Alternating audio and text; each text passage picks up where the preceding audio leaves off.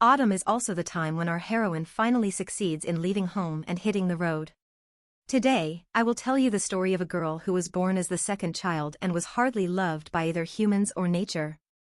After countless hardships, she has finally arrived at her destination. Now, she must meet the person she needs to meet. The heroine tightly rolled up her sleeves. It was a bit chilly in the far north, so this simple coat felt rather thin against the cold, but since she had arrived, she had to go in. This final journey needed to be meaningful. The person she needed to meet was the powerful duke of the northernmost province of the empire.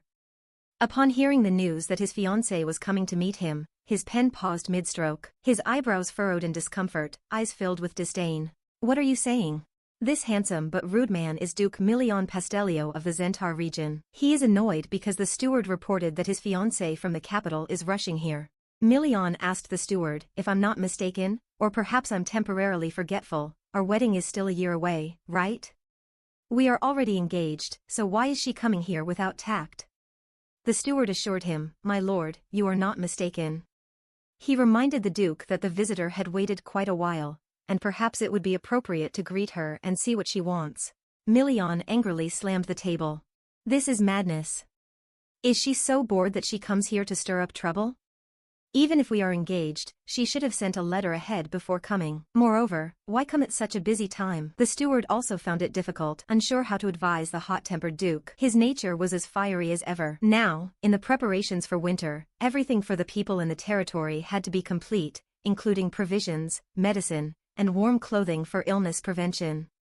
He also had to go out to drive away evil spirits, because this season they come out in great numbers to seek food. Milion's blood boiled.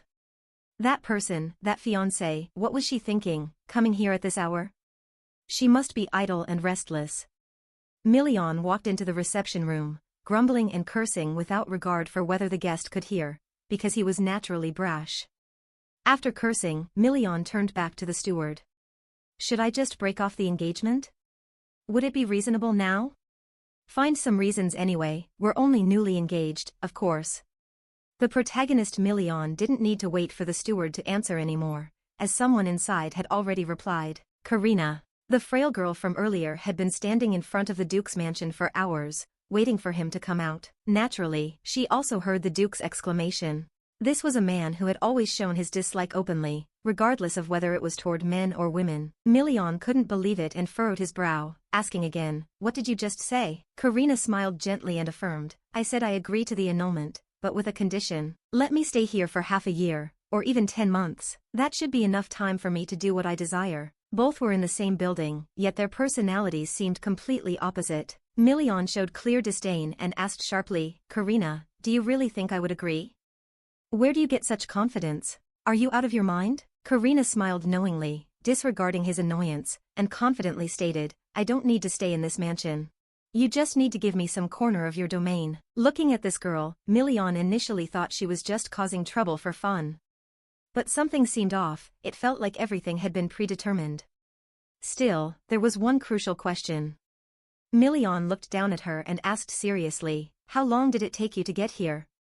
Seeing her ragged, dirty, and visibly patched-up clothes, he asked sternly, "Is the duke's estate really in such dire straits?" Karina tilted her head in confusion. Milion scoffed. "If not, how can a girl like you come here without any servants or luggage?" Karina casually replied, "I intentionally brought nothing because I was afraid of encountering trouble on the way."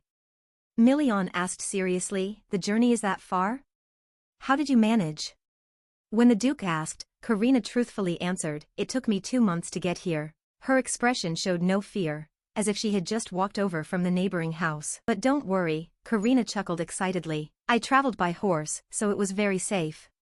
There was a shocking part with the horse, but it was fine. If the horse couldn't pass, I walked to the next town, which was extremely convenient. Then I changed horses and took another stretch. Overall, 2 months. Milion erupted, cursing in frustration. "Are you insane? Did you really come here alone? Aren't you afraid of dying? Why didn't you contact me even once? And why would a noblewoman like you not hesitate to come here? You're either incredibly naive or incredibly bold." A trace of sadness appeared in Karina's eyes, but she quickly concealed it. she explained softly. I'm not the kind of person who does whatever she likes. But this trip, this is my first and probably my last. I'm seeing many things I've never seen before, from picturesque rivers and mountains, verdant landscapes, to how beautifully the iris flowers bloom and the cool, refreshing streams. Even the greedy little squirrels come out to greet me. The color yellow is what I remember the most. Every time she changed carriages, a new landscape would unfold before her eyes, flocks of migrating birds, squirrels busily filling their burrows with pine cones and chestnuts in preparation for the coming winter. Million misunderstood Karina's intention, thinking that surely no noble lady would dare to travel so recklessly. Twice he shook his head in disbelief. Karina smiled and asked, "Now, will you let me stay here? Just for half a year, or 10 months? Million challenged her in return. "And what if I don't let you stay? Winter here is not a place for you to play around." Karina thought for a moment and then answered sincerely and innocently, "If you don't let me stay, I'll move to Plan B, do odd jobs around here, and then you can give me a temporary place to stay. After that, I'll continue exploring the surroundings." After speaking, Karina secretly observed the colorful expressions flashing across the Duke's face. It was a bit miraculous. Million held his forehead, wondering what had brought this naive girl all the way here without a scratch, and she even had a plan B. I must be going crazy, he thought. He discreetly looked at Karina to see if she was really the one he had once been engaged to. Back then, she had been very obedient, almost like a lifeless doll. He hated that, it annoyed him so much that just looking at her fake smile, ready to bloom whenever told to, felt like staring at artificial flowers pinned on her head. Million pouted, looking displeased. Just then, Karina caught the Duke's gaze. She returned his look with a lifeless smile, one that didn't quite mean anything. Million doubted his own memory. He wasn't sure if she had been this stubborn back then. At that moment, she smiled and said, "You will have to agree, right?" Looking at the girl with her determined eyes, Million was a bit puzzled. He asked, "Why are you so sure? I could throw you out immediately. Because I know you hate me." A short statement, but it showed that she had already accepted being hated. Karina pulled a piece of paper from her cloth bag. "I also brought the annulment document with me. It's already signed, so I'm sure you don't want to lose this, do you?" Million was at a loss for words. Really, she had trapped him, leaving him no way out. He sighed. "All right, do whatever you want. Now I'll have the steward prepare a room for you. Just wait." Karina gave a faint smile and thanked the Duke. She promised, "I will live as invisibly as possible. But if one day you don't see me, just think that I have gone back. Just think that you have finally gotten rid of a nuisance." Gently stroking the annulment paper, Karina severed her own thread of fate. Facing him was a girl who looked small and delicate on the outside but spoke in a somewhat negative manner, contrasting with her giggling demeanor. Million felt a bit uncomfortable. He didn't know why, but there was something very bothersome about this contradiction. That girl remained the same, always smiling, even though it was somewhat heartbreaking. Looking at Million, Karina felt quite relieved. This person, although he hated her perhaps more than anyone in the world, at least agreed to let her stay and do as she wished. Thus, she stayed with the fiancé who hated her the most in the world. And why was she here? To understand that, we need to go back a little, over 2 months before she made the arduous journey to this northern place. Karina had a family with both parents, and they were indeed her blood relatives. As usual, during every meal, Karina's presence was minimal. Everything revolved around one person, her younger sister, Abelia. Abelia was a cheerful and innocent girl, but she was often ill. At the dining table, their mother and father would always encourage her to eat more and take her medicine because she was the frailest in the family. Her eldest brother, Enfric, would bring her gifts to cheer her up, saying she had it tough. Even Karina's mischievous younger brother, Feldon, Abelia's twin, would pout because his youngest sister's medicine was very bitter. He would also ask for gifts from Enfric out of jealousy toward Abelia. Their mother chuckled and playfully scolded both siblings. "You have to take your medicine properly, or else the third son of the family would have to take it for Abelia." Of course, they were just teasing, appearing very much like a happy family of 5. Certainly not including the protagonist, Karina. There was no particular reason. It wasn't because of her bloodline or talent. A question always lingered in her mind, even haunted Karina. Why was she the odd one out in this house? Even in family photos, why was she the only one with brown hair while everyone else had blonde? Recently, she discovered the truth. She had inherited a dormant gene from her grandparents, making her look like a cuckoo chick living in the nest of other bird species, an outsider. No one knew better than she did. Karina looked at the familiar scene and quietly left the table, asking permission to go outside. She kept her head down to avoid anyone noticing. Karina's mother calmly accepted her, as if she were a guest. "Help yourself." Karina sadly laughed inwardly, walking gently and quietly out, sighing softly as she closed the door behind her with a heavy heart. Day after day, like an outsider, even among her own flesh and blood, Karina grew colder. Wandering back to her room, they still didn't care about her. But it didn't matter anymore. For her, more and more. In the bathroom, Karina vomited everything, clean, even dry heaving. Her face was pale, but she made no sound because she was used to it. But wasn't it said that her condition would slow down at least a little? Now it had deteriorated to this extent, with her bouts of nausea and vomiting lasting quite long. This had been going on for a few days. Finally, she knew what was wrong with her.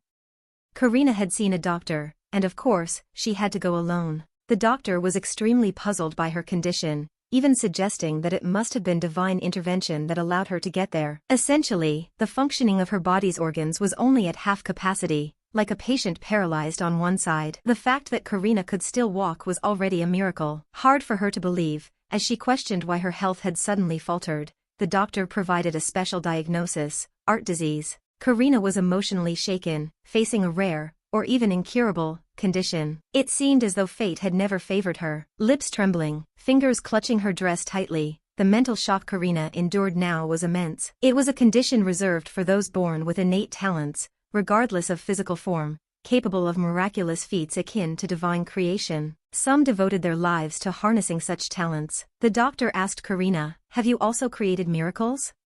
Karina's eyes dimmed, despondent. She painfully admitted it.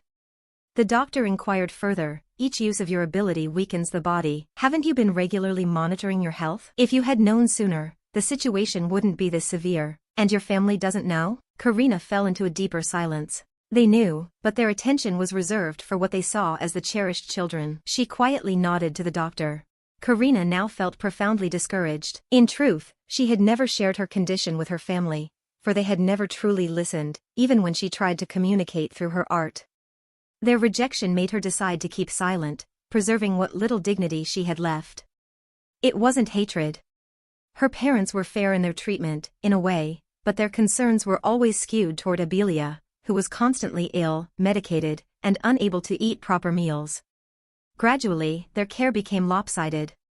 Even a simple touch became difficult, let alone true caregiving. Moreover, Karina wasn't the youngest or the oldest, she was the middle child, neither here nor there. Their level of attention dwindled to almost nothing. Karina's physical strength was now so weak that even lifting her arm was a strain. Honestly, at this stage, it was akin to the final stages of cancer. She had a small, fragile thought: if I revealed my illness, would they show pity or concern? It was a cynical world. Would they care about her suffering, or only about her innate talent, for their own gain? The doctor had diagnosed her at this advanced stage, with symptoms like anemia, nausea, and bleeding. He sighed as he looked at the medical record. Telling a young girl like this was surely shocking. Karina's time could only be measured by a calendar now. She would have to endure pain and suffering from being unable to eat or drink anything. More seriously, it would last a year or less, until her death. True fate always seemed to push her to the brink, a situation she had grown accustomed to. Perhaps this was a gift for Karina. Upon hearing the news, she indifferently asked the key question: is there any other way to live? And of course, the doctor had no solution. It was an incurable disease. However, knowing how cruel this was for a young lady, he tried to comfort her. There are ways to extend your life as much as possible. If you wish, come to see me for follow-up exams, he said. Indeed, upon learning about her condition, her mind wavered a bit. But now, Karina felt more at peace. If her fate was already sealed with death, should she do something about it, or just wait to die? Sitting by the window, today's sun warmed Karina's mood slightly. She watched the birds flying outside and suddenly thought, if I had wings too, how wonderful it would be, to fly freely and explore everything. The blackbird also looked at the young girl nearing the end of her life, giving her a bit of motivation. So her final moments could be as she wished. Could this be the divine redemption, for giving this young one too much unhappiness? Karina's mindset changed. Why should I bear the burden until death? If I knew in advance, I would make my last breath meaningful. There were many things out there just for joy. But for Karina now, just breathing was precious. She wouldn't be shackled by her older brother, younger sister, or parents anymore.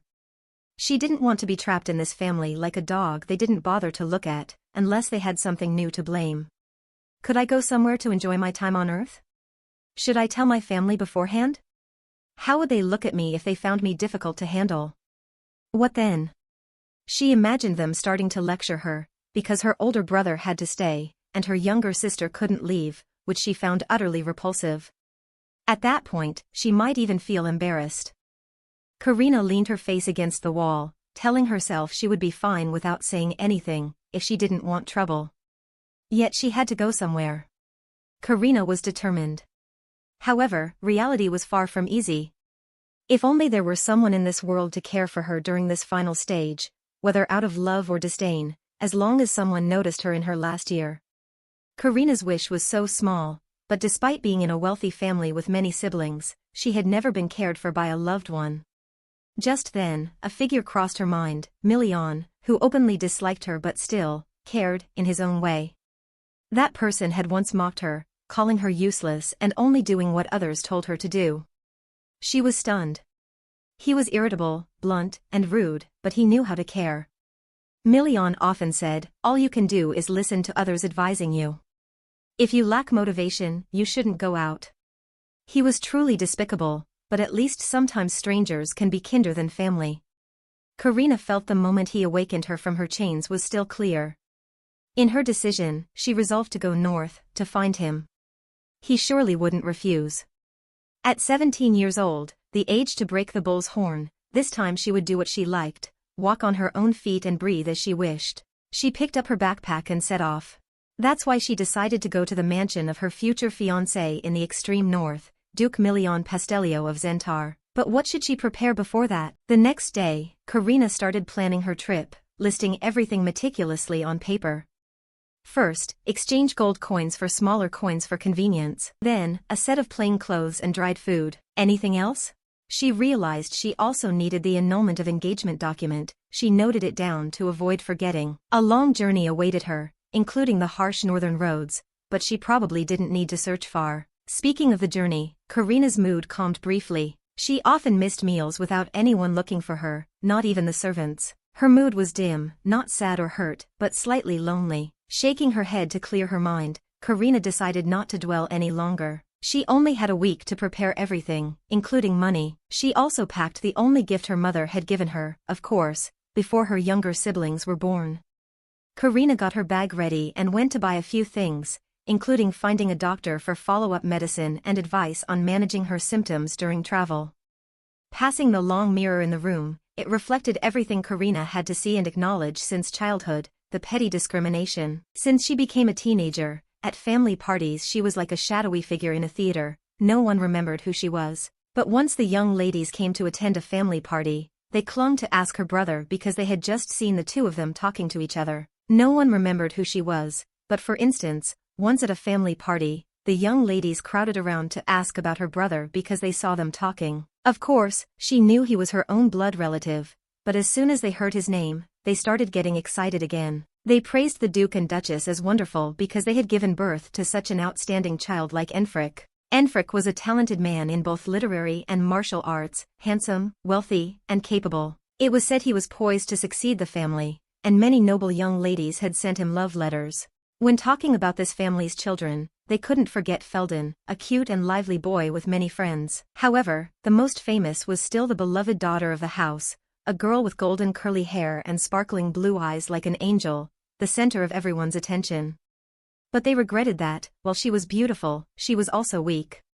Karina always had to witness scenes like this, sometimes truly wishing those people didn't exist, or that she herself didn't have to stand here as a backdrop for others. Meanwhile, others, after being reminded 5 or 7 times, would finally remember this brown-haired young lady from the house. They wouldn't even remember her name, just vaguely recalling that she was from a commoner family, or something like that. As she turned around, Karina was already gone. She didn't want to stay here any longer. Karina's memories were all filled with unpleasant things, a part of what was slowly killing her emotionally and physically. The commoner daughter Karina was the label others used to refer to the second daughter of this house. Karina wandered through the mansion, preparing to leave, hoping for a peaceful day. But fate seemed to enjoy teasing this young girl. Just as she reached the staircase, reminiscing about the time when she was scolded by her parents for not enjoying that silly party. As she reached the staircase, Karina encountered her sister Abelia's doctor. Karina recognized him as Nocturne, the one she secretly admired, though her heart ached. She knew why. Despite being around him often, she had never gone to him for treatment herself. Nocturne greeted Karina with a bright smile, asking, "What brings you here today?" Karina remained cold. He always smiled like that, especially when talking about Abelia. Meanwhile, she felt foolish for trying to be gentle and positive in his presence, yet he only seemed to care about Abelia. Karina sometimes wondered if her impending death and Abelia's frail health were somehow similar. Every action of Nocturne seemed to crush Karina's heart. As she brushed past him, she curtly said, "Go inside and check on the girl quickly." Suddenly, Nocturne noticed Karina's pale complexion. Following his usual doctor's concern, he asked, "You don't look well today. Are you feeling okay?" Karina smiled inwardly, realizing it had been over a month since he had noticed anything about her. She replied nonchalantly, "It's nothing, just a bit tired from lack of sleep." Nocturne chuckled again, saying, "Karina, you could come for a checkup with Abelia. Since I'm about to see her anyway." Everything seemed to revolve around her frail, sickly sister. Meanwhile, the person Karina once liked only casually suggested she could come along for a checkup with her sister. Just then, Karina was startled by the sound of hurried footsteps approaching down the corridor. Who would dare to run around this house? Only the youngest children, Felden and Abelia, would. In this case, it was her youngest sister, the most pampered one. Karina was surprised by her sister's actions as Abelia rushed toward her and threw herself into Karina's arms, calling affectionately, "Big sister." The scene, though seemingly happy, wasn't so for the person standing here, who wasn't on the brink of death. Since this was a staircase, the sudden tumble made Karina panic. She couldn't resist as the doctor had warned, her body was too weak. Nocturne quickly supported her from behind, preventing both from falling. But Karina understood more than anyone, he was simply afraid Abelia would fall and struggle to recover. Immediately, he let his hand off, not wanting even close contact. Turning to Abelia, he was gentle and kind, he warned that stairs were dangerous.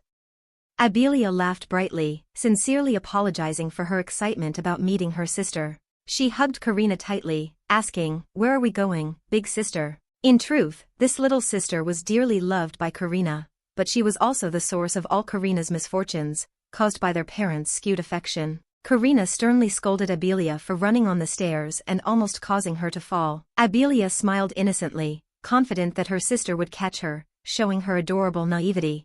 However, Karina, feeling down, murmured something inaudible under her breath due to her bad mood. Nocturne was startled but paid no attention, and Abelia didn't hear either. Karina regained her composure and gently said, "Abelia, go inside so the doctor can examine you. It's getting late." Abelia pouted, reluctant. Nocturne was always fussing over her, and besides, she was feeling better, she wanted to play with her sister. She grabbed Karina's dress, pleading, "Let's go together." They looked truly happy, like normal sisters. Karina pulled her sister's hand away, telling her to behave. But Abelia's pampered nature meant she clung tighter, ignoring Karina's orders. "Don't let Nocturne come here for nothing." The doctor hesitated, then gently coaxed the girl, "I'm really sad if you leave, Abelia. The Duke commanded me to be here." Looking at them, Karina felt a slight bitterness rise in her chest. Nocturne advised softly, "Miss Karina is busy, so you can't put her in a difficult situation." The little girl was now half sad and half resentful, murmuring sadly, "I also want to be like Sister Karina. I also want to go out. It's really fun." Every innocent word from her younger sister made Karina's face darken. What did the girl just say? Karina clenched her dress tightly to restrain herself and maintain her composure, as she had always done for her frail, naive sister from a young age. Abelia had been obsessed with her older sister Karina, following her everywhere. She was always feverish or catching colds, constantly demanding that her sister take care of her, even during tea parties. It piled up, and even though the girl recovered a bit, she never let Karina go anywhere. Karina almost drowned in loneliness because she had no kind friends or even met anyone outside. Even when the twins were slightly older and their older brother was away, Karina was abandoned right in her own home. On her birthday, there was a time when Enfric fell ill, so Mom left all day to visit him, very worried. Although Karina was still a bit childish, she asked, "Why did Mom leave? Today is my birthday," but no one cared.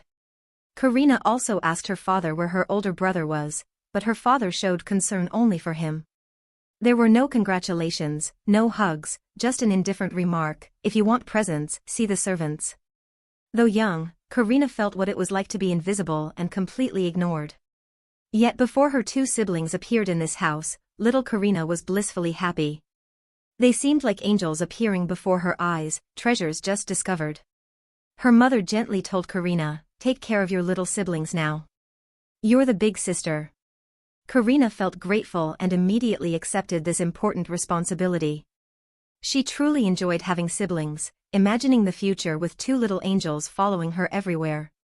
But when one of the babies cried right after birth, Karina, not understanding, stood there trying to inform her mother. To her surprise, her mother already knew and promptly dismissed Karina's words, sending her away and calling for the doctor. As they grew older, the girl Abelia was diagnosed as fragile, while the boy twin, Feldon, thrived robustly. He always claimed whatever Karina had and stubbornly insisted on getting it. However, the only birthday gift their mother had ever given Karina was non-negotiable. This led to arguments. Karina, stronger but still naive, unknowingly pulled the gift away, causing Feldon to fall and cry in pain, his face turning red. Seeing him like that frightened Karina, but she hadn't meant to harm him. Her heart raced, fearing both his injury and her parents' scolding. Hearing the cries, her mother stormed in, angry and shocked, and directly scolded Karina, even though she didn't know what had happened. Karina explained tearfully, "I was just reclaiming what was rightfully mine from my brother." Her mother, furious, lectured her sharply, "He's your younger brother, you must yield to him." Turning back, she comforted Feldon as a loving mother would. Karina stubbornly held on to her cherished gift, but Feldon continued crying. Her mother threatened to tell their father and have Karina scolded if she didn't give it up. Yet Karina couldn't bring herself to do so, she saw no reason why she should. Her mother, anxious, looked sternly at her and warned, "Behave like an elder sister. Don't act like a child." In the end, in utter despair, Karina reluctantly yielded her most beloved possession to her younger brother. Since then, she hadn't received another gift. On another occasion, when Karina fell ill and felt dizzy, she sought her mother, who was busy with embroidery and initially cold. Karina, however, honestly explained her condition, feeling feverish. Her mother, sensing the warmth, mentioned Abelia's fever and the doctor's ongoing examination. She stopped her sewing and lifted Karina, for the first time since the birth of her siblings. Karina felt joy despite her discomfort. The child smiled brightly, hoping her mother would return to her loving ways. Yet just then, the housekeeper's voice echoed outside, announcing the doctor's desire to speak with the mistress regarding Miss Abelia's condition. Her mother set Karina down and assured her, "Million's calling, I must go now. Go back to your room. I'll come to you later." She always said, as the elder, you should be able to stay alone. Karina, in her feverish state, pleaded to be taken to her room, but her mother insisted, "You're well enough to walk back on your own." And from then on, she never once entered Karina's room. Karina endured it all, just to hear a word of praise, opening her heart to seek even a sympathetic glance from them. Thus, Karina grew up learning to yield. To her fragile younger sister, as the healthy elder sister. To her troublesome younger brother, as the obedient elder sister. To her brother living far away, as the younger sister. Ultimately, in this household, her parents always believed that a second daughter like Karina should learn to yield. From then on, she locked away her emotions, shutting out everything that outsiders called family affection, sibling relationships, or even parental love. For Karina, it was as if they didn't exist. From a young age, she decided, after turning 10, without needing to say or ask for anything. Even nearing death, another door opened for Karina to find new happiness and focus, drawing. Spending entire days immersed in colors and paper lifted her spirits, providing a sense of release. At that time, Karina didn't even realize she was emitting a wondrous power. Nobody taught her how to use this miracle, or that by wasting it like this, she was killing herself. She just wanted to make this household happier, to be noticed a bit more. Like that, Karina exhausted her vitality, drawing everything from this to that. She made them vivid, feeling happy and satisfied. Just as she finished a painting, a butterfly broke through the cocoon and flew away. Everything seemed like a dream to Karina. Naturally, with a child, if they discover their own talents and miracles, the first thing they do is show their parents. Karina was no different. She quickly took her painting to show her parents, secretly hoping they would be delighted, embrace her like before her two siblings arrived. As she ran down the hall, Karina saw her mother happily and excitedly holding news about her brother Enfric, that he was achieving well and would be coming home soon. Karina felt happy too. Her parents were endlessly proud. With faith, hoping her parents would praise her too, Karina showed her painting to her mother. But the painting no longer had the butterfly she had originally drawn on it. Her mother glanced coldly for a second, then reluctantly replied, "Very beautiful," before turning back to discuss with her father about organizing a party for Enfric's confirmation and celebrating Abelia's slightly improved health. Joy multiplied for their family. Karina felt dejected, losing all spirit. For them, siblings were a source of double joy. But for her, in Karina's mind, she always wondered, they are my parents. Why won't they look at me even once? And so Karina lived past the age of 20. Time had turned wounds into scars, no longer bleeding. Sometimes, when she peacefully painted in her room, her mother would find her. She would sharpen her tongue and ask, "Why does Abelia have this? Why does Abelia have that?" Even though everything was placed neatly on the shelf, Karina wanted to explain that she didn't take them, nor did she make them, but she couldn't. Those tiny hands and innocent face seemed pitifully defenseless. Instead of believing Karina, her mother naturally believed her young, cute sister. Karina's heart grew colder. She never listened to her. So Karina had to admit fault and apologize. Eventually, she would be scolded severely, and all of Karina's issues always had to be postponed. When her birthday approached, it had to be postponed because her older brother had just graduated. Karina sneered inwardly. Her brother was always excellent, while her paintings were worse than rubbish in her parents' eyes. When it was time to organize a coming-of-age party, it had to be postponed because her little sister fell ill. It didn't matter. They firmly believed Karina was always good. Karina would yield for her sister. Karina would do it for her brother. She no longer felt any agitation. That's just how they were. And Karina was always healthier, wasn't she? That's why Karina immersed herself more and more in painting. Every moment, every instant, she painted, forgetting to eat and drink. Karina realized that as long as she painted sincerely, it would come alive. Whether it was a dog or even a simple picture, it could come to life. Its existence might be short, a moment or a day, then vanish. But for Karina, that was enough. Instead of being part of a supposed family bloodline she couldn't call her own, when she was sick, she had to drag herself back to her room. When she struggled and felt abandoned, that's how her parents were. Feeling like crying out of frustration, these indifferent dogs or fairies would listen to Karina more. They always stayed by a lonely person in their own home, like Karina.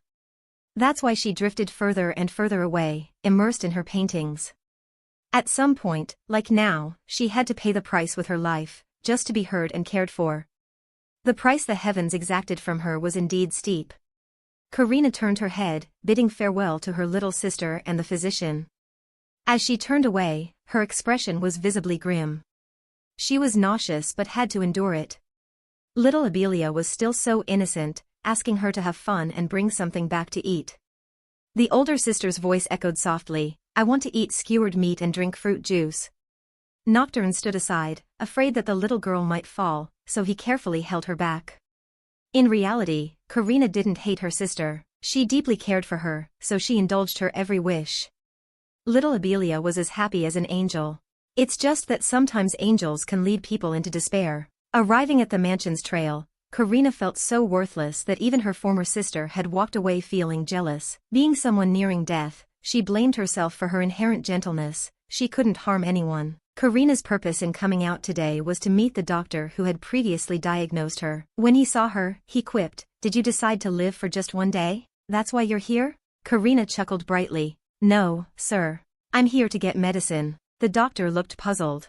Medicine? What for? Karina explained that she had planned a trip and needed medicine to last at least 2 months. I've never truly lived life on my own terms, she asserted firmly, her voice like solid rock. So now, I want to live differently. He asked seriously, where does the girl want to travel? So I can prepare quickly. Karina replied, I want to go to the far north, to the Zentar territory. The doctor was taken aback, almost choking on his water. He wiped his hands, composed himself, and with a gleaming, sarcastic smile, said sincerely, if this young lady wants to die soon, I can provide a certain type of medication right now. You could tell he was getting annoyed. Karina remained silent. He waved her away. If you're looking for death, go somewhere else. My place doesn't sell defective goods. Karina quickly, and with difficulty, explained, that's not it. I just want to travel at the end of my life, do things I haven't had the chance to do. Moreover, she wanted to ask if there was a safe way to get there. Timidly, Karina added, I just need it to be safe. I definitely won't drown or anything. Planning to get there within 2 months, the doctor rubbed his chin, thinking aloud. If you rest at an inn for a day or two in between, you might make it in a week. He sighed, sat back, and asked, why the far north and not somewhere else? It's freezing there, bone-chilling. Karina smiled wryly. It's okay, because someone I want to find is there. Besides, if it's cold in winter, I'll just stay indoors. So no worries. He sighed again, looking at Karina like a child yet to experience life, and asked, when are you going? Karina hesitated, fidgeting with her fingers. It'll be a week from now. The doctor nodded sympathetically. That's quite soon, then. After a pause, he said, well, there's a way. Although life may be hard, it doesn't deteriorate that quickly. This medicine can sustain you for 2 months.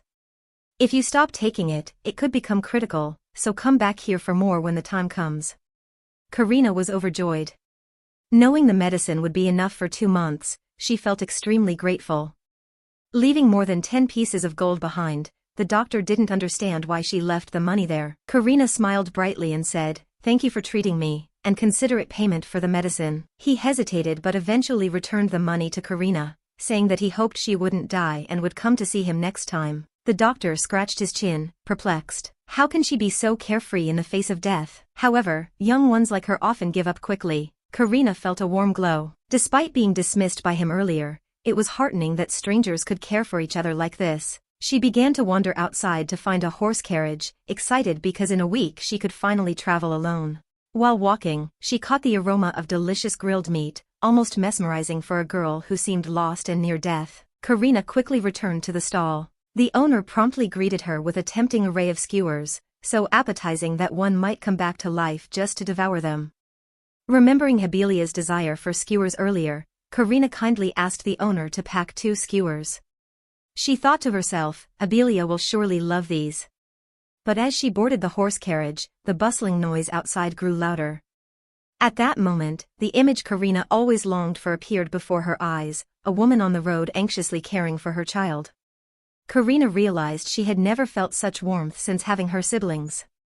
She remembered Habelia saying, you get to go out every day, how wonderful. The words unsettled Karina emotionally. She knew Habelia cared for her, but whether intentional or not, her jealousy over Karina's freedom was hard to bear. Nevertheless, Karina remained composed, fulfilling her duties and responsibilities as an elder sister, to care for her 2 younger siblings. Upon returning to the mansion, she found Felden playing something. She wasn't sure what game it was, but one thing was certain, Karina would be the first to be reprimanded if anything went wrong. The boy greeted her eagerly. As she called him over, he swiftly approached and immediately noticed the skewers in Karina's hands. His mouth watered uncontrollably. Felden swiftly grabbed the packet from her. The packet was a bit heavy, so Karina chuckled softly at his antics. Hurry and take it inside, she said. There's also a portion for Habelia, she asked me to buy them. With that, another dull day of Karina's ended. Watching the carefree and indifferent Felden, she couldn't help but feel powerless. Exhausted from the day, Karina retreated to her room for a brief rest. Unknowingly, she slept until nightfall. Just as she drifted into deep sleep, Karina was startled awake by someone calling her angrily, their voice echoing throughout the mansion. Dazed and confused, she found her father standing there, his face stern and eyebrows furrowed in anger. In the cold, dimly lit room in the dead of night, her father and the rest of the family had gathered, not out of concern, but to interrogate her. He sternly asked Karina if she had given Abelia food from street stalls. Karina admitted it and looked back at him, waiting for the scolding. Why was he showing concern only for Abelia and not for her, allowing her to eat such messy food? Even her younger brother Felden looked worried for his elder sister. Karina felt a pang of remorse and wondered what had led to her being suddenly summoned like this. It turned out it was about Abelia, but because she had asked Karina to buy it for her. Karina asked about her condition and learned that Abelia had vomited and become dehydrated. Only with the doctor's help did she recover, but she was still in very bad shape. Her father criticized Karina as a heartless person. Her mother added sharply, "Now that you're an adult, how could you be so careless?" Karina quickly wanted to explain, "It's because Abelia asked me to buy it, it's all her fault." However, this house fundamentally never listened to her, not even for a single word. Her father interrupted loudly, believing Karina was making excuses. At this moment, he viewed her as an enemy, because of Abelia, his youngest daughter. Felden saw his sister being scolded and wanted to explain, but he spoke out of turn. Her father continued to scold Karina, each word hitting home like a hammer. She gritted her teeth, thinking, "It's okay. Just apologize, just endure like always, and it will all pass." But why did she have to endure this alone? Karina turned cold. She questioned her father sharply, "So what?" Her gaze turned icy, any hint of affection disappearing. Her father was startled. This was the first time his daughter had ever talked back, and her tone was cold, disbelieving. He asked, stunned, "What are you saying?" Karina repeated her words sharply, "What if it's true? What do you want me to say?" Her emotions were a mix of anger and hatred. She spat out each word, "If Abelia is having issues, what can I do about it, father?" She gripped her dress tightly. How much longer did she have to endure this? A year, until the day she died? Would she finally be freed after death? Her father continued, "Karina, how can you be so disrespectful?" She boldly retorted, "It was Abelia who asked me to buy it, and she didn't tell me she wasn't feeling well and couldn't eat those things." Once again, her father was shocked, but he kept criticizing, "As the older sister, you should care more about your sibling." Karina cut him off directly, "If it were Abelia, I would do it, but there's no way I would know she couldn't eat those things if she didn't tell me." Her mother, standing to the side, believed Karina was being disrespectful for speaking to her father in such a confrontational manner. How could she remain polite? Karina snapped at her mother, "If it was Abelia, she would have done it without being told." Her mother thought Karina was being unreasonable for talking back to her father. Felden was surprised, looking hesitant. He wanted to speak up but didn't dare. Karina felt a headache coming on. She retorted to her mother, "I don't think I did anything wrong other than speaking my mind. At least I didn't make noise in the middle of the night." Her father, frustrated, cut in, "You should have let the doctor check those things before eating them." Karina replied sharply, "What things, father? Even Felden and I ate them without any problems. Next time, I'll pay more attention and take care of Abelia." This time, Karina didn't apologize. Her father, tired, didn't scold her anymore. He only reminded her, "Be more careful." After the chaotic scene, they all turned their backs and left. Despite everything, they loved Abelia the most and wanted to visit her before leaving. Her father turned back one last time and added, "As the older sister, you should be more considerate. Abelia isn't well, you know. Despite any dissatisfaction, you're still healthy, so please understand." He didn't know that he had more than one sick daughter. Karina sat silently for a long time, not reacting, clutching her skirt tightly, partly in pain, partly having to endure these people. Her face was dark. She only managed to say, "Yes, healthy." What a curse. Karina was angry, resentful, and pitted herself deeply. Was being healthy a crime to them? Even Felden and her brother Enfric were healthy. Why was she the only one who had to endure this? Seeing their daughter's expression, the Duke and Duchess exchanged glances, both bewildered and uncertain. The mother turned back, pretending to console, "Your father spoke like that because he's worried about your sister. Besides, he's a bit agitated, please understand him." She then looked at the daughter who hadn't shown any emotions for over 10 years, calmly advising, "Karina, you won't mind, will you?" Karina replied with just one word, "Yes." When someone has completely shut their heart, even their words toward those they despise become restrained. Only once more, Karina wanted to ask her mother something. "Is that all you wanted to say to me?" The Duke and Duchess immediately paused. The Duke turned back, asking, "What did you say?" Karina asked coldly, "Do you even remember where my room is? You've never been here in all these years. I thought you'd forgotten." Facing the Duke and Duchess now was a daughter nearing death, unloved by her parents, who even criticized her near-death state as too healthy. Truly, life can be ironic. The two of them froze, pupils dilating in shock. Because their daughter had been emotionally dead to them for a long time. There were no tears left to shed. Karina coldly dismissed them. "Miss them, please leave." Duke and Duchess, send my apologies to Abelia for the unnecessary fuss. I also wish to rest. And so the door between this family officially closed. Karina was no longer the Karina she once was. She had to live out the rest of her life as merely a decorative piece in the household, alive or not, it didn't matter. Disheartened, she buried her face in the blanket, sighing deeply, feeling miserable. What had I done wrong? She didn't know if Abelia was in trouble, but if she had passed, Karina was probably just as indifferent, given her recent apathy. Karina lingered in this house, struggling amidst the bedding, seemingly inconsequential to anyone. Suddenly, she sat up. She couldn't afford to feel like this, overwhelmed by anger and pain. Hurriedly, she searched for paper and colors, almost out of crayons. She had evidently been drawing more and more lately. She started to paint, depicting what was in her mind: a door, a window frame, a roof. She focused on painting with all her sincerity, adding clouds and coloring them. A miraculous phenomenon began. Golden light enveloped Karina. This was the sign of a miracle arriving. Karina's eyes blurred, breathing became difficult, hurried sweat poured profusely. Her eyes gleamed, evidence that the miracle had been completed. Finally, it's done. A fairy in a sparkling green dress with tiny wings sat proudly on the windowsill. The little fairy stood up, fluttered her wings lightly, and flew out of the painting. Thanks to Karina's ability, her joyful spirit returned. Yes, no matter how many wounds they inflicted, she only needed to repaint. This was the only lifeline for someone dying of an artistic illness, because drawing too much would kill them. Even if life was exhausting, she couldn't let go. The next morning, Karina wore her most beautiful red dress from the wardrobe. Even the servants were happy because today Miss was joining the family for breakfast.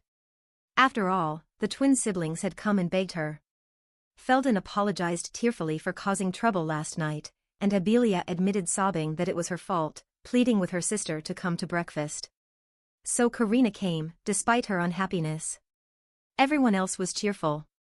Today was also the last day she would see them in this life. Breakfast at the Duke's house was always extravagant, filled with high-quality meats. But Karina, with her weak digestion from the art disease, could only eat salad. The Duke sipped his wine and asked casually, "Your birthday is in 2 days, isn't it, Karina?" Ah, so her birthday was approaching. Even she had almost forgotten, but she knew what he would say next. The Duke slowly continued, "It coincides with Enfrick's holiday, so I want to postpone and organize an outing instead." Karina sarcastically thought, indeed, 10 years as one, they never realize how excessive they are. Calmly, she replied, "Everyone can do as they please, but I can't participate because I have other plans." The Duke angrily scolded her at the table. What could be more important than family events? Outraged, Karina stood up and addressed everyone, "Go and enjoy yourselves. Don't worry about me anymore." And of course, they never got another chance. As Karina ran out of the room, she knew that the next time she faced the so-called family, she would only be a shell. But why couldn't she be happy on her last day? She ran back to her room and wrote a brief note. "I intended to speak to you honestly before leaving, but this final memory is too bitter. Despite everything, you were still family, so I want to leave a few words. That's all that's left now. Just a note saying, I've left." Karina didn't say where she was going or what she would do after that. Ironically, Karina turned and left, in the red dress she had chosen to look beautiful one last time. They were still happy, busy caring for their precious children in the dining room. The room fell silent, as if a person had never been there. Returning to the present, after 2 long months, Karina finally arrived at the Duke's domain. She set aside her bag and worn-out shawl. Bathing in warm water, she felt grateful that, despite his dislike for her, the Duke hadn't turned her away. This moment of relief amidst the pain reminded her of the Duke's warmth beneath his cold exterior. A little while ago, he was even preparing her room, but first, he was rather rude, commenting on her odor and telling her to go shower. Well, when the host speaks, you have to listen. Karina obediently went to shower. Having traveled a long way, the doctor's medicine given earlier had run out. Karina closed her eyes, resting before she would take the medicine. When there was a lot, but stopping for a while shouldn't be a problem, right? Looking at the bottle, only 3 pills remained. Karina pondered, if she didn't take them, she might relapse, possibly even more severely, like a long-suppressed eruption. If nothing happened, she would soon feel weak, possibly even tonight, her health declining. If her temperature got too high, she could take a pill every other day. She could sleep as much as she liked when tired. After all, it was evidence Karina was gradually dying, and she was comfortable with that. Her spirits were light, and she rearranged the towels a bit. Despite being a noblewoman, she was accustomed to doing this herself. Her feet were still wet from the shower, but she felt refreshed. She was doing what she wanted now. She wondered how her father would feel seeing her so free. This journey had shown her many interesting things, even made her happy. Though she only had a year left to live, it was enough for her. It was good in its own way. Surely, except for the Duke here. Karina was invited into Million's office to clarify everything. The room was filled with the smell of ink and books, and Million seemed quite ill-tempered. Karina cried without tears, "Is that because you decorated the room, and now you're glaring at me so angrily?" Million gestured for Karina to sit and began to get to the point. The butler knew how to serve tea well. Million started asking, "Why are you here?" His annoyed demeanor was trademark Million. He couldn't even relax his eyebrows when talking to his fiancé. Karina laughed bitterly. "Do I really need an answer?" In truth, she didn't want Million's pity, so she deliberately hid the real reason deeper still than her regular concealment. To Karina's subconscious, revealing her troubles to others would only cause inconvenience. Million grew irritated.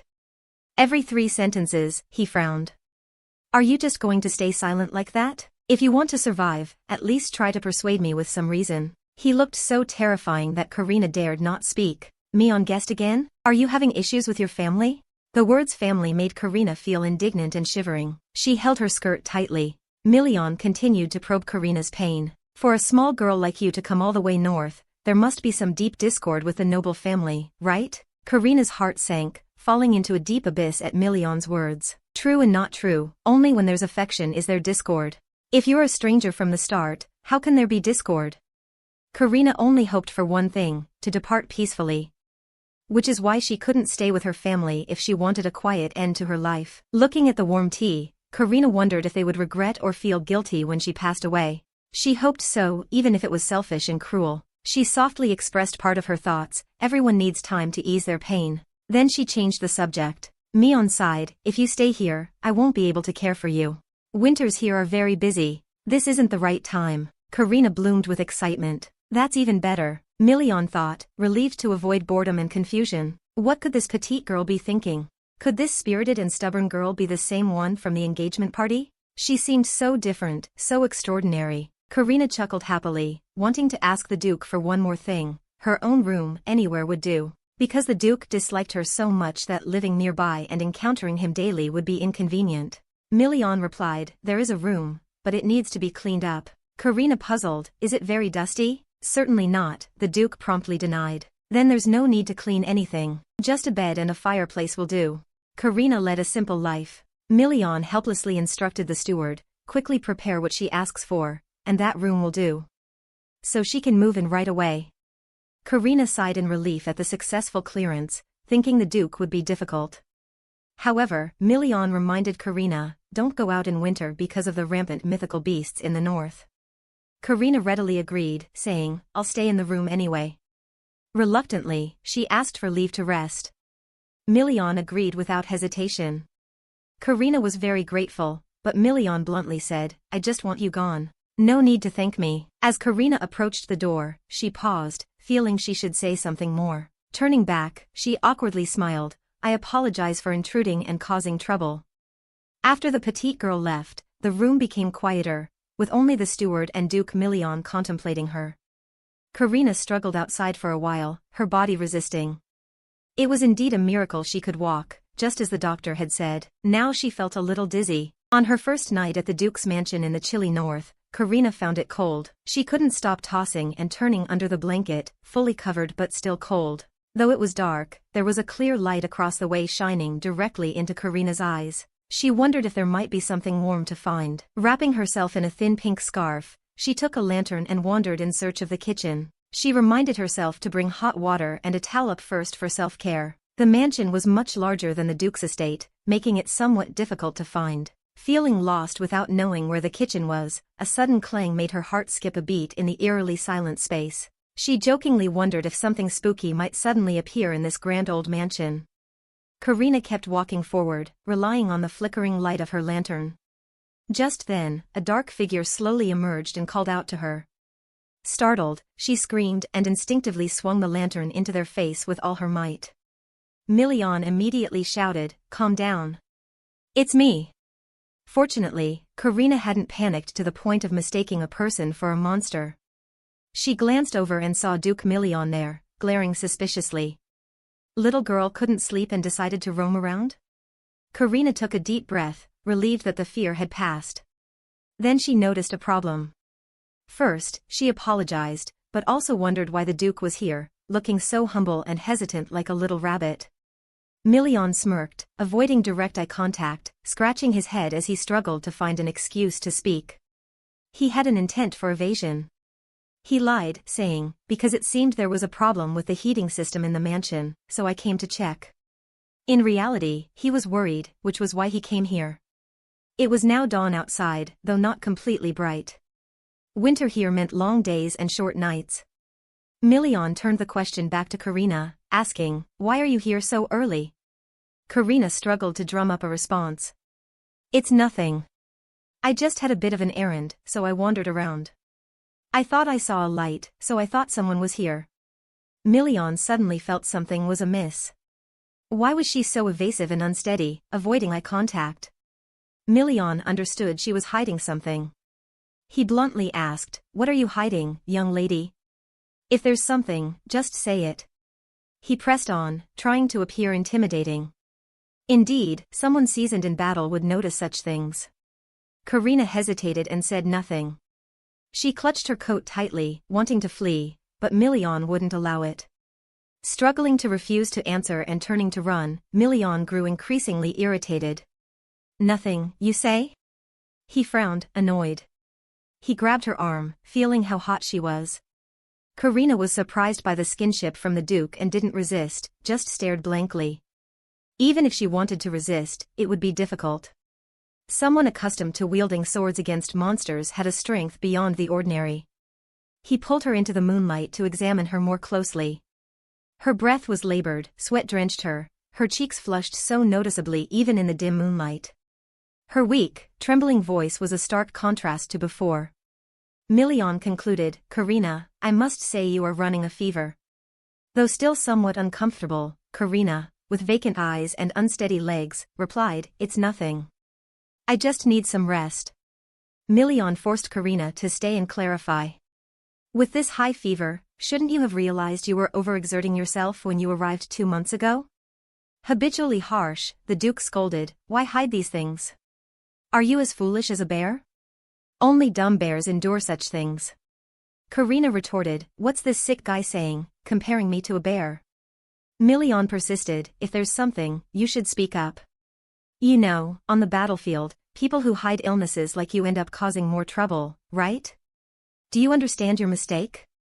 Million's reprimand was authoritative, almost like disciplining a subordinate. Karina absent-mindedly apologized, then abruptly stopped herself. "Wait, why is this guy suddenly catching me off guard and demanding apologies as if it's the right thing to do?" Karina realized and resisted, but before she could speak, Million was quicker. He held his hand out in front of Karina seriously and asked, "How many fingers am I holding up?"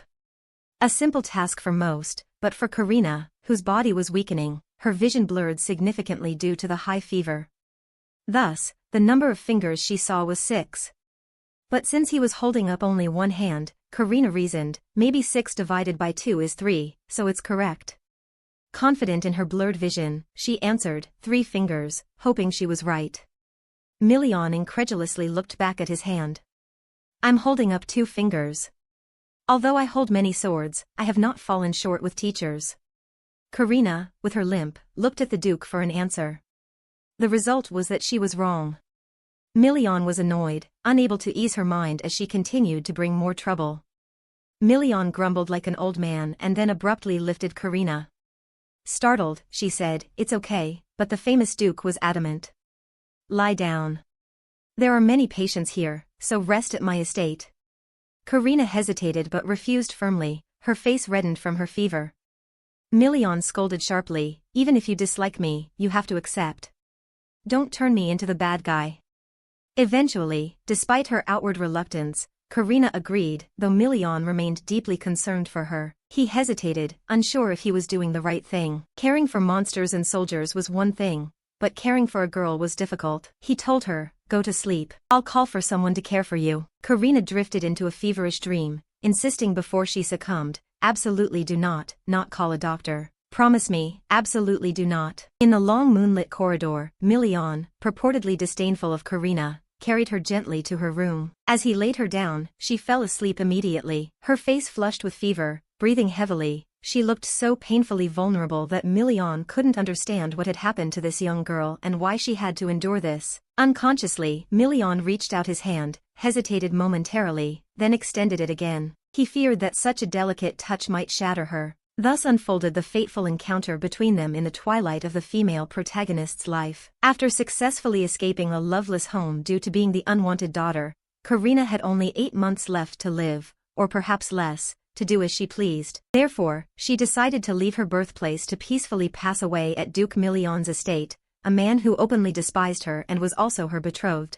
2 months ago, the main character's family didn't realize she had left until 2 days later. The servants were in a panic when they found a small piece of paper in the young lady's room, finally realizing she wasn't home. The Earl sat motionless and asked coldly, "What's the matter?" The maid reported that she hadn't seen the young lady anywhere. The Earl grumbled irritably, "Does she often go out without telling anyone?" The maid apologized for assuming the young lady had gone out as usual. The butler timidly presented a handwritten letter found in the young lady's room during routine cleaning. The Earl showed disdain upon receiving the letter. Inside, there was only one short line, "I am off on an adventure, father," signed by Karina. Luckily, he hadn't been so absent-minded as to forget his daughter's signature.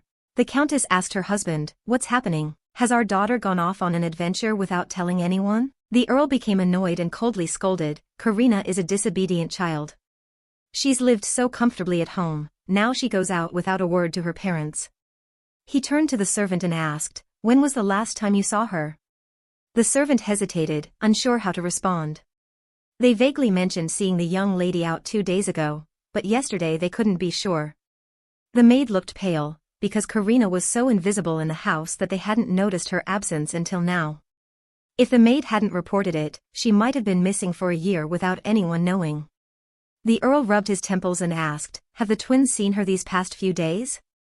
The twins were asked gently, but how cold it often was for someone missing. Abelia and Felden were still just children. They searched their memories to see if they had seen her in the past few days but came up empty. Abelia thought she hadn't seen her, so she assumed she was out playing. Felden thought she was at the market, so he hadn't paid much attention. Karina's older brother understood her a little and suggested, perhaps she left because her outing coincided with her birthday and she was sad.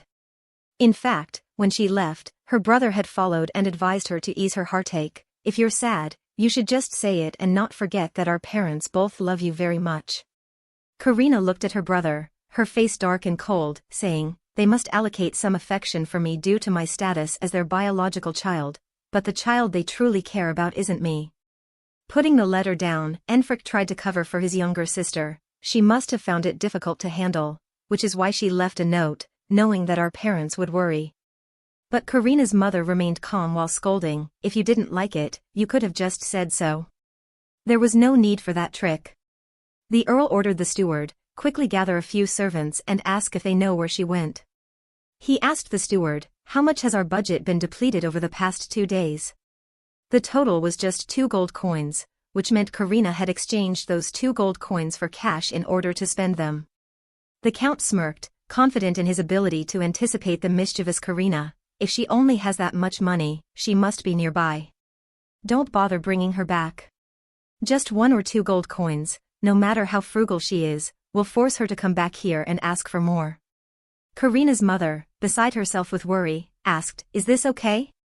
How will our little girl survive out there? As a mother, she couldn't help but feel concern for her child. The Count, convinced that Karina's rebellious streak was merely temporary, believed she would return after a few days of adventure. Used to a comfortable life, she likely just wanted a change of scenery. The Count was sure that his wealth overshadowed everything and Karina was just another spoiled girl he could dismiss. In reality, a month later, subsequent reports proved him wrong. He erupted in his office, throwing everything to the ground in a fit of rage. He cursed his daughter's name as if it were that of an enemy. Karina had been gone for a month, completely contradicting his initial expectations. He angrily exclaimed, "Does she even think?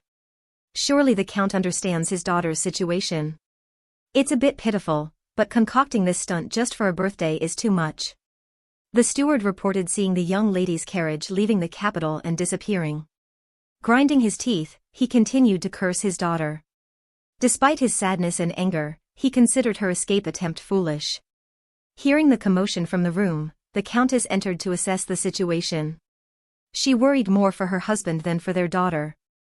Uncomfortably, he told his wife, "Karina has left the capital."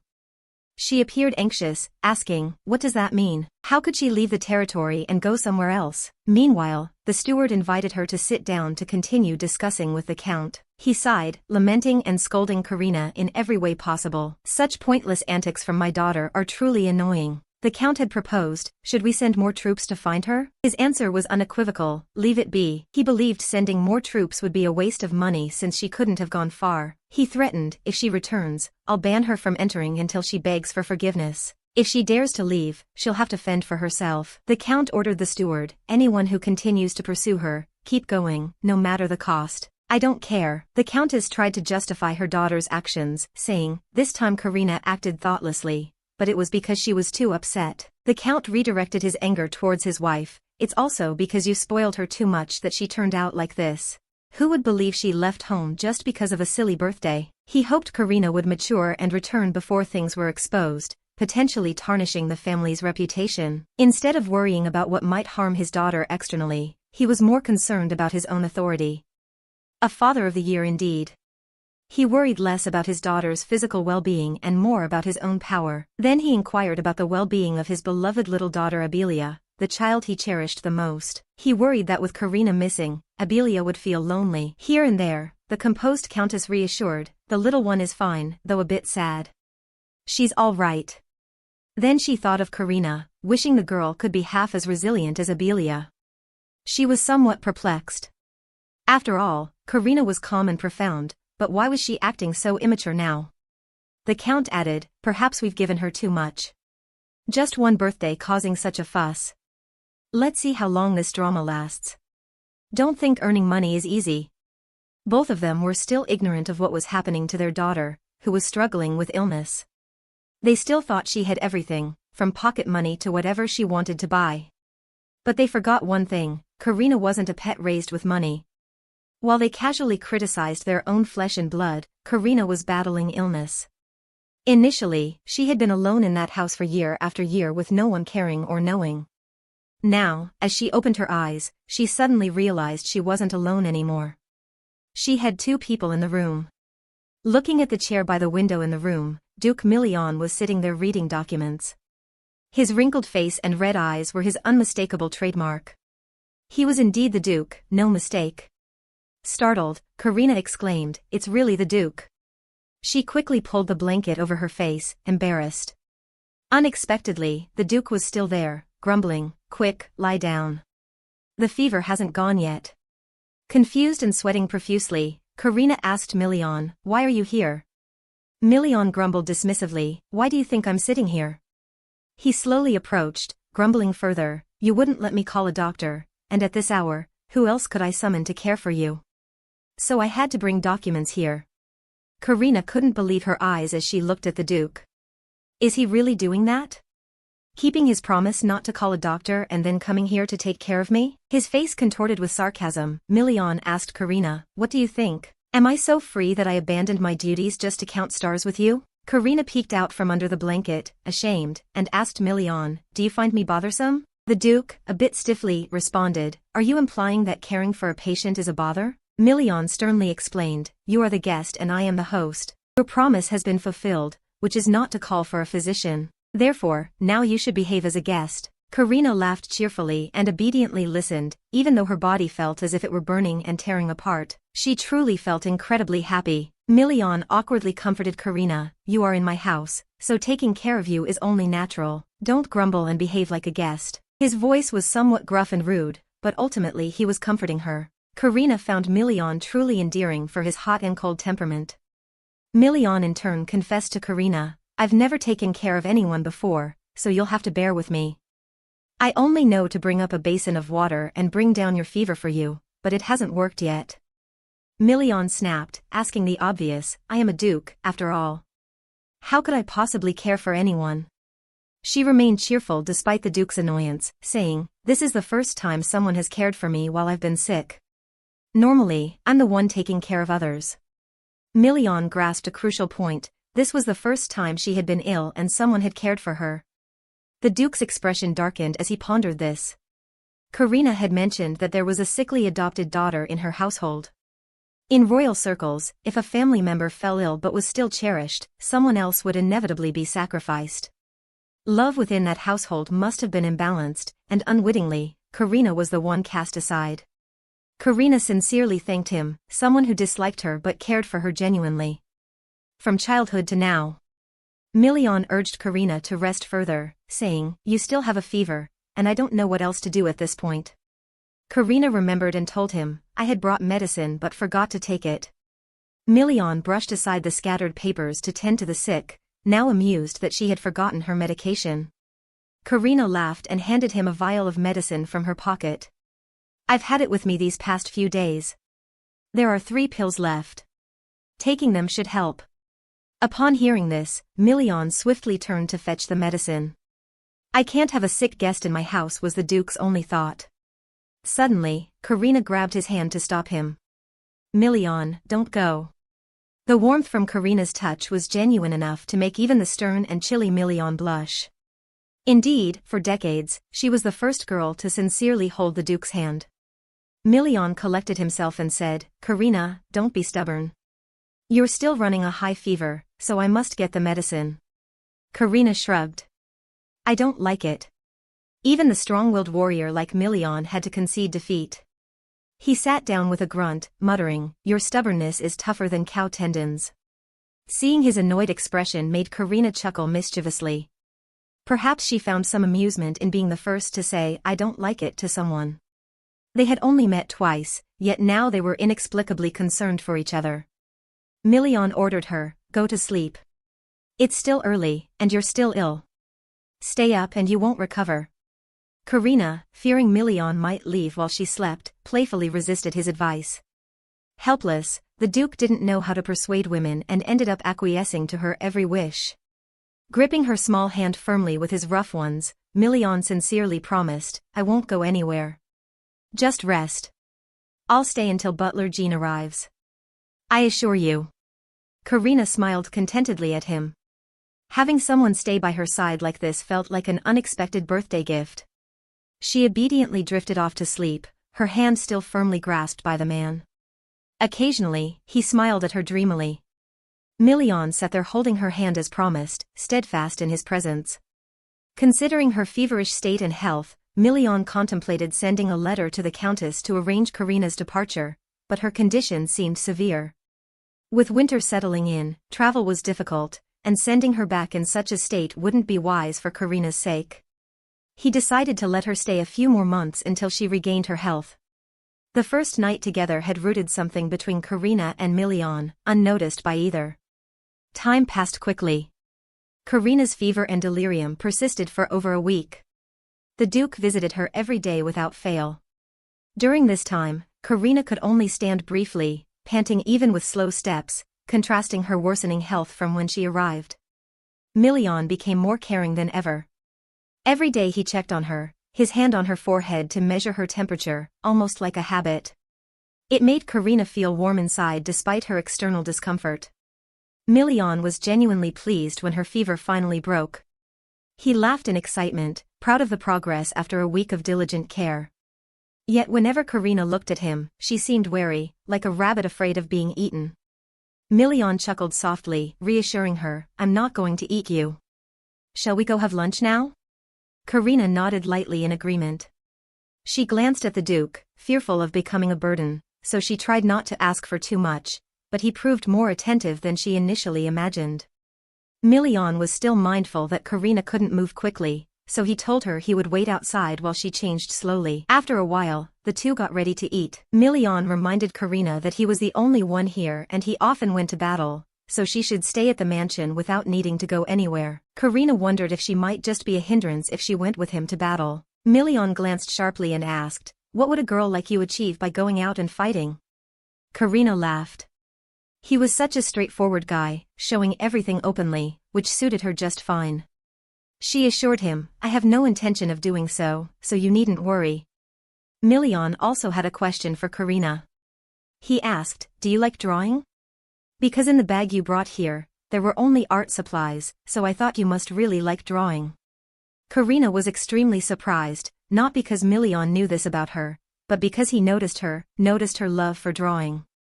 Unlike her family, who never paid attention no matter how much she boasted or complained, Karina gently admitted that she did enjoy drawing a little. Million smiled and boasted to her about a wonderful place for drawing. "If you like, you could go up to the roof of the mansion. There's a beautiful spot there for drawing at sunset and sunrise." Karina thanked him. Suddenly, Million remembered something he wanted to tell Karina, but before he could, they bumped into each other. Karina's frail body made it easy for the Duke to catch her. He quickly let her go and apologized. Karina rubbed her forehead where it had hit his solid chest, assuring him she was fine. She asked what he wanted to say earlier. It turned out Million had instructed Karina to bring a coat or shawl when going up there because mornings and evenings were cold with a north wind blowing. He also advised her to inform the butler an hour in advance. Moreover, when up there, she must not stay too long, returning within an hour. Hearing Million's stern instructions, Karina boldly guessed that the servants and soldiers probably disliked him for his irritable nature. Million saw Karina's puzzled expression and scolded her gently, "If there's anything, you should let me know. Don't clam up like a dried squid." That was the nickname the Duke Million had given Karina since they met during the engagement ceremony. She had often wondered about that nickname and asked him about it. He explained that during the engagement ceremony, she had trailed after the servants so blatantly that it was obvious she had no genuine willingness, guessing correctly that she was coerced. "If you hate it, just say so. Why make yourself miserable?" Karina was surprised. It was true. Her face became slightly somber as she explained to the Duke, "Actually, that day I had a reason. The marriage was decided without ever asking for my opinion even once. My parents just decided on the engagement day. My younger sister fell ill, so they couldn't come and only the servants accompanied me." Karina bowed an apology. "I'm sorry, Duke, if I made you uncomfortable that day." Million shrugged, his voice softening. "That day I wasn't upset. I just didn't want to see you forced into something. I'm partly to blame for blindly following ancestral teachings without considering your feelings. Anyway, I just want to say one thing, if there's anything you dislike, don't want, or even hate, tell me everything." For the first time in her life, Karina had someone actively allowing her to speak out about things she didn't like, allowing her to express her true feelings. It turned out that sometimes the person who disliked her the most cared for her the most, while those she thought had a family heart were not as caring. But Karina fell into contemplation. The first thing she wondered was whether speaking out about not liking the engagement would affect Abelia, even though she knew it wouldn't. Karina couldn't stop thinking about others, she could seek even once for herself. Million gradually lost patience, so he didn't wait for Karina anymore. He asked her if she had any food preferences or dislikes. Karina was relieved that he didn't delve deeper into the previous issue. She replied that she only ate light dishes, not rich in fat. Million teased, "It seems like you only eat light dishes, just like your demeanor." As he spoke, he opened the dining room gate. Inside, the soft light of the setting sun made it look very warm. This was no ordinary dining room, it was a special room that the Duke had built. Karina was completely captivated by the unique architecture here. It was a glass greenhouse with transparent mirrors that could see outside and seemed insulated. Proudly, Million introduced, "This is the type of architecture studied by northern architects. Because winters here are very cold but beautiful with snow, this greenhouse allows you to admire the snow while keeping warm." Seeing Karina's amazement and bright eyes, Million felt a sense of youthful pride. "Come on, praise me," his expression seemed to say. After his show of boasting, Million reminded her to start eating. "The food's getting cold." Karina was about to ask when the snow would start falling. Million, growing impatient, replied, "It starts around the beginning of next month." Karina felt a tinge of jealousy as it never got cold enough for snow in the south. Million, now grumpy, grumbled, "Stop comparing the two places. Now eat, the food's getting cold," which made Karina burst into laughter. Earlier he had shown concern, and when the maid brought the food, Million had thoughtfully instructed, "Switch all the greasy dishes with mine and leave the light salads for her." Karina felt a flutter of unexplainable warmth. Noticing Karina still sitting idly, Million glared and said, "Don't tell me you're so weak that you'll vomit blood while holding a bowl." Karina immediately picked up a plate and started eating. The Duke could be quite scary, she thought. Karina suddenly felt guilty for judging him without knowing anything about him. Moreover, her coming here had partly burdened him with unnecessary responsibility. If anything were to happen, the Duke would unjustly bear the blame. Karina inadvertently blurted out, "Your Grace." Catching Million's attention, he put down his fork and asked, "Karina, what's the matter?" In the greenhouse, the dining atmosphere was much more comfortable than at Karina's childhood home. She hesitated, wanting to say something but couldn't find the words. Million, seeing her hesitation, asked, "You know my patience is a bit short. For some reason today." The Duke looked unusually handsome, causing Karina to stare blankly. She quickly shook her head, trying to gather her thoughts. Finally, after a long pause, Karina apologized for coming here without asking for his permission. "It's just that I was afraid you wouldn't agree if I asked beforehand." Million, straightforward as ever, responded, "Karina, don't worry about the first time you came here. I didn't mean anything by it, but I was just too concerned for your safety. A young woman traveling alone to my territory. More than anything, I'm not afraid of responsibility or obstacles. And although it's a bit late, I also apologize for being too harsh with my words that day." The Duke's honesty made Karina realize how kind he truly was, despite the fact that she had put him in a difficult position. He didn't show any signs of displeasure, even her own family hadn't shown her such care and consideration. Karina had a bold thought, should she tell him about her rare illness right now? She hesitated for a long time, wanting to say it, but overthinking led her to consider numerous issues. The primary concern was whether the Duke would accept a terminally ill person in his territory. The worst-case scenario was that he might even kick her out. "If I can't even find a place to die in peace, then what else is there?" she thought. Forcing a smile to deflect the issue, she told the Duke that she would enjoy her meal. Million didn't press further. He simply asked out of curiosity, without any major considerations, and urged Karina, "Eat plenty, and next time I'll prepare even more delicious food for you. If you keep talking instead of eating, the chef will be heartbroken because you're not enjoying the meal." After a sumptuous breakfast, she returned to her room to rest. Truth be told, moving around had become very difficult for her. Half of Karina's body now functioned solely on willpower and the medicine she had brought with her, so she needed long-term rest.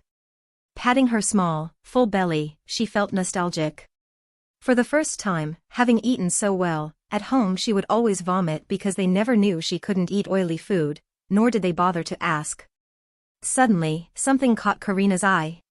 She glanced across the building to a place the Duke had once mentioned, the rooftop of the mansion, which had an incredibly beautiful view. He had suggested she go there if she enjoyed drawing. The very next day, the Duke's mansion was filled with the echo of Million's infamous cranky voice. His face was filled with anger as he prepared to scold Karina. "Do you even listen with your ears? How did you end up like this after going up there?" Karina, wrapped in a blanket and trembling, replied fearfully, "Million, I didn't mean to." Million, furious, barked, "Karina, why did you go up there and get sick? Don't you remember what I told you? You even made promises." Karina responded innocently, "What did you say again?" Million, exasperated, his face darkened with irritation. She laughed nervously. I remember now. First, you said if I went up there I should tell the butler. Second, I should bring warm clothes. And third, I should only stay for an hour and then come back to warm up. Karina had every intention of following Million's 3 rules. However, when she peeked out, there was no one in sight, not even the butler. Not wanting to disturb anyone while they were sleeping, Karina, in her overly gentle nature, decided to go barefoot in her nightgown with just a thin scarf, carrying her sketch pad up to the rooftop. By the time she reached the attic stairs, she was already feeling tired and breathless. But she thought the beautiful scenery would be worth the effort. As she reached the rooftop, the sun was just beginning to rise. The view before Karina was indescribably beautiful. For someone with a passion for art like her, or anyone else who witnessed such majestic scenery, it was breathtaking and worth capturing. For Karina, she was simply addicted to drawing. She pulled out her sketch pad and began to outline the first strokes. Whenever she drew, she became so absorbed that she forgot everything else. The firm, swift pencil strokes took shape without any need for a guide. The magical essence of this intricate drawing began to drain her strength. Karina felt breathless, dizzy, and unsteady on her feet. However, something drove her to push on, telling herself that she was almost done. Just then, someone suddenly appeared behind Karina. She looked up and saw the handsome face of the Duke, veins bulging in anger. Her artistic inspiration quickly faded away. Back in the present, Karina was curled up in a blanket, shivering from the cold. She apologized, feeling wronged. Duke, I was afraid of bothering everyone too much. Million, his eyes sharp and filled with anger, snapped, if you want to die, let me fetch some rocks, put them in water, and drown you quickly. Karina hurriedly explained, I truly didn't realize how fast time was passing. I didn't do it on purpose. From the time Karina went up before dawn to the time the Duke found her, it had been well over 2 hours. Karina laughed weakly. He really has a sharp tongue, but I was wrong this time, so I'll accept the scolding. Seeing her laugh made Million's blood boil. He growled, are you laughing at me right now? Karina quickly covered her mouth. Oh my, he's really scary when he's angry. Million sighed, no longer yelling. He placed a hand on her head and lamented, why can't people warm each other up? It would be so much more efficient. What he meant was, why couldn't he simply transfer his warmth to her without having to be so harsh, rather than implying physical contact skin to skin? Karina, surprised, asked, are you cold? Million growled, you dare talk to me? Karina wisely stayed silent. His anger was truly terrifying. But since she had been wrapped in the blanket for quite a while, she bravely asked, Duke, may I take this off now? Million responded to Karina with curiosity about her painting. He asked gently, can I see your painting? Karina felt a bit shy but handed it over. Her painting was a direct sketch of the sunset view of the mansion from the rooftop. It was quite rough since it was unfinished. Karina felt a bit insecure. Compared to her brother's swordsmanship skills and Abelia's artistic talent, she thought her painting was just a way to comfort herself. On the contrary, Million asked, puzzled, do you have a habit of hiding your skills? Because this painting is impressive, and it's hard to believe you say you're not good at it. Karina was full of question marks, not understanding what the Duke meant. Is there something wrong with my painting? Million admitted, although I have no expertise in art, from an audience's perspective, I find this painting incredibly perfect, even beautiful. Hearing praise for the first time in her life, Karina felt rejuvenated almost instantly, healthy. Her face flushed with embarrassment, and she stammered, this is just my comfort. The Duke doesn't need to be so polite. Million continued to praise her, making Karina even more embarrassed. The Duke had never thought that the view from the mansion's rooftop could be so beautiful. Miss, have confidence. This painting is very promising once completed. Karina thanked him for the compliment, even though she believed it was just flattery. The time between the two extended until noon as Million was too worried about Karina catching a cold and her insecurity. Million grumbled, this girl drives me mad every minute. Million affirmed, I only say what I mean. If the painting had no potential, it would be better to find another job. Karina thought about it and realized he was right. Her face blossomed. When Million handed the painting back to her and asked, when this painting is finished, can you give it to me? Surprised that someone wanted her painting, Karina agreed. However, Million explained that he was interested in it and needed the finished painting to send by telegram for assessment by an expert he knew. Karina chuckled, saying, "You don't need to send it for assessment.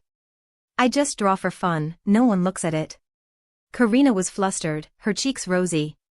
She was just trying to soothe her loneliness, but now her work was being noticed. How embarrassing to be praised. While the two were bickering and showing affection, outside, the physician arrived and greeted them before examining her. The physician gaped in surprise. Who would have thought they would see a lady wrapped in a blanket like a cocoon? The physician almost choked, questioning, "Sir, wrapping the lady like a cocoon, was that your idea?" Million pouted. "Yes." The physician said, "All right, I'm too used to this." Million briefly explained the situation. It seems her body weakened due to the long trip. Moreover, she sat on the cold, windy rooftop all day, so examine her thoroughly. The physician nodded, understanding. He approached and gently greeted Karina, but as soon as he reached out, she recoiled. Karina looked down in the blanket, leaving the physician bewildered and unsure of what to do next. Feeling awkward, he looked back at the Duke for guidance. Million was at a loss as well, so he asked, "What's the matter? Why don't you let the physician examine you?" Karina grumbled from within the blanket, "I told you I don't like physicians." Million snapped, "Do you think I wanted this? Who was the one who sat out in the cold, making me call the physician?" The little rabbit hiding in the blanket remained stubborn, unwilling to cooperate with the doctor. Million, having run out of patience, burst out, "It's impossible to reason with you." The Duke immediately acted, picking Karina up like an object and carrying her toward the bed for examination. The physician was startled. Heavens, who carries a lady like a sack? The lady was still in shock, experiencing such treatment for the first time. Million, unfazed, asked, "Is there something wrong?" With that, she wouldn't let the doctor examine her, and this was quite polite, actually. The physician lamented, "Someone save me. No one in the north is this rough. Moreover, the lady isn't a disobedient soldier." He reminded the Duke, "People from the south shouldn't be treated as harshly as us northerners." Million looked like he understood. "Bear with me. No one taught me this. I spend more time on the battlefield than at home." Karina's face turned as red as a tomato. The physician gently coaxed her, saying, "Please give me your hand so I can check your pulse." This time, she obediently complied. As soon as he touched her wrist, the physician sensed something was wrong. This was the first time he encountered such symptoms. Her pulse was very unusual. Karina's eyes began to droop, and she felt sleepy, swaying unsteadily. The Duke was about to ask about her condition, but the physician signaled for him to remain silent, like a caring mother. The physician said, "If you're tired, go ahead and sleep. I'll just cover you with a blanket, nothing more." Despite telling herself to stay awake, her body wouldn't allow it, and she soon fell into a deep slumber. The physician's expression clearly worsened, a look he only had when encountering a case so bizarre it was beyond his understanding. Seeing the physician's grave expression, Million asked, "Is it serious? Why do you look like that?" After examining her condition and diagnosing her, the physician reported to the Duke, "It seems the young lady is not in good health. Specifically, her breathing is weak and rapid, her pulse is erratic, sometimes present and sometimes absent, and she is debilitated. Her body temperature is burning hot, her heart beats weakly and irregularly, and she has red rashes on her hands. This is indeed a strange illness." The entire room fell silent, only the sound of Karina's erratic breathing could be heard. The physician reported to the Duke, "It's possible she has what we call the artist's disease." Million was confused. "What kind of disease is that? I've never heard of it." The physician began to explain further, "While it's rare in the north, it's quite common in the south. You see, this empire has been blessed and protected by the gods since its founding. The gods have also bestowed certain blessings. In the north, there are many warriors because of the demonic creatures. But the south is entirely different, people there often possess remarkable artistic abilities. This leads to what we call the artist's disease." The physician continued to elaborate on the severity of the disease. "Since these blessings enable humans to create astonishingly brilliant works, they are too overwhelming for a human body to contain. thus leading to effects like this. At this moment, the Duke remembered his close friend Farrell, who had a similar talent. Farrell's songs, imbued with sincerity, had healing powers. The physician agreed with the example. Lord Farrell is indeed a descendant of the artistic bloodline and is very famous in the empire. Million sought further confirmation. So this girl is an artist with the power to create miracles? The physician confirmed, the symptoms are consistent, with the rashes under the skin, in and on her arms. Million pondered, no wonder when I saw the landscape Karina painted, it was just a view I see every day, but through her sketch it felt so vivid and magnificent that even a layman like me felt goosebumps. The Duke asked seriously, so is this artist's disease dangerous? How severe can it be? He was deeply worried, fearing for the girl's life. The physician shrugged, that depends on what type of this disease she has. The Duke began to pray there are different types of this disease. The truth was that, depending on the level of miraculousness of the masterpiece, the recipient of the blessing would fall into a certain severity category. The first and mildest case might result in reduced physical strength but still allow for a normal life. The second, more severe case could result in the loss of some body parts related to the miracle they create. And the worst case, though extremely rare, is the cost of one's life. So you're saying that in the worst case, this girl could die, right? Million summarized the critical point. Regrettably, the physician had to admit, it's a very rare case, but it's not entirely impossible. If that's the case, it's more like a death sentence than a divine blessing, the Duke grumbled. But there's no helping it, I suppose, considering it's the power of the gods in a mere mortal. Karina remained sound asleep, oblivious to everything. Feeling helpless, Million propped his chin on his hand and asked the physician, isn't there a better way? The room fell silent as the physician explained that Karina had a terminal illness beyond his ability to cure. Million's frustration grew, so even if she loses limbs or dies, all we can do is sit and watch, just providing care? The physician replied, if she wants to live, completing a work of art might slightly reduce the illness, but usually, once completed, her strength might drain even faster. Million, irritated, suggested, then can't she just stop doing art altogether? This was the quickest solution he could think of, valuing life over art. The physician said, my lord, if I told you to put down your sword because you might lose a limb or die in battle, would you? Million sighed, all right, I get it. That was short-sighted of me. The physician continued, a severe case like the lady's only occurs when someone has an exceptionally high level of skill, bordering on that of a master. They become obsessed with art and have a profound appreciation for it. Essentially, she has dedicated the remainder of her life to art, which is why she is in this condition. Million unconsciously glanced at Karina. At their engagement, he hadn't noticed anything unusual, she had seemed healthy then. But now she lay there, suffering from cold deep within her heart and a burning fever on the outside. Karina slept deeply, oblivious to everything. So what can we do for her now? Million asked, feeling distressed. The physician reported, for now, we can only provide fever reducers and manage her condition as best we can. It will take several days to see any improvement. Million agreed, understanding that she was unwell and needed the care. He saw the physician out and thought about sending a telegram. After the physician left, the room became even more silent. Million walked over to the sleeping girl, observing her peaceful face and the painting she had created. He remembered the physician's words. What kind of life has she led that made her immerse herself in art to this extent? How many secrets is she hiding from me? Million wondered. The thought of things beyond his control frustrated him deeply. Million stayed by Karina's side from morning until late at night. The room was filled with a somber atmosphere. Karina slept the entire day, and Million tended to her constantly, changing warm water to reduce her fever and checking her condition.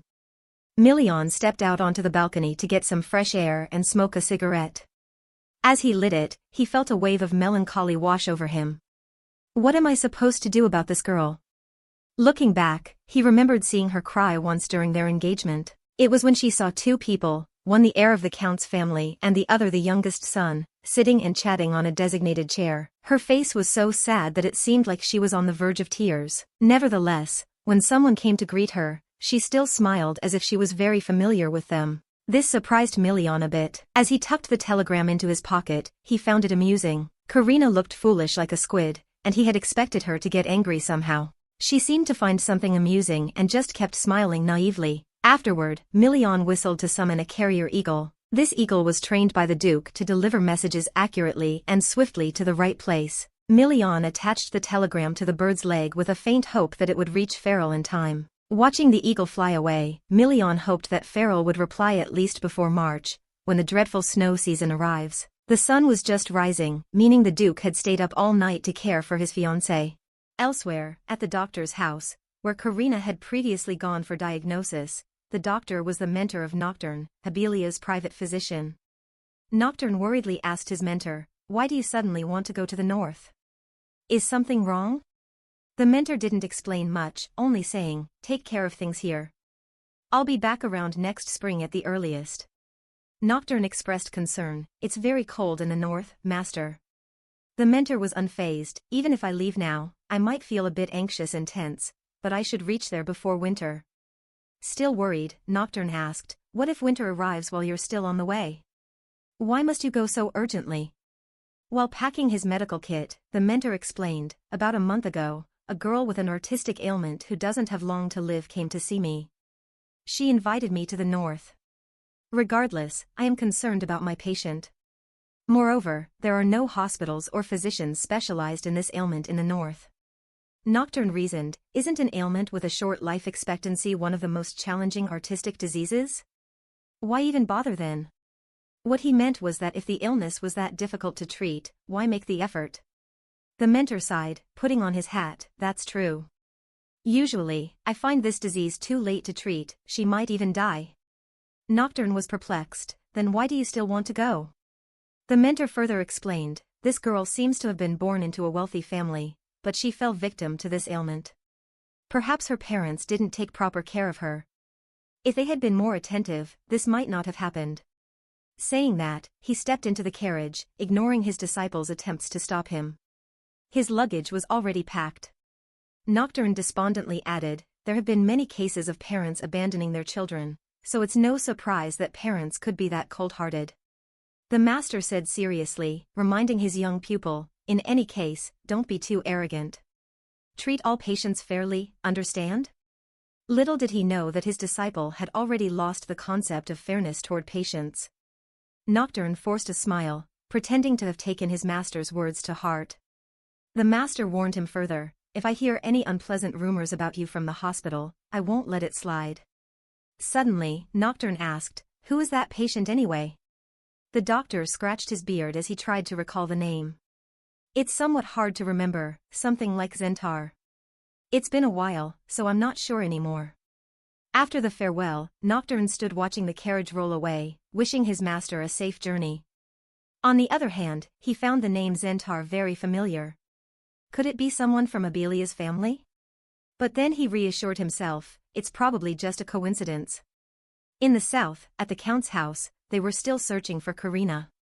The news they consistently received was that she had arrived in the capital and then vanished without a trace. The Count told his eldest son, "All we know is that she mingled with the crowds in the capital, so they're still searching."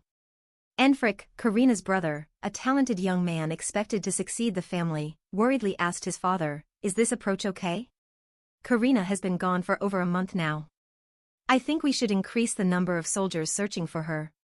The Count immediately stopped writing upon hearing the suggestion to increase the search party. He scolded Enfric, "Don't you have any sense? We can only search within our territory without drawing attention from the royal family. If we increase the number of soldiers now, the royal family will definitely take notice. Why are you so stubborn?" Enfric remained deeply concerned for his sister, but he lacked the power to oppose his father's decision. The Count remained adamant, "Keep the number of searchers the same, but increase the funds. Spend as much as needed." In a flash, he turned to look at the framed photos on his desk. There were many, including family pictures and individual portraits of the members. He picked up the photo of his youngest daughter Abelia and felt a bit dazed. Looking at all the other photos, he suddenly realized that there were almost no portraits of Karina at all. Now it dawned on him that even if they sent people to search for her, no one would recognize Karina's face, because there wasn't a single photo of her, not even for a wanted poster or search notice. He began wandering around the mansion as if searching for something long forgotten. Near the staircase, he recalled Karina's words, "I never expected you to remember my room, father." He vividly remembered her saying coldly, "I thought you had forgotten my room already." Let's see, Abelia is the weakest, always ill, so she was given the room closest to the staircase for easy access to the doctor.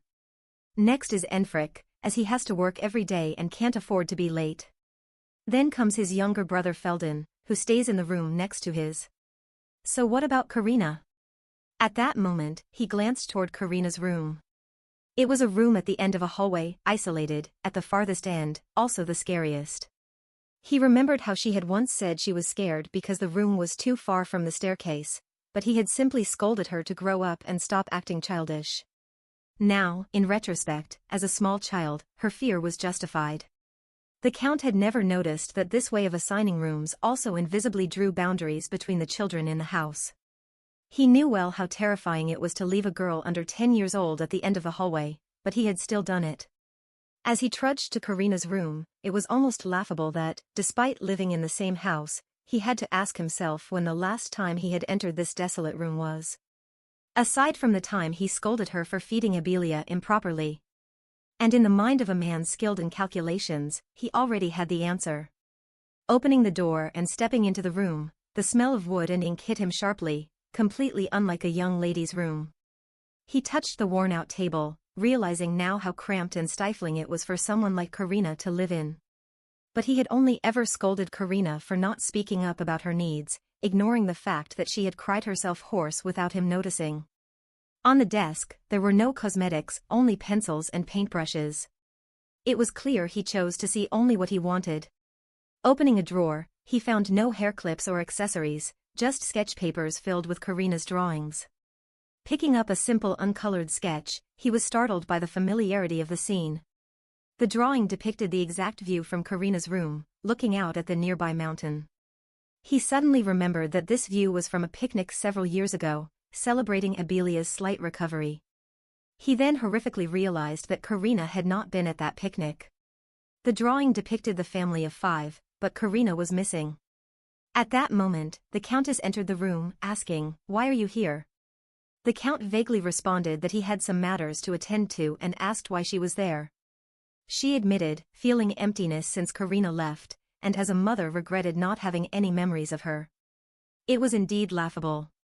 The Count handed the Countess the drawing Karina had made of the family picnic, without her in it. He asked if Karina had always drawn such pictures, judging by the papers. Where she guessed Karina had drawn it long ago, guessing because she really didn't know. Both parents, who always claimed that no one understood their children better than they did, now relied on guesses. The Countess suddenly recalled that Karina used to show her drawings frequently, but she had stopped over time. She assumed Karina had grown tired of drawing. Neither of them realized something was wrong with their parenting. She sincerely asked her husband, "Will Karina be all right? The whole family is worried about her. Abelia is sad all day, missing her sister, and Felden wants to go find Karina." The Count reassured his wife, saying Karina was smart and would survive out there. He planned to send letters to trusted nobles to inquire about her. The Count added, "We never once worried about her. Why is this happening now?" Seeing his wife's distressed face, the Count advised her not to worry too much, as she hadn't been sleeping well due to concerns about both Abelia and Karina. To be safe, he would also send a letter to the Duke. The Countess, surprised, asked, could she have gone all the way to the far north? The Count's answer betrayed his complete lack of faith in Karina. He believed she was too timid to travel far with the little money she had and thought she was likely hiding somewhere in the mansion. The Count remained stone-hearted, while the Countess was more sensitive. Looking at the simple yet eerie drawing, she felt a suffocating loneliness and a chilling fear, unconsciously gripping the paper tighter because it felt so cold. The couple, in complete harmony, ultimately chose to believe what they wanted to believe. On Abelia's side, she is deeply saddened by the absence of her older sister. Dr. Nocturne noticed this and gently comforted her, reassuring her that everything would be okay and her sister would return soon. Speaking of Karina, Nocturne sees her as a quiet person who almost seems not to exist. Despite her dark brown hair tinged with the family signature yellow hue, she possesses strikingly unique blue eyes, making her an oddly beautiful woman. Abelia often boasts to him about her older sister. "Number one," she would say. Previously, Karina was always there for Abelia, even fabricating excuses to keep her from feeling lonely by preventing her from meeting friends and staying with her instead. When Abelia demanded bedtime fairy tales, her sister would read to her until she fell asleep. Abelia once stated that her sister wouldn't see any friends and would stay by her side all day long. But now things are different. Nocturne warmly praised Abelia, acknowledging that she indeed has a very good older sister. Yes, indeed, he praised Abelia for having such a sister. However, deep down, he secretly blamed Karina for being insensitive. Furthermore, who knows, maybe that person doesn't dislike Abelia that much. He remembered a previous occasion on the staircase when Abelia said to trust Karina, and her expression remained unchanged as she truly replied, "Don't trust." Even though Abelia didn't hear, Nocturne guessed that maybe Abelia trusted her sister too much to know anything. While giving Abelia medicine, he silently reproached Karina, feeling that regardless of the circumstances, she should visit or send a letter to her younger sister. Such is the nature of people, often indifferent. Incidentally, while taking medicine, Abelia also showed him a talent of Karina's that she had recently discovered. The girl searched for a landscape painting her sister had drawn for Nocturne. Seeing her show off the landscape painting and praise her sister's beautiful artistry. Looking at the painting, Nocturne was stunned. That a person could create something like this. The painting was simple in subject but vivid in every detail, as if the viewer stood right there experiencing the scene. Nocturne was shocked and asked Abelia once again to confirm if these paintings were indeed made by Karina. The girl pursed her lips and said, "It's from my sister." "What's with that expression on your face?" "If my mom was here, I would have told her to praise her 10 times already." Abelia calmly said, "My older sister may be alone, but she excels at everything she does." At this moment, Nocturne abruptly stood up, hastily excusing himself from Abelia as he had urgent matters to attend to. In reality, he had just discovered a truth that none of the household members were aware of, a certainty that seemed unimaginable. Hopefully it's a case of mistaken identity. But when he checked the patient notes left behind, he muttered to himself, it listed Karina, without a surname, diagnosed with a terminal illness with about a year left to live.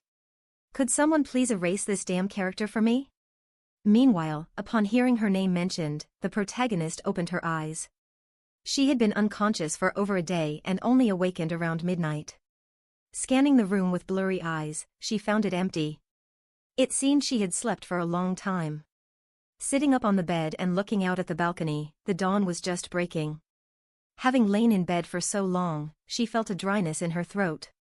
Karina intended to get out of bed to find some water when she glanced at the bedside table. There, already prepared, was a full, warm glass of water. It seemed like the first time Karina had been cared for this attentively. A gentle emotion passed through her. Duke Million truly seems very kind. But thinking about it, she began to wrestle with her own thoughts, clutching the pillow tightly. "I shouldn't have come here in the first place," Karina muttered. Hoping that Duke Million didn't know about her condition. Initially, upon receiving news of her illness and a prognosis of less than a year from the doctor, she had imagined how her family would react. Over time, if she told them, at times she even wondered if using her impending death as a bargaining chip for the care and attention she had always longed for from her family was too selfish. Just thinking about it brought tears to her eyes. When she regained her composure, Karina felt conflicted about trading her illness for affection. It momentarily made her feel uncomfortable and uneasy. Moreover, happiness seemed as elusive as a grain of sand in the desert, always slipping through her fingers just when she thought she had grasped it. That was why Karina had sought refuge in the north, where the Duke's family couldn't reach her. Here, there was someone who harbored bitter resentment toward her, Million. She had assumed he would ignore her and let herself destruct here. But reality turned out differently than what she had calculated. Karina had initially planned to quietly fade away, enduring whatever disdain might come her way, just living out the remainder of her life. But Duke Million had been unexpectedly gentle. Despite outwardly referring to Karina as a guest and himself as the host, her wish had been granted. So she now saw herself as a guest entitled to the host's care and gentle concern, even forgiving her own mistakes and sickness. Karina pondered deeply, why is he so kind and gentle? She had come here seeking a place of peace, but if he had feelings for her, her death would become a burden on his heart, adding to his troubles. Everyone had their own private struggles. Within her family, Karina had thought things were fair, but since the age of 10 she had realized that fairness didn't exist. There was always a hierarchy among family members, and Karina was always last. To Million, she was merely a guest. Could he really worry about someone like her who was nearing death and care for her in every detail? Brushing away her tears, Karina accepted her fate. She would die, and he would live on. Therefore, it was best to sever any emotional ties, whether sympathy or not. It had to ensure he had no feelings at all, because if she died, Million would blame himself. At this moment, she recalled a book she had read that contained a spell to erase memories. Karina's skills and vivid imagination didn't just come from her hands. She could recreate anything she saw, felt, or understood. Even if she drew the heart of someone deceased sincerely and vividly, that person would momentarily come back to life. Of course, as time passed, this power would fade, unable to completely resurrect anyone, but it was truly an extraordinary ability. If she had been born into a family with a deep artistic tradition, Karina would surely have been fully supported, rather than like this. She felt delusional now. Blaming her family would serve no purpose. Looking outside, the dawn was breaking, and the slightly chilly morning had already filled the room with light. Karina thought, should I leave this place and go to a monastery or something? Leaving here would mean no one would care for me, but it would be better than haunting his mind. But her medicine was running out, and her strength wouldn't hold out much longer. Or should she just make him hate her? Karina sat on the bed, her mind racing. She exclaimed aloud in frustration, what should I do? In the end, Million's abrupt and brusque tone startled Karina. He cut her off before she could speak, asking directly, what type are you? Karina was taken aback for a moment by the question, then asked, Million, do you already know everything? The Duke pulled out a chair as if setting up a court, sitting directly across from her, pressing on with his inquiry. The physician told me you have an artistic disease, but there are many types, so what type are you? Instead of a relevant answer, Million responded with something completely unrelated. Karina apologized to him for troubling him. Million corrected her sternly, I don't need you to answer that. Answer my question. Karina hesitated once again, making Million feel completely helpless. He exclaimed in frustration, are you finding it difficult to answer? Karina avoided his gaze, choosing to remain silent. The Duke grew increasingly agitated with her lack of cooperation, pressing, is it too difficult to answer? Karina, clutching her dress and trembling, replied, I can stay here without bothering you. I promise not to trouble you, but if I see you concerned, I will leave immediately. Million, feeling desperate, struggled to understand what this girl was thinking or wanting. But each word she spoke was resolute. The Duke asked seriously, if you leave here, can you survive? Silence fell terrifyingly upon the room once again. He decided to ask a simpler question, I'm asking, what type are you? Missing limbs? Missing hands? Or just outright dead? Truly a great general, straightforward and resolute with every word. Karina remained silent, her expression admitting the worst possible outcome. Million swallowed hard, realizing that she truly was that type. There was no medical facility in the north that could treat her, and she couldn't leave due to the flood of monsters. Karina shook her head helplessly. Whatever you do won't change anything. Million suggested, you only need to rid yourself of that art. Karina firmly replied without hesitation, no. If I do that, I have nothing left. It's been a lifelong companion for Karina, it was her very life. Removing it would be like draining blood from her heart. She'd rather die. Million fell silent before her lifelong companion. Karina had expected him to listen, but she was wrong. Drawing was her pleasure and solace. Million, feeling powerless, changed the subject, so why did you come here like this? You probably need time to clear your mind, don't you? Seeing Karina choose silence again, Million teased, you're even silent about that. He had become quite engrossed in this prey. The Duke glared at Karina, saying, I've endured enough of you. Karina decided to compromise, but she judged Million's expression and said, "This is a little childish and very long, so it won't be very good."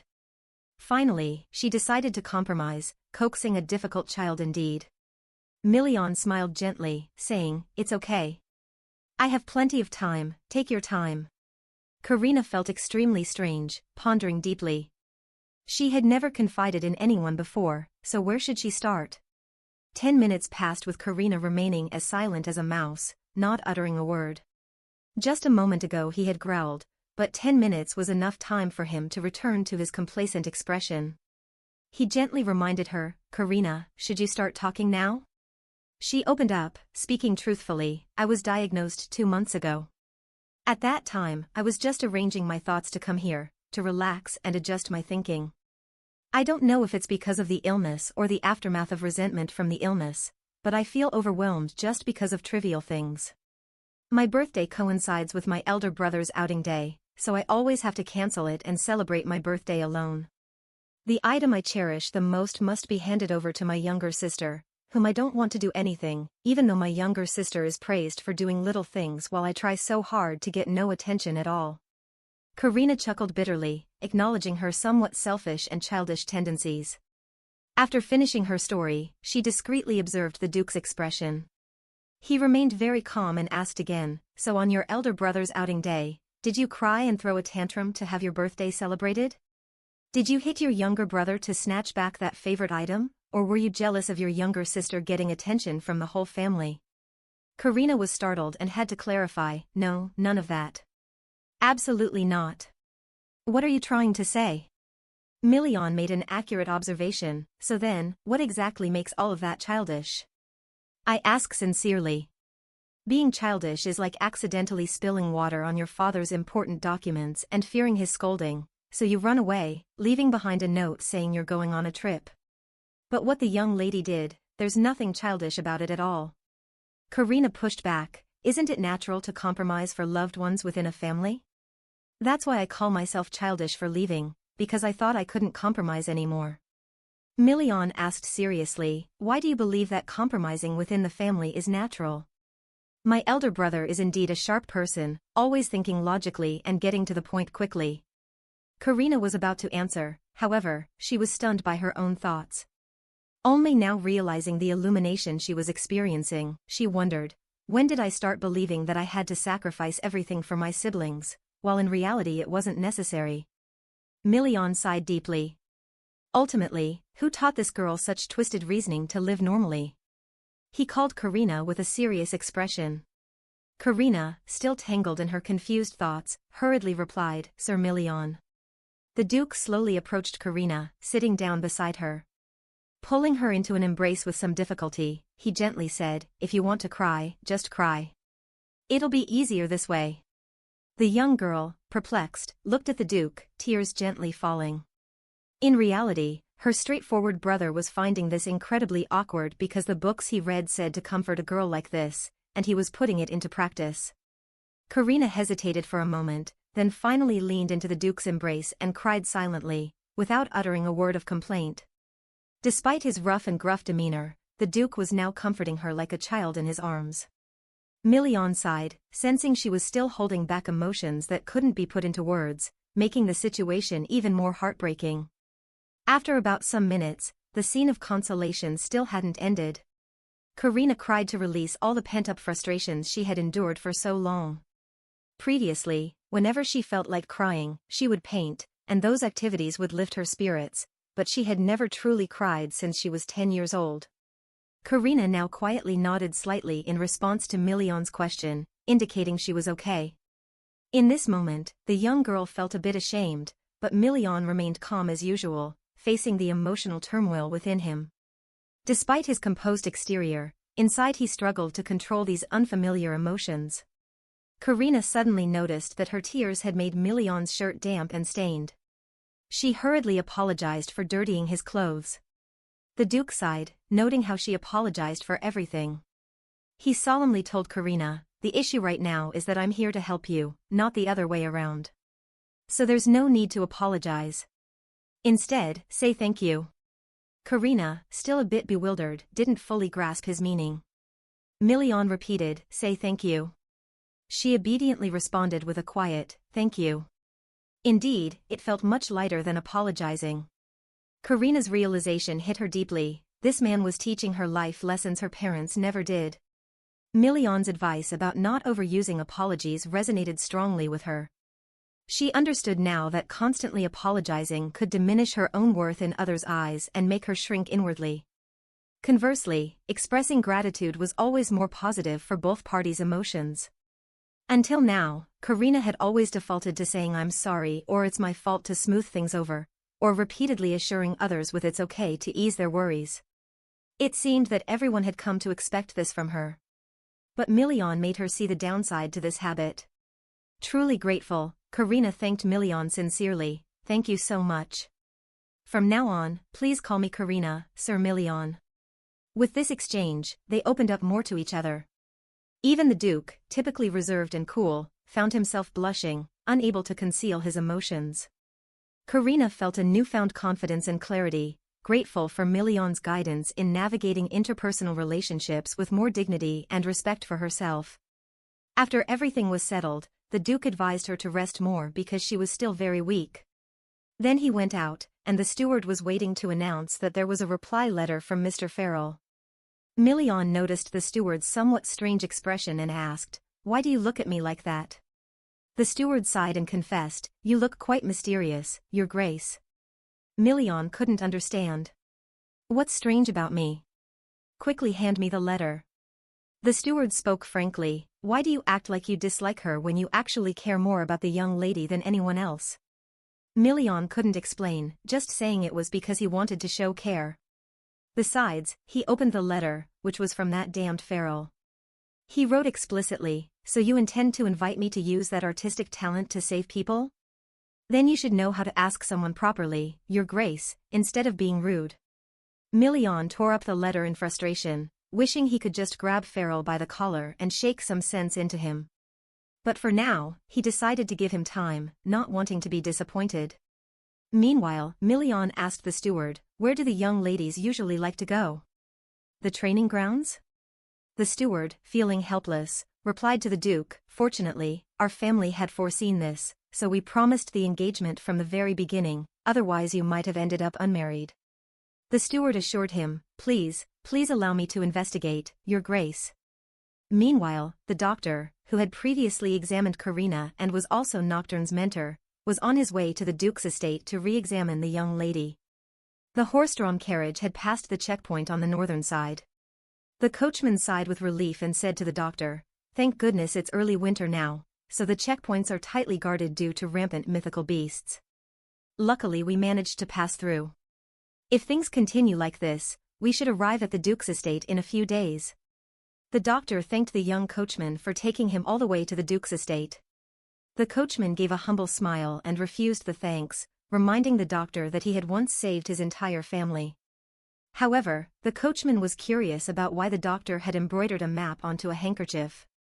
The doctor smiled gently and explained, "It's because I have something important to do."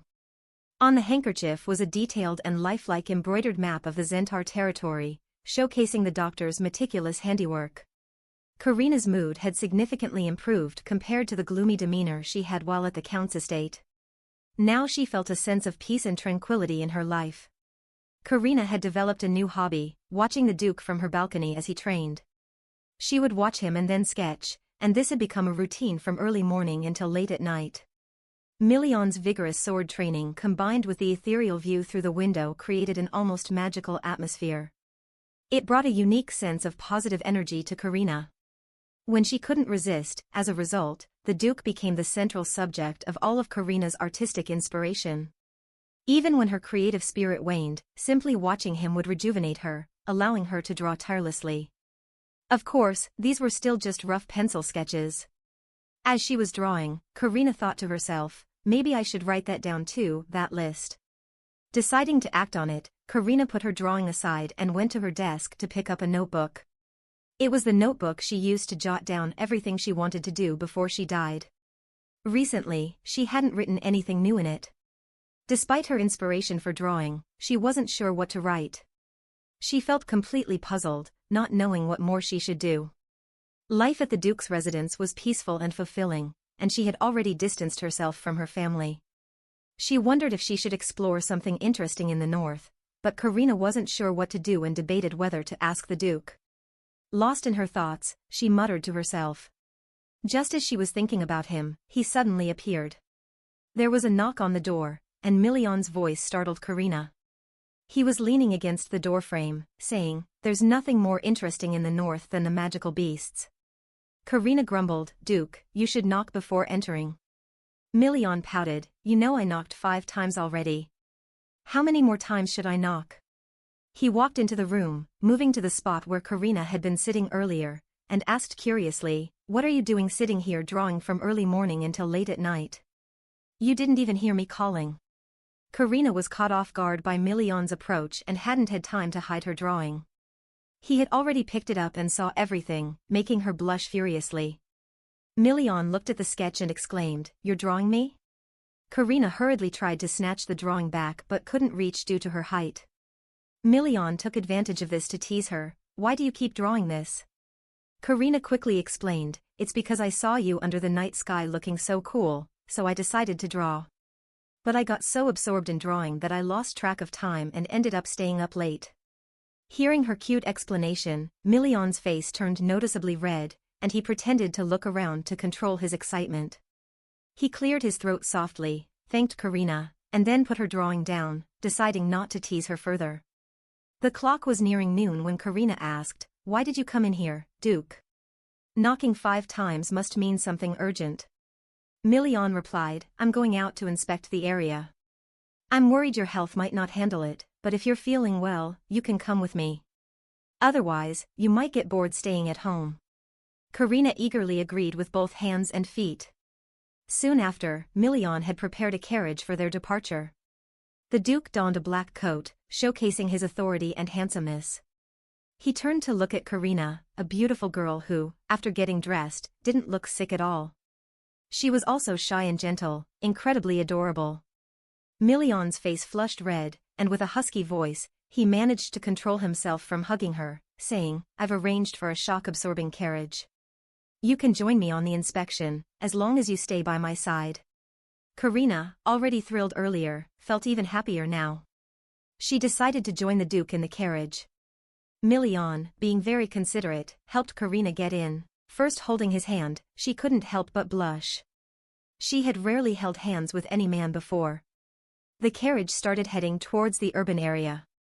Due to the unique terrain of the territory, the city lay deep within, surrounded by forests.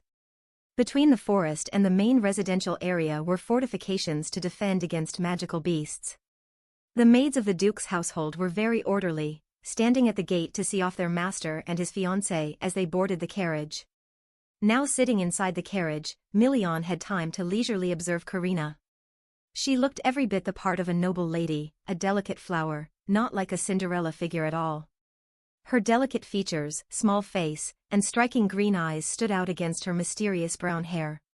Truly, she was a little beauty. Million boldly asked, "Did your parents teach you manners?" Karina, feeling a bit melancholic, gave a bitter smile and replied, "I didn't learn manners from my parents, but from a viscountess." The Duke, puzzled, asked, "Why?"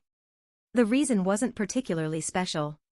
Karina's younger sister Abelia was always ill, so their parents were always caring for her and had no time to teach Karina manners. Million, being considerate, decided not to press further as it might touch on her sadness. So he changed the subject. Noticing the notebook she was holding, he asked, "What is that?" Karina had been holding on to the notebook ever since she arrived, as it was her only belonging. She quickly explained to the Duke, "This is a notebook where I write down the things I want to do, but there are still many blank pages because I haven't decided what else to write yet." Million looked at the notebook, feeling a bit puzzled. Does it need to be so grand? Don't overthink and be too selective, just write down simple things you can actually do, he advised. Karina, feeling a bit lost, realized he was right. I guess I've been overthinking. What he said is simple but very accurate, she thought. Million decided to address the issue, even if it might seem a bit blunt. As you mentioned earlier, you received different education compared to your siblings. The fact that your parents didn't teach you because they were focused on another child is naturally saddening and understandable. Every word from the Duke resonated deeply with Karina. Rarely, or perhaps never, had anyone advised her so sincerely. Just then, the carriage stopped at their destination. Million stepped out first and said something to Karina that he had wanted to say for a long time. He turned around, smiled brightly, took her hand, and whispered, "The world is vast, don't make yourself small. As long as you hold my hand like this, I will show you all the beautiful things in life instead of those painful memories." At the Count's house, you can think of it as if they had grown a tree in a small flower pot. Now that tree has grown too big, mature enough to break the pot and explore the world. You won't be bound by that small garden anymore. Million said. All the simple and sincere emotions from Million moved Karina deeply. In her eyes, there was only him, gentle and considerate. Who would have thought that a duke famous for his irritability would have such a positive philosophy of life and would use that gentleness to warm her heart? Suddenly she burst out laughing, which made Million unexpectedly annoyed. "Why are you laughing all of a sudden?" he asked. Giggling, she replied, "It's just that when you mentioned the tree, I suddenly thought about a tree running with legs, and it's kind of funny." Million grumbled seriously, "I was being all serious for once, and you ruined the mood." It had been a long time since Karina shared such joy with someone. In the refreshing northern breeze, she sincerely thanked Million, but her voice was so soft that he couldn't hear her. "What did you say?" he asked. Of course, Karina wouldn't admit it, but there was no denying that Million could feel her gratitude from the bottom of her heart. Million led Karina into the village, which was in the midst of the winter festival. She was visibly delighted by the lively scene, an old woman enthusiastically shouting, a man laughing heartily, people bustling about the streets, and couples where the men carried logs and the women led children. Karina watched, her eyes wide with wonder, as if it was her first time witnessing such a scene, and it was true. Karina had never been able to go out and enjoy herself like this before, always tied down by her younger siblings. Now she and Million stood before the bustling excitement of one of the streets adorned for the festival. Curious, Karina asked Million, "Is it always this lively during the winter festival?" Million explained, "Because we have a lot of meat to eat during winter, we can have such festivals." After saying this, the Duke sneaked a slight peek at Karina's expression. As expected, she couldn't hide her curiosity. Karina asked, "Where does all this meat come from, and what kind of meat is it?" "Even in the south, where it's warm and wealthy, we rarely have such vibrant festivals." The Duke answered her question, "The meat here is from magical beasts. There's plenty of it." Karina thought she had misheard and asked again, "What? Eating magical beasts? Is that even possible?" Million pointed behind her, "Look back there, that's a magical beast that intruded here and was caught by the soldiers to be butchered. In the north, winter almost completely isolates us in snow, and magical creatures invade daily. That's why we have so much meat. The villagers, being hungry, clean and eat it, not just the meat," Million added. "Besides the meat, the bones and fat of the creatures can be used to make household items like candles or knives. Their fur and other finer parts can be turned into jewelry. In short, every part of a magical beast in the north is utilized to the fullest." Karina's eyes lit up as she gazed at the enormous magical beast, marveling at the sheer amount of meat. She was curious about its taste, and as Million continued his explanation, her excitement grew. She reached out to touch the fur of the beast that the villagers had skinned and were drawing nearby. "It's incredible, these pelts are so lifelike, like the creature is still alive," she exclaimed.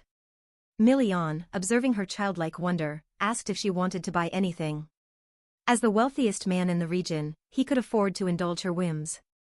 While Karina was engrossed in watching the villagers butcher a beast, a worker accidentally bumped into her. Karina, already lacking strength, stumbled. Million immediately reached out to catch her, wrapping her in his protective embrace. He didn't scold the worker, understanding that they were simply absorbed in their tasks. Karina's heart began to race from the sudden contact and the shock she felt. Million's breath as he held her, and her face flushed with warmth. She intended to call his name but noticed his expression had turned deadly serious. His eyes flashed with a menacing look, and the surrounding area was filled with the ringing of alarm bells. Confused by the situation and unfamiliar with the warning signals, Karina turned to Milian and asked, "What's happening, my lord?" He briefly explained the situation. Magical beasts have infiltrated nearby, and quickly headed towards the city walls to assess the situation. Upon reaching the guards, he demanded, "What's the status?" The guards reported, 2 magical beasts are concentrated outside the city. Casualties are unclear, but the soldiers are still holding their ground. The roaring cries of the monstrous creatures echoed everywhere. They were starving to the extreme, their ghastly appearance terrifying. But the soldiers Milian had trained were not skilled warriors yet, they struggled to buy time until the Duke arrived. All 3 beasts were ferocious, their eyes demonic, heads adorned with horns, and bodies muscular. Milian hurriedly removed his coat and told Karina, "Stay here. I'll go out to assess the situation." Before the girl could react, the Duke kicked open the windowsill and leapt down. Karina panicked, watching Milian jump from a height of at least 2 floors. Milian quickly ordered the guards, "Take care of the young lady standing above." Karina herself was horrified, asking the guards, "Is he okay after jumping from such a height?" They were used to such sights and reassured Karina that the Lord was fine, but she remained deeply concerned, asking if the situation was under control. In reality, it wasn't quite under control, the monsters were among the most challenging. Watching Milian wield his sword, blood splattered everywhere, his blade stained with the creature's blood. Milian now completely shed his gentle demeanor when caring for Karina, instead displaying seriousness in protecting his comrades and the local residents. These were hotties, the newest species, with thick armor, buffalo-like horns, and extreme ferocity. Solo, one was nearly impossible, so the Duke could only fend them off. Every strike of Milian's sword could only scratch the tough hide of the monstrous creatures. Despite Milian's utmost efforts, Karina gritted her teeth in frustration, feeling helpless just standing there. She pondered if there was anything she could do to aid the Duke. One of the soldiers inadvertently mentioned that since this was a new species, its weaknesses were unknown, making it difficult to defeat and only possible to drive away. This sparked an idea in Karina's mind. She quickly pulled out her sketchbook and tried to deduce if her knowledge could be of any help. If Milian knew the weakness of this creature, perhaps there would be a chance to win, minimizing the struggle and losses for Milian's side. The hotties seemed to be aware. Locking eyes with Milian, both monsters growled, exchanging strategies to claim this territory. Eventually, they grunted and retreated, relieving everyone. As the Duke's arrival forced the hotties' pack to withdraw, without him, this winter wouldn't have been peaceful. While Milian checked on everyone's well-being, Karina saw that the battle had ended and rushed down. However, her body couldn't keep up, exhausted from running and feeling the chill creeping into her limbs as she descended. She saw the Duke covered in blood, but he paid no mind to himself, immediately inquiring about the soldiers' injuries and delegating medical aid to those wounded. Milian scolded her, "Why didn't you wait for me up there? I would have come up after finishing the fight." But Karina, stubborn as ever, hurried to where the Duke was, struggling to catch her breath. Despite her condition, she didn't care. Taking out a handkerchief, she wiped the blood off Milian's face. Her gentle and caring gesture stunned all the soldiers around. It was the first time a girl had come so close to the Duke. Milian grabbed her hand that was wiping his face and noticed how icy cold it was. He immediately complained, "Why are your hands so cold? Didn't anyone give you a blanket or something?" His remark made the nearby guards sweat nervously for not taking care of the girl as the Duke had instructed. Karina tried to reassure the Duke that it wasn't necessary to be so concerned. He persisted, then suddenly pulled out a gift from his pocket and next placed a sparkling, peculiar Yellowstone pendant around Karina's neck. Amidst her astonishment, clearly the Duke was a man of action rather than words. Karina stared in awe at the necklace, sensing something special about it. The soldiers, utterly surprised, shelling about, much to Milian's growing frustration. Karina redirected the Duke's attention to something else, asking, "What kind of stone is this?" Milian explained, "This isn't just a stone. It's a kind of artifact obtained from defeating the monster." As he spoke, the stone began glowing in Karina's hand. She felt it was warmer than a hearth, replenishing her current body warmth. But hearing that it's taken from a monster, she widened her eyes, looking to the Duke for further explanation. "Isn't that a bit creepy?" Million, frustrated by the situation, retorted, I'm just stating facts. In summary, these items are rarely obtained when killing a monster. Million knew Karina occasionally had low body temperature, which caused her to have fevers, so he found a gem for her. Moreover, there is a belief here that keeping the gem of the monster makes one healthier, he said. Million put his hand on Karina's head, gently comforting her. I want you to get better, my lady, he said, brimming with gentleness, a stark contrast to his usual demeanor. She carefully tucked these moments into her memory, ensuring they would serve as cherished mementos to dispel any loneliness or sorrow. Million suggested, let's head back now. We can come back here tomorrow for the festival. Karina chuckled mischievously at him. All right, let's go back with him then. As they were preparing to leave, a horse-drawn carriage stopped nearby. A long unseen familiar face appeared. Million asked Karina, what's going on? Do you know that person? It turned out to be the physician who had treated her in the south and was the only one familiar with Karina's medical condition. He greeted Karina warmly with a smile, which thrilled her immensely. Not expecting the physician to be here, she eagerly asked why he was here. He chuckled and replied, there are ways. If my patient wishes it, I can make it happen.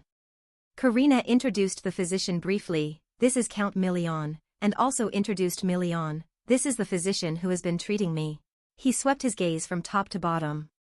The Duke turned out to be quite familiar indeed, he was none other than the fiancé of the young lady. Thus, she was not just any Karina, but the daughter of the Count, Lady Karina. Million interrupted their joyful reunion. He suggested, it's getting late. Why don't we head back to the estate and discuss this further in the warmth?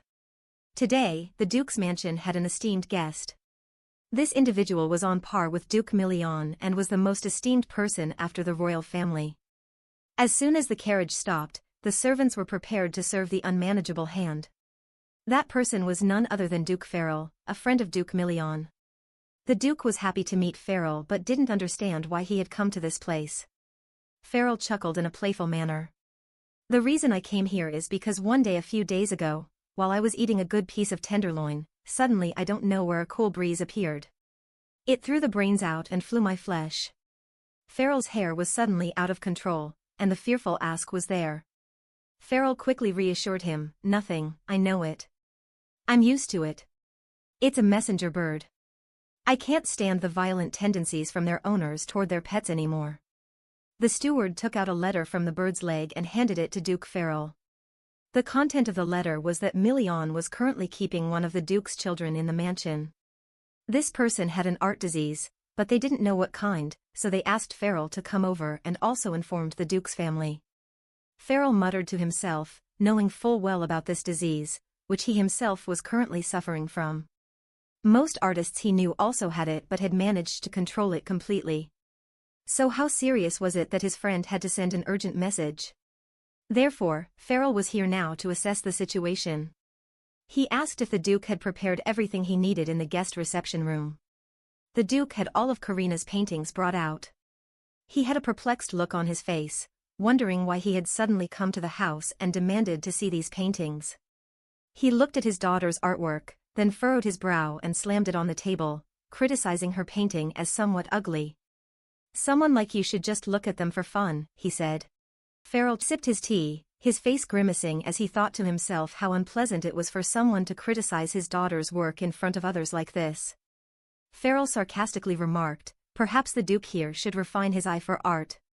Seeing the uncomfortable guest, Karina's father asked, what do you mean by that? Why come to my house and say such things all of a sudden?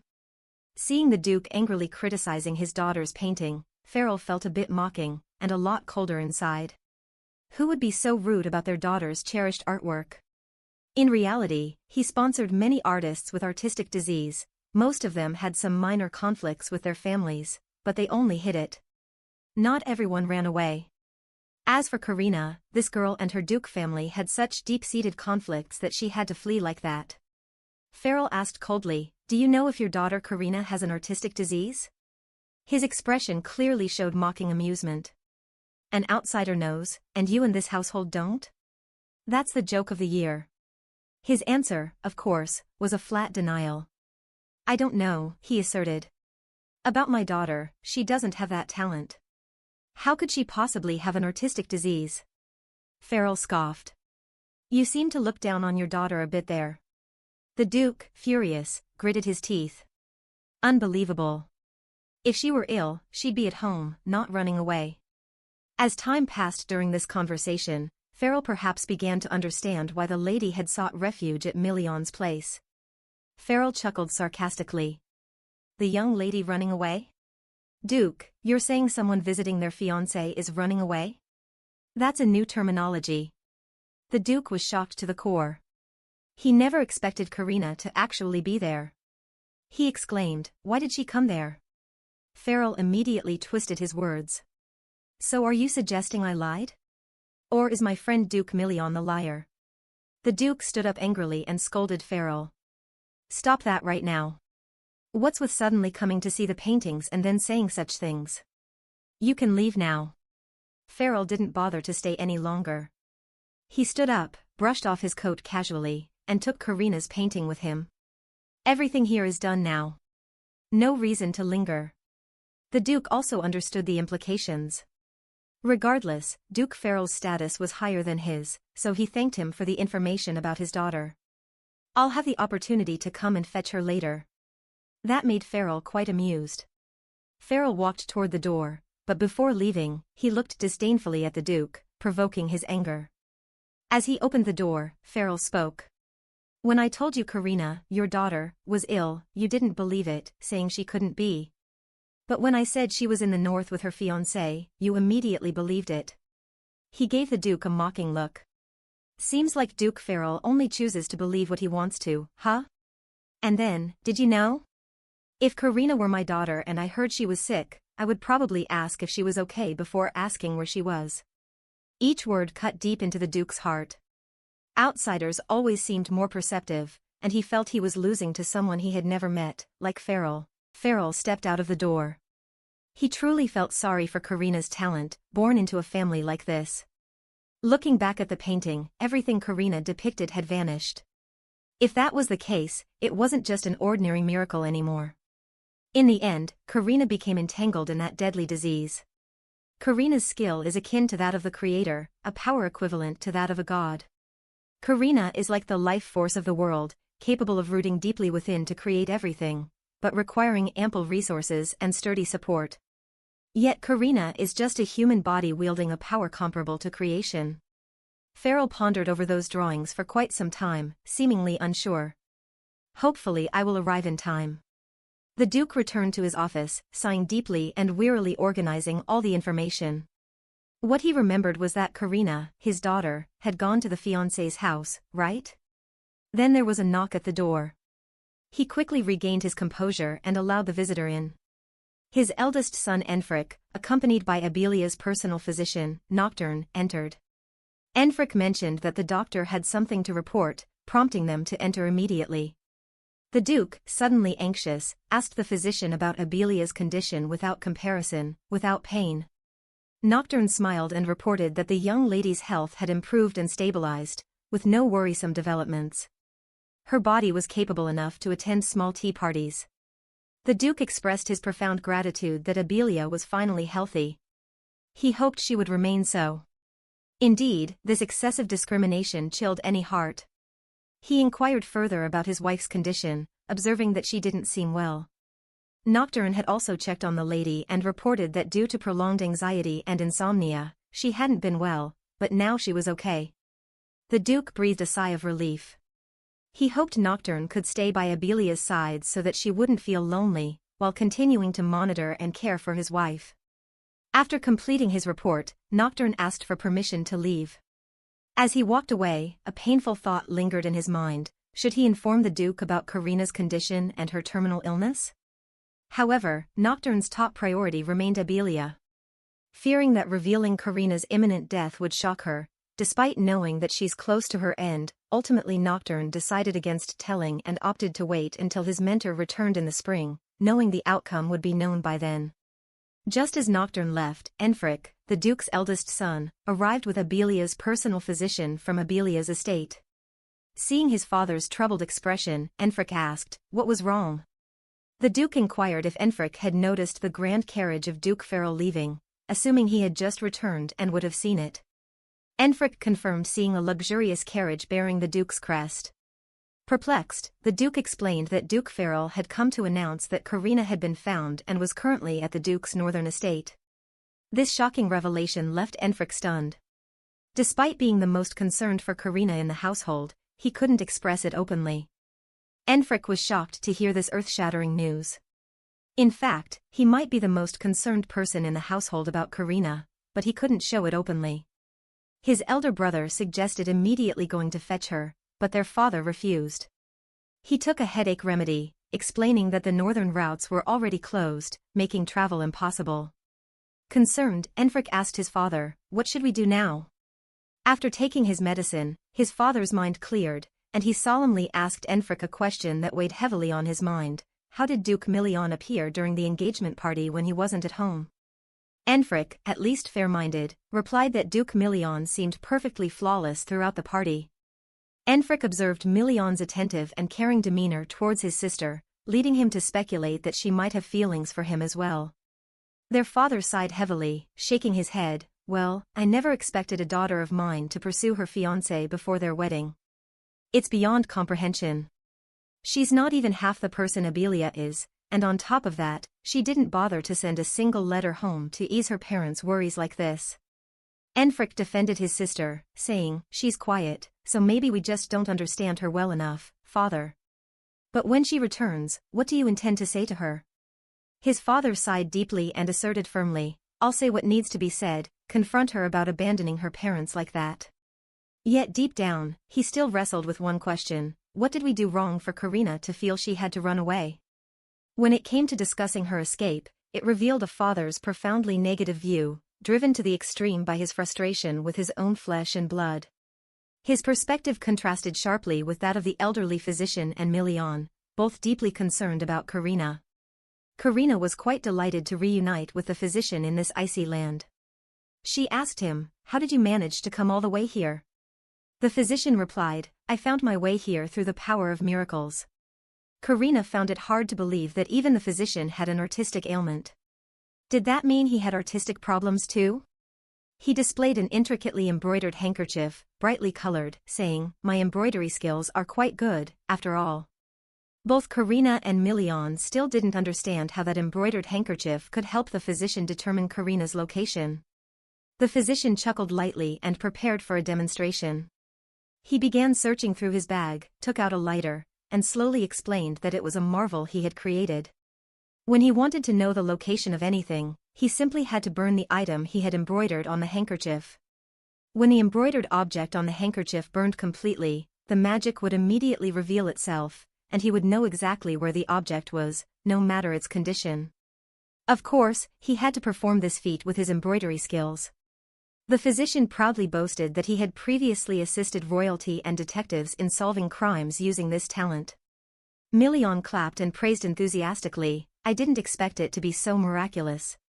However, Million paid closer attention and boldly asked, "If that's the case, then your talent must also be considered a miracle, right?" The physician glanced at Karina, understanding the Duke's implication. It was clear he suffered from the same ailment. The physician admitted, "I could create miracles, but I no longer practice because God had taken my eyesight as a price for my talent."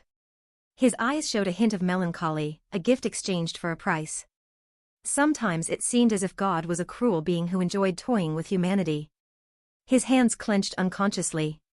"Even though I've closed that door for over a decade, the pain still lingers whenever I recall it." Karina worriedly asked, "So you can't see now?" He laughed heartily, saying he was fine and had only nearly lost his vision. "I can still see to some extent, otherwise, how would I have found my way here?" Million was only concerned with the core issue: you can create miracles, so does that mean your artistic ailment has been cured? The physician gave a bitter smile and shook his head. "It has never been cured. In fact, up to now, the artistic ailment is an incurable disease, like a terminal illness that can only be managed with pain relief." "Then why are you sitting here so healthfully?" Both Karina and Million had the same question about his eyes. The physician chuckled and immediately explained, "Of course it's because I gave up that talent of mine." There was a time when I was almost in despair because someone who can embroider but cannot see is virtually hopeless. So I chose to abandon it. Seeing him give up his passion and longing, Karina felt an immense pity, as if he had lost a part of himself that couldn't be healed. The pain was unbearable. On the way back to the castle, the physician elaborated, not everyone is initially afflicted with the artistic ailment. Among the miracles, only about 1% actually develop into an ailment. To put it bluntly, it is extremely rare for it to affect the eyes or any other part of the body, but rare doesn't mean non-existent. There are even rarer cases where the price is the life of the talented person. Karina slumped, her face turning deathly pale. The physician was touching on her deepest fear. Was she destined to be one of those whose talent would cost them their life? Was he implying that here? Did that mean the Duke would find out she was close to death? Million, still processing everything, commented with curiosity, if it's that rare, then the number of deaths must be quite low, right? The physician returned to inquire about Karina's condition and expressed a desire to discuss her current state in more detail. However, Karina, with her head bowed, struggling to maintain composure, said in a slightly trembling voice, "Could we discuss my condition in the room? With professional ethics?" He completely agreed to that. Million, puzzled, asked, "Why not talk here?" It seemed he had already considered Karina under his guardianship.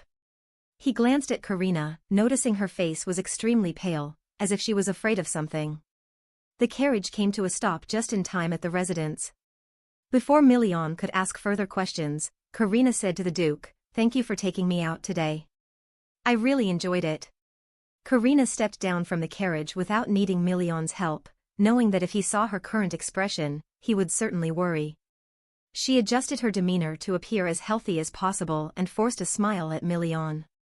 "I hope you can invite me out again next time," she said. Million, still somewhat dazed, sensed that they, or she, were hiding something, particularly about Karina's current health condition. The physician, feeling helpless, followed Karina into the castle, glancing back at the Duke with a hint of pity. Karina led the physician to her room. The journey was silent, with an almost suffocating atmosphere. The doctor, curious, finally broke the silence. "You haven't told the Duke yet, have you?" Karina stopped in her tracks, her face sorrowful. "I really want to tell him," she confessed, "but I'm afraid that if he knows he has to live with someone who is dying, he might end up despising me.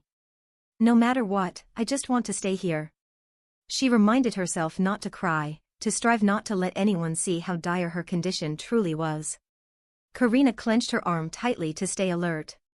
There were times she wanted to leave quietly, not wanting to hurt Million, but this place had given her so many happy and joyful experiences she had never had before. So every step she took each day, she hoped it would be steadier, even if only a little, so she wouldn't collapse. Her wish was to keep walking through this house with Million by his side. She turned to the doctor and asked, "Am I a selfish person?" The doctor said, "Not necessarily. Maybe we should discuss this inside." After pouring a cup of tea for the doctor, Karina apologized for hiding her identity as the Count's daughter, explaining that she only wanted a medical consultation. The doctor smiled indulgently. "It's all right. As long as your health is taken care of, your identity doesn't matter." He suddenly wondered, doesn't the Count's household have their own doctor? Karina gave a bitter smile. "They do, but there are certain issues that make me not trust them for a consultation." Swirling the tea in her cup, the surface of the liquid reflected the turmoil of Karina's life. The doctor inquired if the Count knew about her illness. Karina shook her head, finding it difficult to respond. "They have no idea."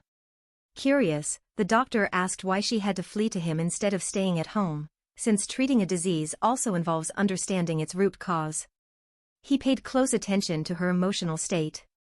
Karina fidgeted with her fingers, struggling to gather the courage to explain. She revealed that she had always been a supporting character in her own home, where no one paid attention to her or acknowledged her. Throughout her childhood and into adulthood, she was the sister who had to support her brother as the heir to the castle and the older sister who had to give up everything and care for her younger twin siblings. "Sometimes I was really tired, and they never believed or listened to me, not even once. My life was one where I had to give up everything and couldn't be selfish about anything. Once I asked to sleep with my mother because I was sick, but my younger brother took my things, and my mother complained that she was too tired from comforting him and didn't have the energy for me. All I wanted was to sleep next to her, not asking for anything else. She scolded me for not giving my things to my brother, so he cried, and she had to work hard to comfort him. She said that if I had just given it to him, none of this would have happened. I begged her with my childish voice, hoping for her sympathy, but she kept telling me that as an older sister I needed to understand and that she was very tired and I had to be considerate. Karina's voice trembled as she recalled the painful memory. At that moment, I felt so wronged, and as a child I shouted that if having a brother like that meant suffering, I'd rather not have one. She slapped me hard on the cheek, scolding me that even though I was a child, as an older sister I shouldn't think that way. She reminded me to be grateful for being born healthy and to treat my brother well. Even though my cheek hurt to the point of tears, she shut the door and continued yelling that because I was healthy, I should love my brother more. Sometimes I wished that if being born healthy was a crime, I would rather have been strangled in my mother's womb. Karina glanced at the doctor with a bitter smile. You see, I've never been cared for by my family, not even once. They even said my illnesses were just a joke because I was healthier than most kids. If I complained, they threatened to send me to the slums. Hearing this, the doctor felt a surge of sorrow. However, he advised Karina that sometimes running away isn't a bad idea. People often say that facing your wounds helps them heal faster, but staying away from the source of your pain is also beneficial. Living with those who have hurt you is truly difficult. He gently held Karina's hand to comfort her. I'm very glad you left the Count's house. Escaping from such chains is a positive sign, allowing you to do whatever you desire. It's okay to be a bit greedy. Tears streamed down Karina's face, releasing all the pent-up grievances she had endured for so long. The doctor began to share his own experiences with the art disease as a way to empathize. When I was young, the doctor's parents also rejected his talents. They said no son of theirs should be involved in sewing and embroidery, claiming it made him look like a woman. They always hoped he would become a skilled knight, but he didn't listen to them and rebelled against his family, dedicating himself even more to embroidery. He continued to embroider piece after piece, and each time he did, he felt a sense of liberation. Karina agreed, that feeling truly is the key to freeing the soul. The doctor continued his story, then one day I couldn't find the materials I needed anywhere, so I decided to give up. From then on, at every funeral, I would embroider items for the deceased and burn them to send them off to the afterlife. Until one day something miraculous happened, burning an embroidered piece allowed me to find the object depicted in it. That's how I started to become a hero, not in the night squad, but as someone who could track down criminals, even lost children and missing pets. Families would come to me for help. At that time, I was truly satisfied with the miracles I created. The present-day doctor remembered those moments when his life, previously like a supporting character, suddenly became the protagonist. It was an indescribable feeling, and he lived with it for nearly 20 years. But then one day the miracle turned into a nightmare. My eyesight began to fade to the point where I could no longer embroider accurately. I was diagnosed with the art disease. If I continued to sew, I could go blind. I was desperate, thinking it was better to go blind and near death than to give up embroidery. My decision back then was much like yours now, Karina. It was very similar. He then recounted the next phase of his life, when he sought a peaceful place for his final days. Fortunately, God opened a new path for him. At that moment, he saw a brighter future in his new passion, treating the sick. And that's why I'm still here today. The doctor advised Karina that mental illness is very difficult to cure, but since she had distanced herself from its source, she needed to have the will to live for things to improve. Karina wiped away her tears and sincerely thanked the doctor for his encouraging words. Now that you are free, try to build new relationships and create beautiful memories. Don't dwell on the past anymore, he said. The time spent talking to the doctor had been quite enlightening for Karina. She realized that running away wasn't a cowardly act but a way to heal her soul. Suddenly, the doctor remembered something and asked Karina about the family doctor of the Count's household, the one she had mentioned with a bitter smile. His name is Nocturne. He came to my family's mansion when I was 17. One fine day, while walking through my favorite rose garden, I saw him, a young man with green hair and a bright smile like the sun. He approached me and smiled warmly. He was very friendly, and since I had no friends, I felt comfortable and close to him. That was the beginning of my first love. In the Rose Garden meeting, Nocturne felt like the first spring arriving slowly. He was sweet-talking and a kind person who always smiled at everyone in the mansion. I often watched him from a distance, and sometimes he noticed my gaze and smiled warmly. For the first time in my life, I felt love, shyness, and the fluttering of my heart. Soon after, I realized I had feelings for him. Every day I waited in the garden until one day I gathered the courage to talk to him. He was still warm, asking what I was doing there. Of course, I couldn't say that I wanted to get to know him, so I said I was just walking and saw him. He showed me a freshly picked rose and asked if it was beautiful. At that moment, I foolishly thought he was going to give it to me. I was so excited and wondered how to respond appropriately. But just as he smiled at me, he turned and smiled at Abelia, giving her the rose instead and asking if she thought it was beautiful. At that moment, I realized how delusional I had been. From then on, he would still visit and treat Abelia often, smiling at me too, until one day I was in the library with Abelia. Nocturne didn't let Abelia go outside because her health wasn't good. I tried to persuade her to be patient since Nocturne had told her to rest well, but Abelia kept whining and expressing her dislike for Nocturne because she couldn't go out. Every time Nocturne looked at Abelia, I felt choked with sadness. Instead of thinking about my sister chattering away, mentioning someone I couldn't reach, I kept worrying about my feelings for Nocturne. At times I felt guilty being with my sister just to get Nocturne's attention, but I gave up, and Abelia stayed by my side, moving back and forth because she couldn't go out. When I wasn't paying attention, she took advantage of a gap where I had taken a book, squeezing her head through, teasing playfully, thinking it would be cute. But unexpectedly, she pushed the bookshelf, causing it to wobble. At that moment, I only had time to see the shelf collapse. Unable to do anything, Nocturne heard Abelia's scream and quickly ran over. At that moment, I was the one pinned under the bookshelf while Abelia stood next to me crying. He hurriedly asked Abelia, "Are you hurt?" The little girl kept crying, saying she didn't mean to. I tried to console her, saying it was all right, but then Nocturne turned to me and asked, "Why did you do this?" I wanted to explain, but he didn't listen, scolding me more, saying that Abelia was so fragile and I, being so strong, didn't protect her and even put her in danger. He accused me of wanting to kill her. He said that I still wanted to explain that the shelf had wobbled and fallen towards me, not her. Do you know what he said next? He said it was fortunate that it fell on me. If it had fallen on Abelia, she wouldn't have survived. His words felt like a death sentence, as if Abelia was human and I was not, as if she could feel pain and I was as tough as steel. He blamed me as if I were a murderer, even though I was the one injured with a sprained ankle. I slowly asked him if he liked Abelia, but Nocturne didn't admit it. He just protected her as if she were a familiar shadow he didn't want to lose again. He insisted that if anything ever harmed Abelia, he would stop it at all costs. After that, Nocturne carried Abelia out of the library. I still sat there because my leg hurt too much to move. My wrist hurt from the books hitting it, but I just sat there waiting like a fool. In the end, he never came back to see if I was okay. Karina's words hung in the air, heavy with the weight of her past sorrows. The doctor's face, usually so composed, showed a rare display of anger. That apprentice of mine, Nocturne. I warned him to treat all his patients with fairness and not let his past traumas cloud his judgment, he muttered, his voice laced with disappointment. Karina managed a bitter smile.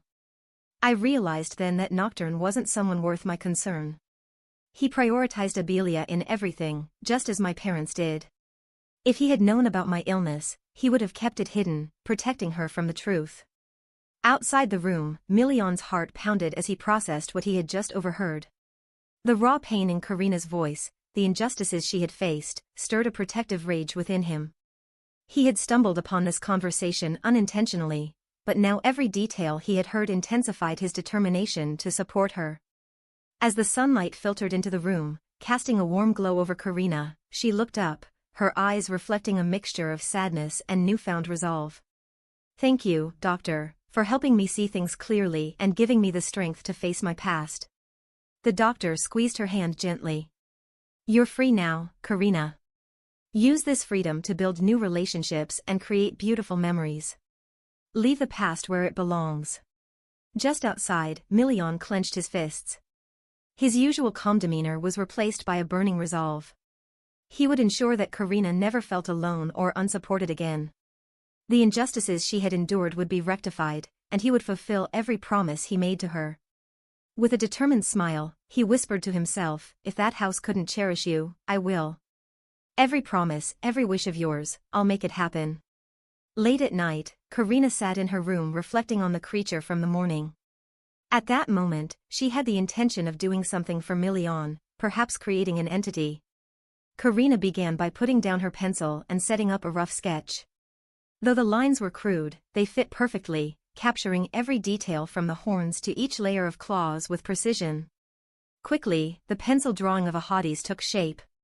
Even though it was still colorless, the magic Karina created would only manifest when the drawing was fully colored. Naturally, black was also considered a color, and if it wasn't completed, it could still evoke a sense of realism even if it didn't transform into a tangible object. So all that was left was to color the creature. As Karina reached for her nearly exhausted set of paints, she paused, feeling a pang of regret, as if she were exploiting the creation she had brought to life. Karina sighed, but she knew she had to proceed because she wanted something that could help Million and protect him. Since Million was always worried about Karina, she never wanted to see him get hurt. This morning, when she saw Million's face covered in blood, she was so worried that she disregarded her own frail health and ran down to him. Looking at the drawing she had created, Karina thought to herself, at worst, it's just adding another burden to my already fragile life. She walked over to a cabinet and opened a drawer containing a notebook and some paint supplies. Though they were quite scarce, she used to stock up on paints, but since coming to the north she hadn't had the time to buy more, and now they were almost gone. Karina considered asking Million to buy some for her but immediately dismissed the idea, thinking, I can't keep bothering him for everything. I should go buy them myself. After all, I'm still the daughter of a wealthy count. Today Karina felt something different. Her mood, despite lacking a few things, didn't feel the usual frustration. The life from the Hella stone that Million had given her caught her attention. She picked it up, feeling the warmth radiate from it and recalling Million's words, a wish for the recipient of the stone to be healthier than ever. Karina smiled happily. No wonder she felt unusually at peace today, as if there was some kind of magic at work. She closed her eyes, savoring the feeling she had never experienced before in her life. The next day, Karina prepared to go buy art supplies according to the plan she had devised the previous night. However, there was a slight hiccup in this plan. The Duke insisted on accompanying her. He claimed that she hadn't been able to go out yesterday due to the lack of a permit, and today he also wanted to order some clothes for her. Karina, embarrassed, firmly refused, but when it came to stubbornness, the Count's daughter was no match for the Duke. Million suddenly asked Karina, why haven't you been painting this morning as usual? Karina, taken aback, asked him why he was inquiring about that. Well, Million replied, this morning I didn't sense your presence from upstairs like I usually do, so I figured you hadn't gotten up yet. Blushing, Karina stammered, you remember that so well, and your senses are sharp too. She cleared her throat and explained, I was just so engrossed in my painting that I slept in, but I made up for it with extra sleep. Million chuckled and asked, Karina, are you missing any painting supplies? She hesitated and replied, I have my pencils, so I don't need anything else. Million looked amused at her innocent evasion. Usually skilled craftsmen never blame their tools, but your humility is admirable. Shortly after, their horse-drawn carriage passed through the forest and approached the town. Million mentioned that it might be difficult to find Karina's preferred art supplies in the north, but with a little searching they could find some high-quality options. Karina smiled cheerfully. That's all right. I won't mind as long as I can buy what I need. Karina laughed inwardly with excitement. She had never been indulged like this at home, never had the freedom to buy high-quality items on her own. Million cautioned her, go ahead, but if you feel tired, tell me immediately. Encouraged by his openness, Karina boldly asked, what if I told you I'm tired? What would happen then? Million's temper flared. Of course we'd head straight back. No more shopping, that's unnecessary. Karina teared up silently. He was truly intimidating at times. Luckily, she had slept well the previous night, so there shouldn't be any issues. As they entered the city, they arrived at the renowned clothing store. It was known across the north for its diverse range of styles and up-to-date fashion trends. As Million helped Karina down from the horse, he announced, "There's a doctor here, a close friend of mine, Duke Farrell, who has a deep understanding of art-related illnesses." Karina was slightly surprised. "Your close friend?" Million briefly explained, "He's a patron of artists and has extensive knowledge of art-related illnesses. Besides, I showed him your painting, and he was very interested." Karina blushed furiously, startled that Million had shown her painting to someone else without her consent.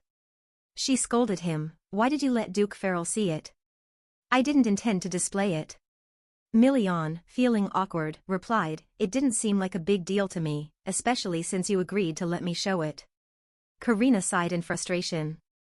"It's not the same at all. It's like letting someone read my diary without permission." Million scratched his head apologetically. "I'm really sorry, Karina. I didn't think about it that way." Interrupting their conversation, Million promptly asked the staff to prepare the latest winter outfits. Trying to soothe Karina's annoyance, he said, "All right, no more frustration. I'll make it up to you now, pick out a dress." The shop owner, being very tactful, greeted the Duke and the young lady first. "It's always better to go first." Million quickly introduced Karina to the shop owner so they could get acquainted. Karina smiled gently, greeted the shop owner, and quickly introduced herself, also allowing for a more casual address. The shop owner was extremely friendly and told Karina, "Just call me normally, since I'm a commoner." Million, standing beside, grumbled, "You complain to me, but look at how cheerful you are with others." Million gave orders to the shopkeeper, "I want to see all the winter outfits, a few casual ones and some comfortable work outfits." Karina, feeling flustered, asked, "Why are you choosing so many?" Million, with a dismissive expression, explained, "The clothes you put on are too cumbersome. You need comfortable outfits to work in." Watching their intimate exchange, the shopkeeper felt very satisfied. She asked, "How would you like to choose?" "Of course, the most expensive ones, show me everything, especially the ones for painting," Million said. Karina quickly grabbed Million's hand and said, "I'm fine, really, so you don't need to buy so many." Her actions would excite the Duke. How adorable, it's the first time Karina has taken the initiative to touch him, the Duke thought.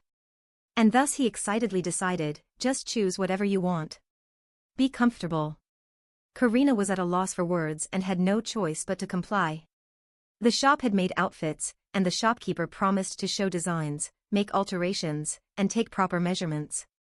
Karina wanted to refuse, but Million was determined. The shopkeeper, catching on, took Karina inside to start taking measurements. Karina felt helpless and thought it was a shame to spend so much without knowing how long she would wear the clothes. But when she looked across, she saw Million's passionate gaze sweeping over her. He was sitting there dignified while his girl was shopping for clothes. Karina quickly turned away, her cheeks flushing with embarrassment. They were now like a young couple in love. After a period of choosing, measuring, and adjusting, Karina was exhausted and slumped onto a chair. Million, worried, asked, "Are you very tired? Are you all right?" But the shopkeeper wasn't done with her yet. She cheerfully called out Karina's name. Honestly, every time she called her name, it felt like the Grim Reaper was coming. Oh dear, she pulled out a pile of clothes and asked Karina to choose from them. Karina was out of breath. Although it wasn't her first time in high-end fashion stores, this place was excessive. Karina felt truly exhausted, which was different from being at the Count's house, where she never dared to buy anything expensive. If her father knew, she would be scolded. Seeing Karina in a daze, Million placed his hand on her forehead to check her temperature. His hand was slightly rough but very cool. Karina enjoyed this refreshing sensation and, without realizing it, her eyes widened in surprise as she instinctively moved back. Million was also a bit shocked because Karina had been enjoying his touch, and the close contact made him feel a bit psychologically unsettled. Karina immediately explained, "It's just that your hand is so cool." Million snapped back to his senses and asked with concern, "Do you have a fever?" If so, we should go home immediately.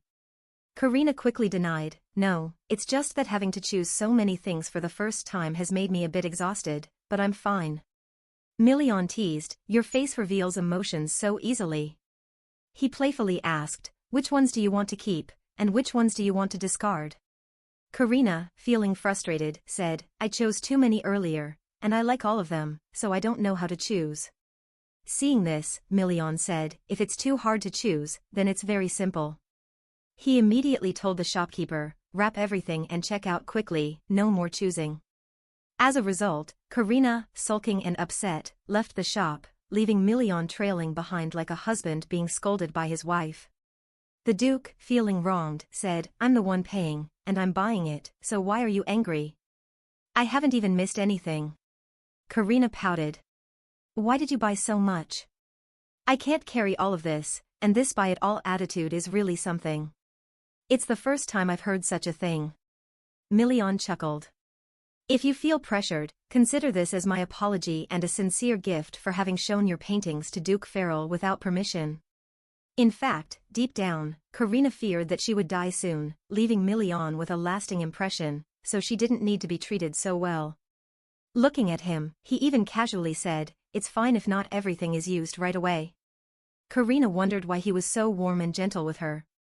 If it continued like this, she might not be able to let go of this world. Seeing Karina in a daze, Million playfully leaned close and asked, what are you thinking about so seriously?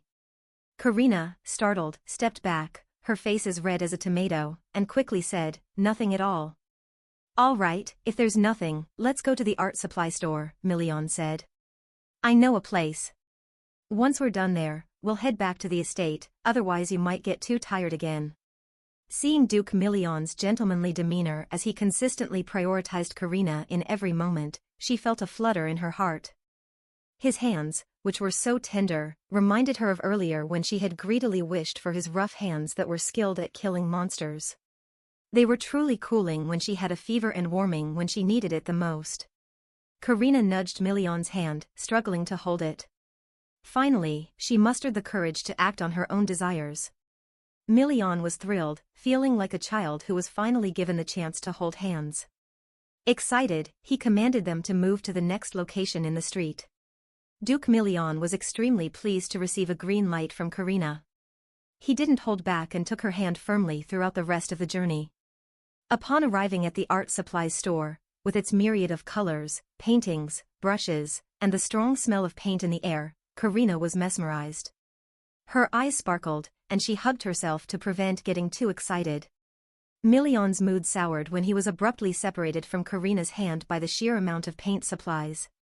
The store owner, an old man, saw the noble young lady visiting his shop and gruffly asked, what are you here for? Karina cheerfully replied, could I please see some painting tools? The old man, disdainful, shooed them away, saying, there's no place here for you and the young lady to look for luxury items, so just leave. Million's temper flared. Not only was he unable to hold Karina's hand, but now they were being turned away.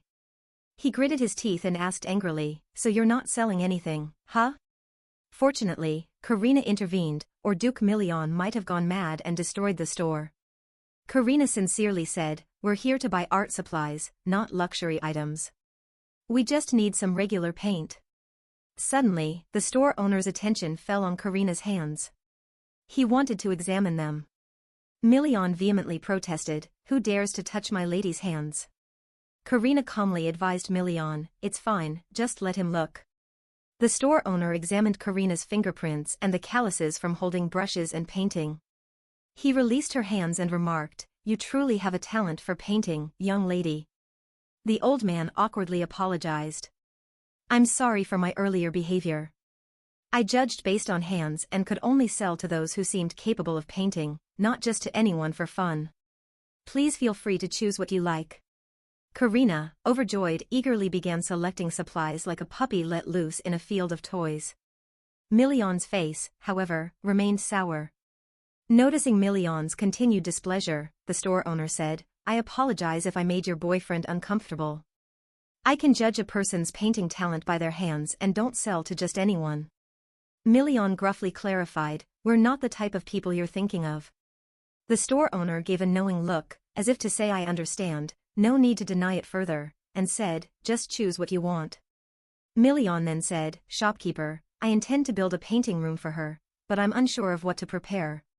Please find the most essential items and make a list. I'll pay for everything, money is not an issue. The shopkeeper understood and went to prepare immediately. Suddenly, the tattered sleeve of the shopkeeper caught Million's attention. The arm was completely severed and empty. Million asked if the shopkeeper could determine someone's ability to paint from their hands, and if so, did he himself paint? The shopkeeper sighed. I did have a talent for painting before, but after contracting a disease, my hand was severed, so I stopped painting. Million guessed, is it an artistic disease? The shopkeeper was surprised, as such diseases were rare in the north, and the young man knew about it. Meanwhile, Karina continued happily choosing paint colors. The shopkeeper shared with Million that he was once very, very good at painting, but after a while his right hand began to become numb and eventually necrotic, necessitating amputation. Switching to painting with his left hand, it too gradually became numb, accompanied by fevers and pain. But since coming to this cold northern land, everything had become milder. Million seized on this point, noting that the shopkeeper's artistic disease was similar to Karina's, with symptoms of fever and pain. Just as Million was about to ask more, Karina interrupted happily, informing him that she was done choosing and ready to leave. Million glanced at the colors Karina was holding and confirmed, are we really done? Karina, aware of his thoughts, knew she only had a limited amount of money left. Million, contemplating, could see she wanted more but was holding back, so he restrained himself. Million then turned to the shopkeeper, instructing him to charge for Karina's items and everything he had requested earlier. He asked that the prepared items be delivered to the Duke's mansion. Karina asked Million, what are you preparing? The Duke proudly replied, a painting room for you. You said you didn't have a place to paint in the mansion, so I'm building one. Karina was horrified and wanted to refuse, but before she could utter a word, a sharp pain surged from her heart, tearing her body apart. Indescribable agony. Karina collapsed on the ground, her blood staining the floor. Million, worried, rushed to help Karina. At that moment, she was in excruciating pain, suffering from an artistic illness. The protagonist's illness was among the most severe, with talent matched only by divine creation. Karina was delirious, struggling to breathe, and felt an overwhelming discomfort. Suddenly, a cool and soothing sensation touched her face. Karina slowly opened her eyes, feeling much better. Her heart hurt less, though she still found it hard to breathe. Million, concerned, asked, are you okay? Are you better now? You fainted earlier. Karina, as usual, said, it's nothing. I just had a bit of trouble breathing earlier. Her bit turned into lying in bed until late at night. Million relayed the doctor's words that she had fainted due to exhaustion. Do you feel okay now? Karina rolled her eyes and smiled awkwardly, trying to find an excuse. Maybe it's because I haven't been sleeping well these past few days. I'll try to sleep early from now on. But the Duke didn't believe her. He asked, are you really like that? Million's face was very serious. Karina felt a bit guilty. The Duke immediately pointed out he knew Karina's habits. Whenever she lies, she rolls her eyes and smiles awkwardly. So you're lying to me, aren't you? Karina, embarrassed, covered her face so he couldn't see her current emotions and whispered, isn't it like you've never seen anything? Isn't it okay? Indeed, Karina was torn between wanting Million's concern and not wanting it. In this world, Million was the only one who cared for her so thoroughly, staying up night after night and even neglecting his duties. It was just that the timing was wrong. She was dying and didn't want to leave Million with a haunting memory of her death. Even if it meant staying up with Karina past midnight, Million still smiled and willingly stayed by her side, because just missing him a bit made her faint. Karina pleaded with the Duke in her mind, don't be so kind to me, because the more you are, the more I'll regret my life. Then she said, we don't mean anything to each other, so please stay away from me and don't care for me so gently. However, the Duke was too familiar with Karina's rejection and fear of getting close to others, so he wasn't too concerned. A few days later, at the gate of the Zentar territory, a special guest was arriving. The gate guards, yawning and gossiping about the Duke, were so bored that their yawns were nearly tearing their mouths apart. They were eager to go hunt beasts. Suddenly, the captain of the guard used a spyglass to look into the distance. In fact, he had already seen it, he just wanted to confirm with the spyglass. From afar, there was a carriage with the Duke Charlos's coat of arms, which was so distinctive that it was immediately recognizable. However, the new guard next to the captain didn't know who the carriage belonged to. The captain reminded him, "Quick, open the gate and let him in." The newbie, puzzled, asked, "Who is it? Who else could it be?" "It's Duke Farrell." At this, the new guard finally understood. Farrell was so famous that everyone in the city knew him. He was the head of a family with a peculiar personality, and it was interesting that their Duke Million could be close to such a person. On Karina's side, she was finally able to get out of bed, as if liberated, enjoying the sunset and fresh air. Although she had breathed before, Million's strict supervision had kept her in bed, worried that even a slight movement might tire her out. After taking in the scenery, she went to the painting of a Hades that Karina had sketched and started adding color. It was almost complete. Karina felt conflicted as she was very grateful for Million's constant care and wanted to do something to repay him. Feeling a bit of roughness only through the drawing, Karina felt sentimental about the imminent completion of her work. However, she was still unsure whether to add more weight to her condition, but thinking about Million enduring injuries and having brought her warmth countless times, Karina smiled softly. Indeed, she really wanted to help Million in any way she could. After making her decision, she took a brush and applied the base color, built up the shape, highlighted it, and added detailed touches. After a long while, the painting was completed. Karina felt satisfied with her work, a truly vibrant Hades. At that moment, her eye color began to change, shifting gradually from blue to a brilliant golden hue. Karina fell backward. The miracle had happened, but with this enormous size, it was a bit terrifying. Could she handle it? From the painting, a gigantic leg with claws as large as Karina's body emerged. The gray-black fur with a hint of gold was his leg. Its appearance shook the mansion, causing violent tremors. The servants panicked, but they were accustomed to natural disasters, so there wasn't a major change in their reactions. The butler, France, and Karina's doctor were also shaken so hard that they seemed to lose their minds. The new arrival, Farrell, was greeted with the enthusiastic, rough hospitality of the Duke Million's household. The Duke himself rushed to kick open the door, urgently informing Karina that the mansion was shaking a bit.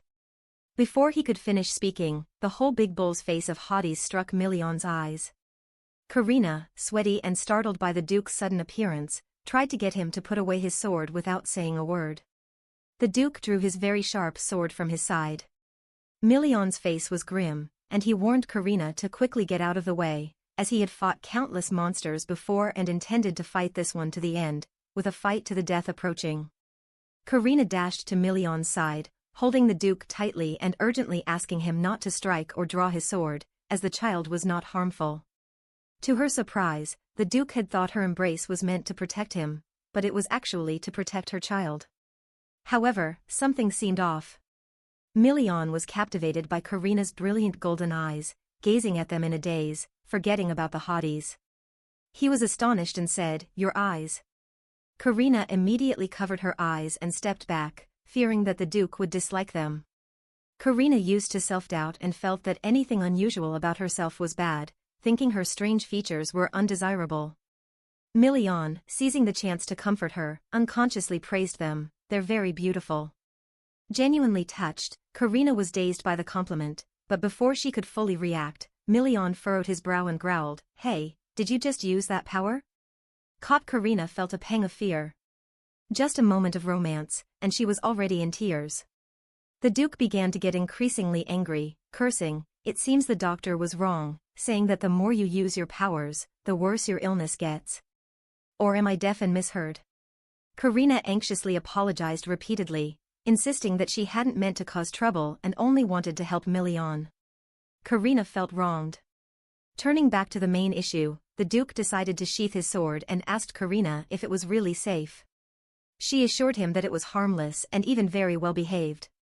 The Duke said, "All right, let's get this kid out of here first. It's too troublesome to keep it in." Karina agreed, approaching Hades and gently telling him, "Now, let's go outside." The child nodded agreeably, truly well-behaved. So well-behaved that the Duke's mansion floor ended up with a big hole.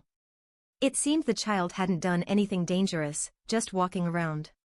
Karina, laughing nervously, promised the Duke she would make amends, so he need not worry. Million, however, was more concerned about Karina, asking if she was okay and not injured or tired. Karina felt warm inside. Indeed, Million was still a priority for her. Million then invited little Hades to the yard. The child was so well-behaved, understanding immediately. However, the child's size was somewhat too large and uncontrollable, leading to another door being knocked down and a few more holes in the floor. Both Million and Karina were speechless, watching as the child caused house damage effortlessly. Karina, covered in sweat and pale, sincerely apologized to Million. "I will make amends, I promise." The Duke, still as composed as ever, responded, "It's all right." Outside, the weather was gradually getting colder. Old leaves were withering, and new buds were beginning to sprout.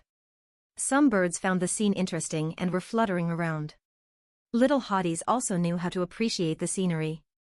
He growled at the birds to make them fly away. Million had taken Hades and Karina outside to practice in the courtyard, as it was the only place suitable for the size of Karina's little one. It looked as though he was touring a mansion, and Million was a bit shocked. He seemed completely unafraid, as if he was the enemy and feral of the family. Karina called Hades, and he immediately turned around, smiling at her with a gentle expression like his revered mother. Karina advised him, "Be good. Don't be naughty." He was very obedient, bowing his head so Karina could pat him. Million observed the entire scene and found that words couldn't quite capture the situation. He asked Karina, "Aren't you afraid of him at all?" Karina reassured the Duke that the boy was very well behaved at home and it was all right. Million looked at Karina intently and waved at the group of soldiers nearby. They were well-trained but still terrified, whereas she seemed completely at ease. Karina wasn't sure how to explain, only able to say that this child understood her heart better than anyone else in the world. Karina rubbed her head against the little one, as if genuinely happy, like a family. Eventually, they led Hades to a safe spot in the practice yard, where there were fewer people. Million wondered if there was a connection between the mind and life that Karina had drawn in the summoning. Suddenly, he sighed and asked her a serious question, "Why summon a magical beast? And why specifically Hades?" Karina was surprised and a bit flustered. She didn't expect him to ask this. How should she explain it correctly? She awkwardly tucked her hair behind her ear and confessed sweetly, "It's because I want to help you find its weaknesses." Karina regained her composure excitedly, affirming that it would be easier if the monster didn't run away, which would allow you to conquer lands faster. Karina confidently expressed her support to the Duke. Million was taken aback, acknowledging that it was an obvious truth. He was pleased but also somewhat annoyed that she had exhausted her energy just for this. "I didn't ask you to help me with this from the beginning." Karina smiled brightly. "I know that, but it's because I wanted to." Karina explained, "You wish to conquer for the north and the magical beasts, so if I can help in any way, I will. And more importantly, you won't get hurt." Million retorted, "I never asked you for this, and what if it makes your condition worse? I don't want you to use your strength to help others." Karina interrupted, "The Duke is not just anyone. I'm helping you because I want to, not because of anyone else, but because you are the one I want to protect." Karina gripped the hem of her dress tightly as she expressed her long-held feelings. The changing season seemed romantic enough to reveal her emotions. Million was shocked. It sounded like she was confessing her feelings. At that moment, Karina asked the Duke for a favor, "If you find this too much, then after the conquest ends, when we part ways, could you give me a really tight hug?" Indeed, a hug is usually a fleeting moment in life, something you can experience many times. From the moment you were swaddled as a baby, you received hugs. But Karina had not. A hug was a luxury for this girl since she was 10, or even just a glance. Thinking about receiving a warm embrace from him before leaving this world was considered a fulfillment for her, though she knew it was a selfish wish. Karina desired it as both her first and last wish before she rested in eternal peace. Million didn't respond. His expression was difficult to describe. Karina felt anxious, laughing awkwardly to ease the mood and adjusted her words to make him feel less burdened. Anyway, it would be nice to have a hug when I leave the mansion. Despite her reasons or justifications, a straightforward person like Million would understand the implication. Did she want him to hug her before she died? His mood was unsettled. Million gravely said to Karina, I don't need your help. I never asked for it, so don't do such things. As for the farewell hug, of course I will do it. His seriousness made Karina fearful and anxious, but mostly her heart ached. It seemed she was doing something redundant. Her thoughts were overwhelmingly negative. She stepped back, trying to force a painful smile. I won't do things I don't like. I'm sorry for speaking out of turn. Million wanted to explain he didn't mean it that way, but just then, the butler appeared and interrupted. He announced, Lord Farrell has arrived and is waiting in the guest room, sir. Karina was surprised by Duke Farrell, whom Duke Million had mentioned before as an excellent art appraiser and a person who trained artists. He had also seen her paintings. The two people decided to head to the office where the esteemed guest was waiting. Farrell, sipping on a cup of black tea, gave off an oddly calming feeling. In just a moment, that tranquility was shattered. Farrell turned around, laughing and teasing, I was planning to take my time coming here, and now I see you finally showing your face. Indeed, tranquility was when one didn't have a friend whose face always looked like a debt collector's. Seeing Karina and Million, Farrell proactively greeted and introduced himself, a tall young man with an impressive aura and ivory-colored hair, quite distinctive. Karina's face turned bright red, presumably she had never seen anyone so handsome before. Extraordinarily and marvelously beautiful.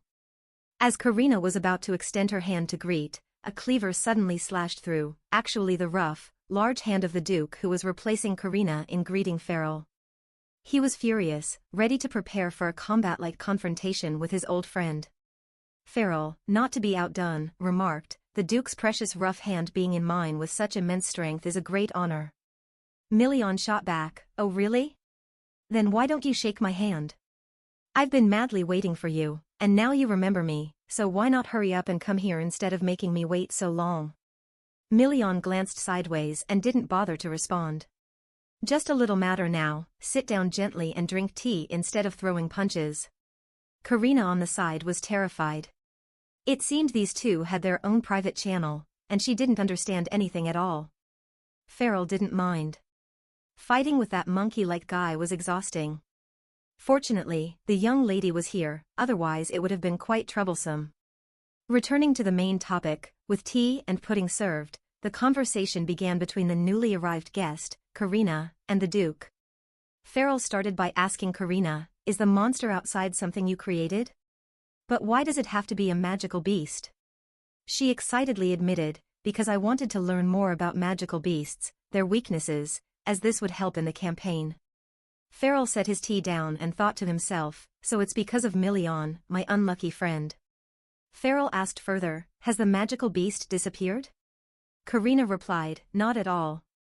It's still enjoying the clear sky and the soldiers out in the yard. Farrell began to speak calmly. Before personally encountering the monster, I wasn't sure about anything, but it turns out you are a miracle of creation. The tea in the cup shimmered like his mood.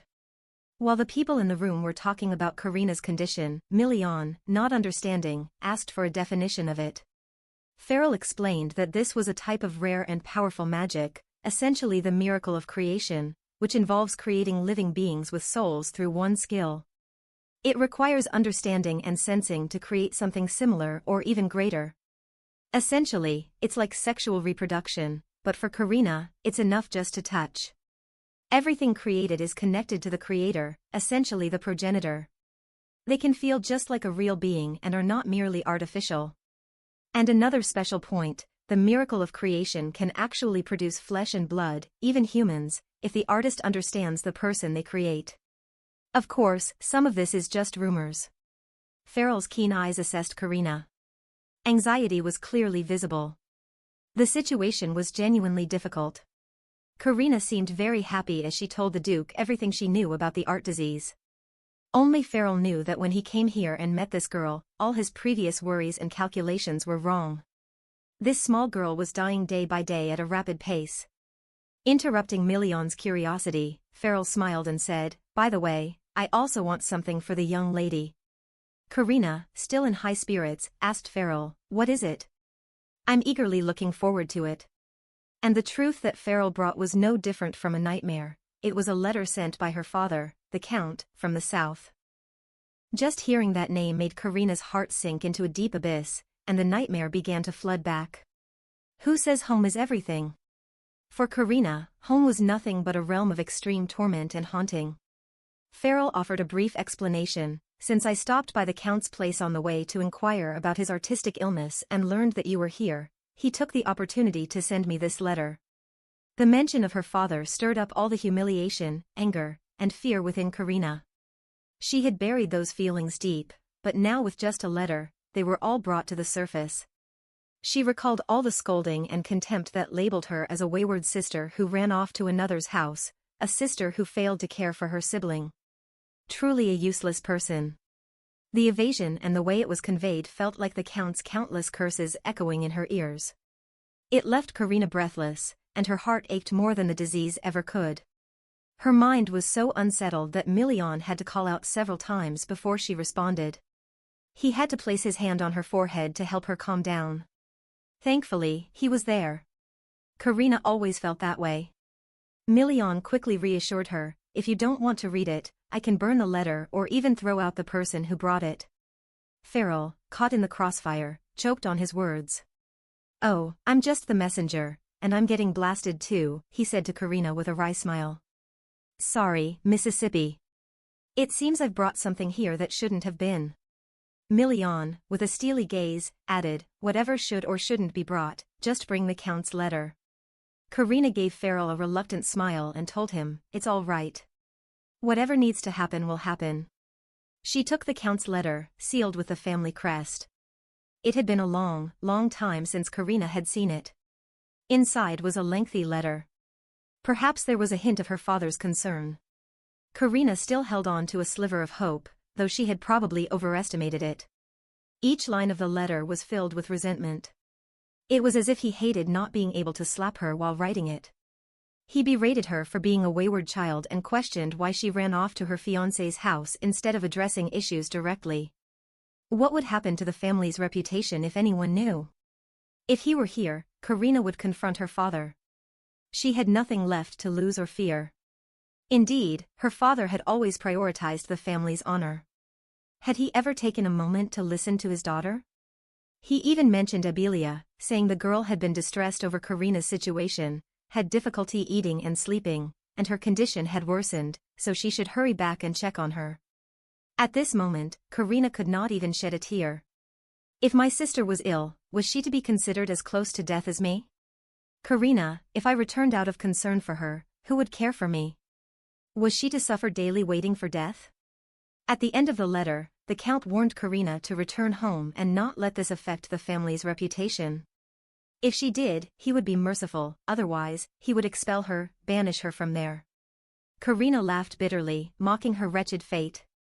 What was there to fear about expulsion when she was on the brink of leaving this world? What she needed now was just a coffin, which she had already prepared. Million, concerned, asked, "Are you all right?" Karina didn't respond. She stood up and sighed. "It's just that my father remains the same as ever." She walked with the letter to the fireplace. If she had once dared not to resist and could only endure, now she could stand on her own feet.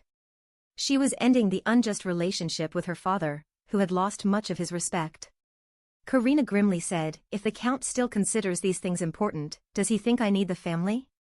In the end, he still refuses to believe anything. Karina threw the letter into the fireplace. The fire was beautifully bright, burning away everything that had confined her for over 10 years, everything she had to endure, remain silent, and suffer. Since love was not given, there was nothing more to lose. Karina's gaze became sharp again. To be the sister who stood behind her brother, the obedient older sister who gave way to her younger brother, and the confidant to her sickly sibling, apologies, but none of that mattered now.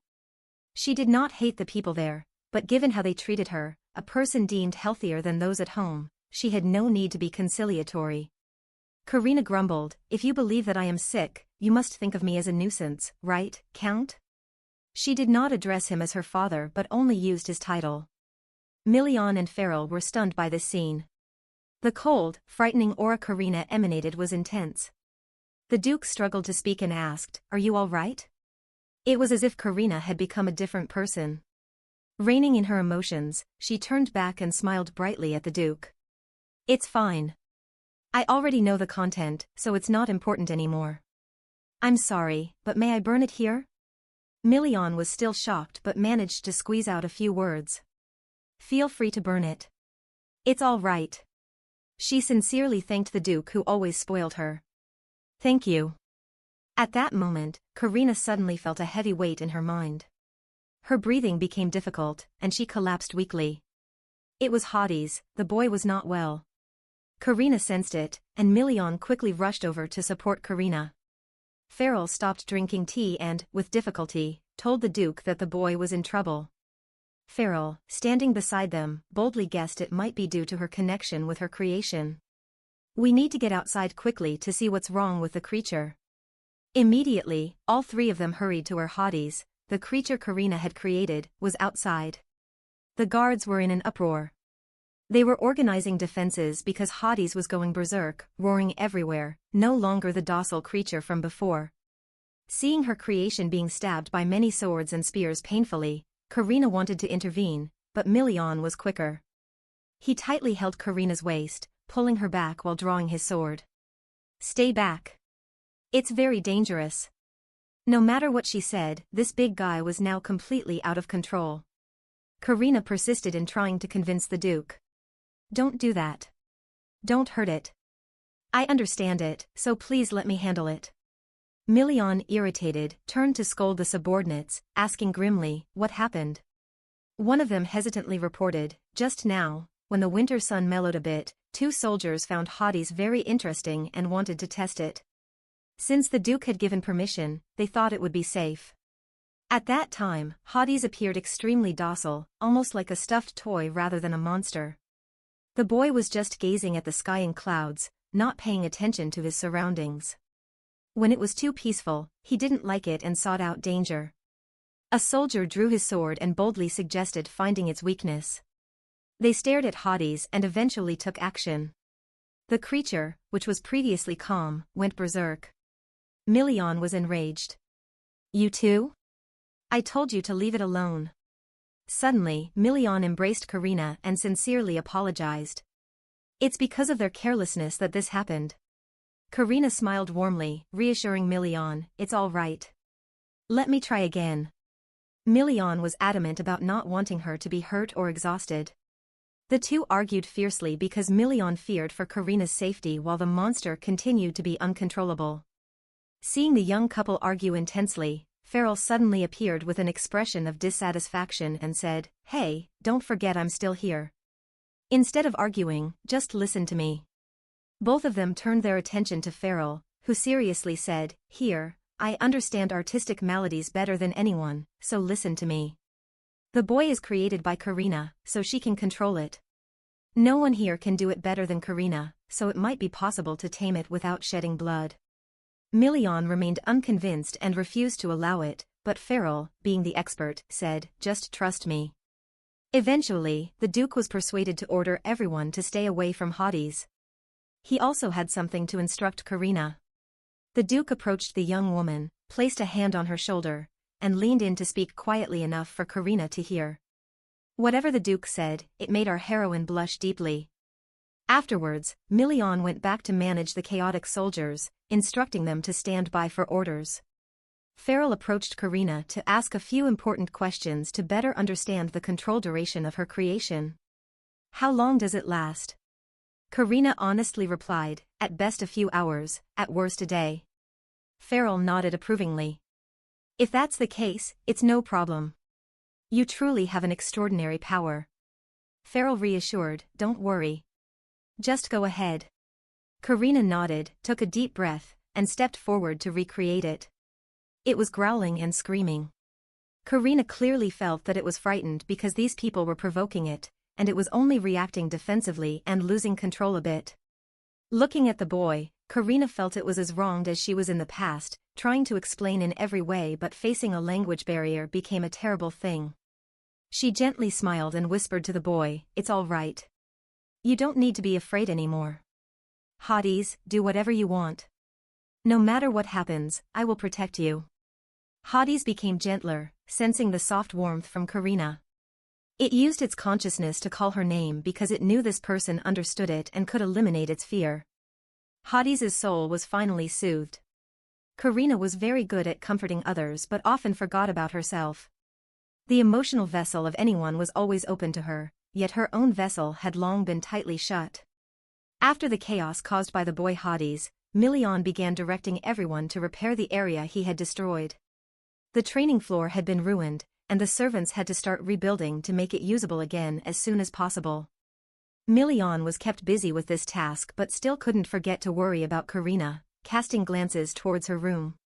There was no one there. It seemed that Karina was busy in her room since she hadn't gone out today.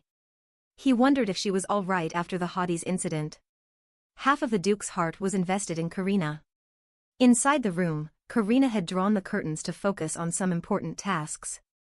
At this moment, she was wearing a luxurious black dress. People often say that dressing formally for significant matters can be more inspiring, and Karina was no exception. Today she was not painting but had decided to write a letter. Eventually, this day had come. There was no escaping it or pretending that nothing had happened. The moment the pen was set down, Karina felt she was no longer the same as before.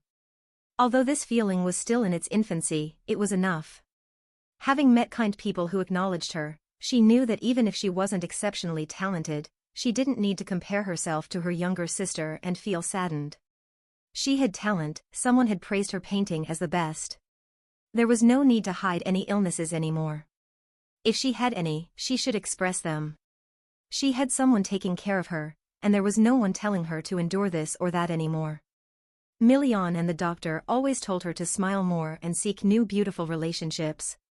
Karina was no longer confined by dusty walls. She could laugh, play, and paint freely, like a blooming and loved flower. Having finished the letter, Karina felt a long day had passed. Finally, she had poured out her heart.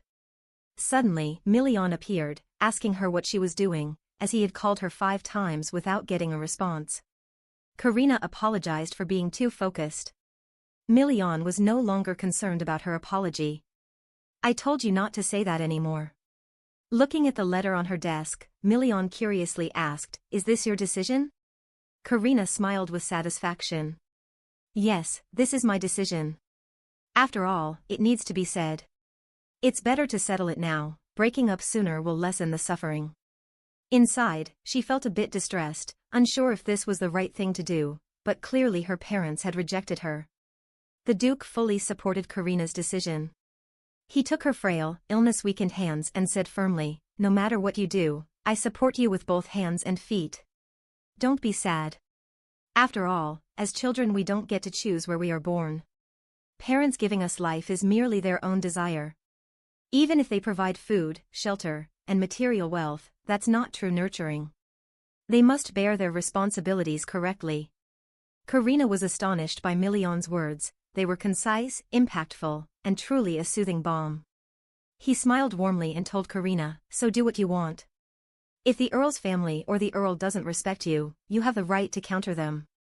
When they insult you, I will take responsibility for everything you do, so feel free." A truly happy smile finally graced Karina's face. It had been a long time since she had smiled like this. Actually, being next to Million always made her happy. Karina sincerely thanked the Duke for being so kind to her. The gratitude made the Duke blush, and he awkwardly said, "If you feel grateful, could you spare me a moment?" After Karina agreed, the Duke led her to a room filled with vibrant, colorful light and luxury. Karina never imagined she would set foot in such a room. Seeing her face light up with joy made the Duke's heart bloom with happiness. Million struggled to introduce it. "This is a room I've prepared just for you. Although it's not as good as in the south, I think it has everything you need to comfortably paint. If there's anything you're not satisfied with, you can let me know." Karina remained rooted to the spot. Everything here was very different and wonderful. At the Count's house, she had never had a proper place to paint. Her room at the end of the corridor was damp and barely saw sunlight. Whether day or night, it was a gloomy room, completely unsuitable for an artist. But the art room Million prepared was everything Karina had always dreamed of. With a space full of light, she could paint anytime, anywhere. She walked slowly towards the bookshelf, feeling overjoyed but also a bit pained. This gift was more valuable than anything she had received before, yet why did her chest ache so? She murmured, "You really didn't have to be so kind to me." Million couldn't see Karina's expression clearly. He smiled awkwardly and tried to explain, "You don't have to feel pressured. Just consider it a gift from me." Karina felt aggrieved. "But I haven't done anything for you, Million, so receiving this is really too much." The small girl's grievance was unbearable for Million. He came up with a reason, "Well, you see, your hotties has been very helpful. Thanks to it, I could defeat monsters more easily." Karina pouted. "But it also destroyed the entire training ground. Moreover, I'll have to give you the money it damaged by the end of the year, and what about the scratches it made in the mansion that injured the guards?" Million was at a loss for words, pushed into a difficult position by Karina, and uttered a few words, "Don't worry about it." It was also embarrassing. Seeing the Duke's expression, Karina chuckled. He was still so endearing. Karina turned to admire the art room and expressed her gratitude to the Duke. "Thank you for not making me responsible for those damages. This is truly the art room I like the most. I've always wished for it, and now I can paint more comfortably. The lighting here is great, I can stay here all the time." She then expressed heartfelt regret, slowly saying, "It's just that now I only have half a year left here. It's such a pity." These words made the Duke uneasy. Million quickly wanted to keep Karina here and said, "You can stay longer if you want." He was sincere and serious. "Even if you return to the Count's house, you can come back here to paint occasionally. I completely allow it, you're welcome here any time." Karina smiled sadly and declined. "I only promised to stay for that long." She clasped her hands together tightly to prevent herself from getting emotional. While she sincerely thanked Million, she mentioned a practical issue, "You also have to welcome a new one, so how can I shamelessly stay here?" Million wanted to explain that there were no new people here, but Karina didn't give him the chance. She changed the subject, thanked him, and promised to use the art room well. Million helplessly sighed. "If anything comes up, just let me know.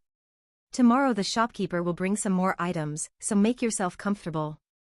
With that settled, Million went outside, and their conversation ended abruptly. Standing in the hallway, Million was extremely restless.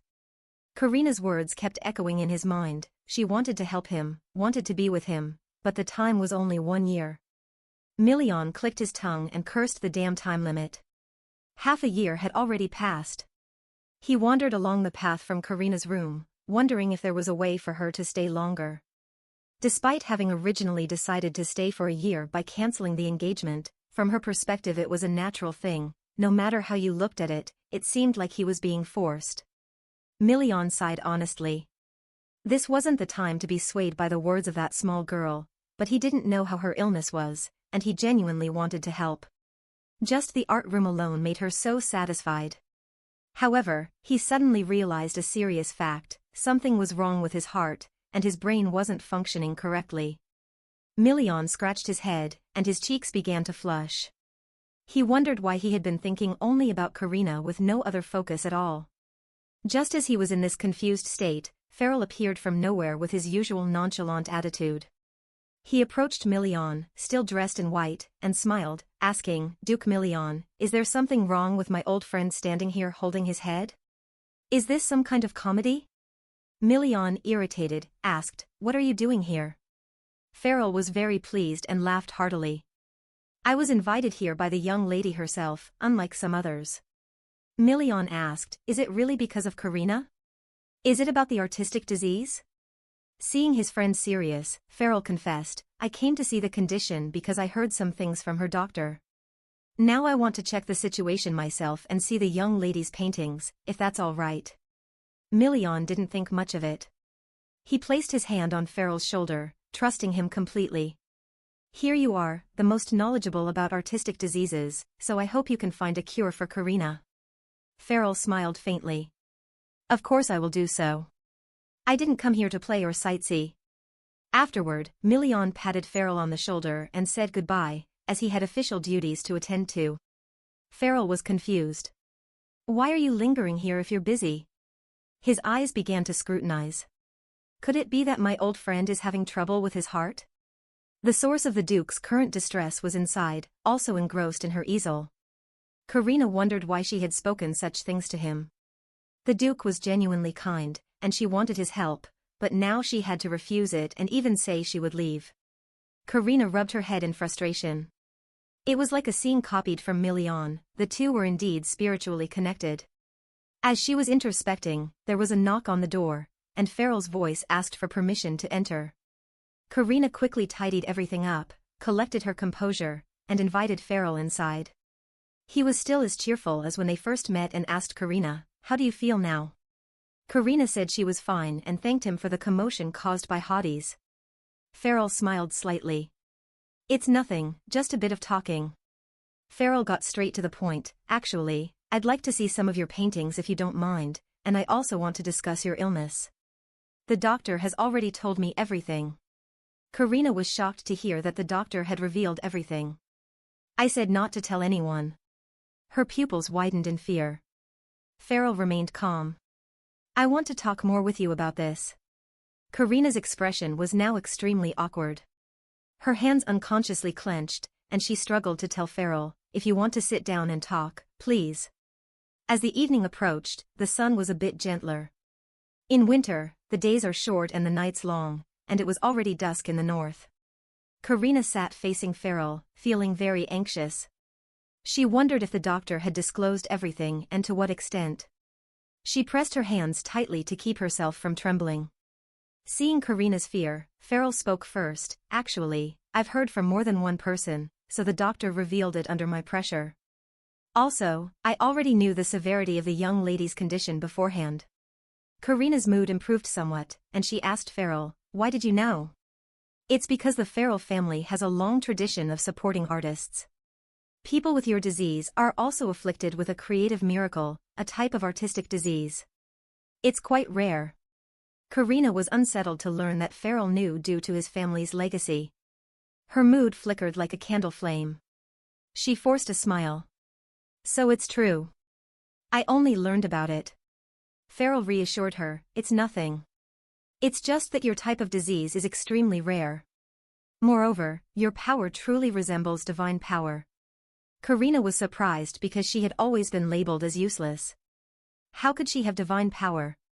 Sensing that Karina didn't fully understand, Farrell explained further, creating a work of art and maintaining it for an hour is already very difficult, but young Lady Karina can create a living creature and maintain it for a day, even easily controlling it. There are no records of a creative miracle creating such a large beast. Karina finally understood. So that's how it is. This disease is rare, and it's even rarer for someone to trade their entire life to paint as I do. She asked Farrell, somewhat dazedly, do all people accept the price to paint like I do? Farrell agreed, few can give up what defines them. After all, it's passion and talent. So most people with artistic diseases don't live beyond 30. Most are more attached to painting than to life, sinking deeper into their art. Eventually it becomes a mania, using their flesh and blood to create works of beauty they pride themselves on. Karina didn't expect it to be so severe, but she understood that feeling. Creating a masterpiece with her own hands was something she could relate to. Karina clenched her hands, accepting that life was the price she was willing to pay to maintain her paintings.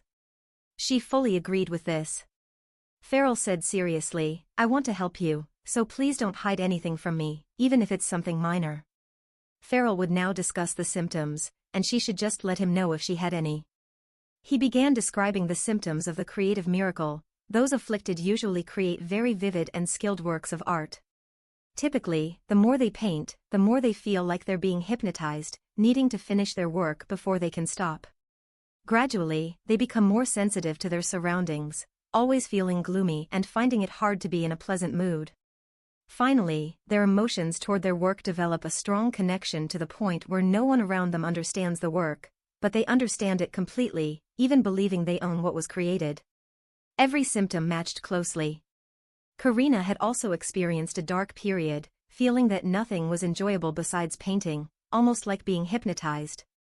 She struggled to speak, admitting to Farrell that all the symptoms he described were present, not missing a single one. Farrell was extremely surprised, not expecting all the symptoms to be present in this young woman. Karina admitted that she always felt captivated by her paintings, never stopping until she was satisfied. She even wanted those around her to understand her work, but no one could, yet she understood it thoroughly, just like with hobbies. Farrell didn't expect this young woman had to endure everything and turned to painting only to relieve her loneliness. Farrell sighed. "I don't mean to scold you, so calm down. If you keep running away like this, it will ultimately be you who faces difficulties. If you let your emotions control you, painting out of anger, sadness, and loneliness, you will regret it later." Karina understood every word Farrell said. This was the second time someone advised her to live a happier life. Perhaps that would improve the situation, she wasn't sure, nor was she clear. At that moment, Farrell asked Karina, "Is it the final stage?" She no longer avoided the question and directly admitted it. Farrell suggested, "Would it be all right if you could set aside the painting from your mind, even just for a moment?" Karina firmly denied, "It's completely impossible. If I set it aside, I would have nothing left." Seeing Karina's mood begin to decline, Farrell decided to stop and comfort her. "Actually, I used to be like you, someone with artistic talent. I couldn't remove it from myself either." Karina, astonished, asked, "Even Duke Farrell experienced that?" Farrell's family was a long-established lineage in the arts, known for nurturing and supporting artists from a young age. Farrell had a keen interest in music, specifically the flute. He played it constantly to the point where his family had to assign someone to supervise him. Laughing heartily to lighten the mood, he confessed to Karina, "Back then, I even hid from my family just to play the flute at all costs." Eventually, Karina's mood improved. Farrell moved to the next step and boldly asked Karina, "Could you show me your painting skills?" Karina thought for a moment. She needed to go to the Count's house to deliver a letter through a painted portal anyway, so she could show him then. This was a prerequisite for merely viewing her painting, therefore, if she showed him, he could see and evaluate her ability most accurately. Karina understood Farrell's intention. "We can start right away." After a brief moment, Karina changed her clothes and prepared to paint. Farrell wondered, "Don't you need to sketch it out first, or can you paint directly?" Karina assured, "It's perfectly fine. I can paint faster now." She began to lay down strokes of color. Each brush stroke was precise and unwavering. It was the first time Farrell had witnessed such a miraculous sight. It was beyond his imagination. Karina completely shone while painting, even her incomplete strokes were so vivid that they drew one's consciousness into them. It was more powerful than any ability he had ever seen. It was truly a refined talent.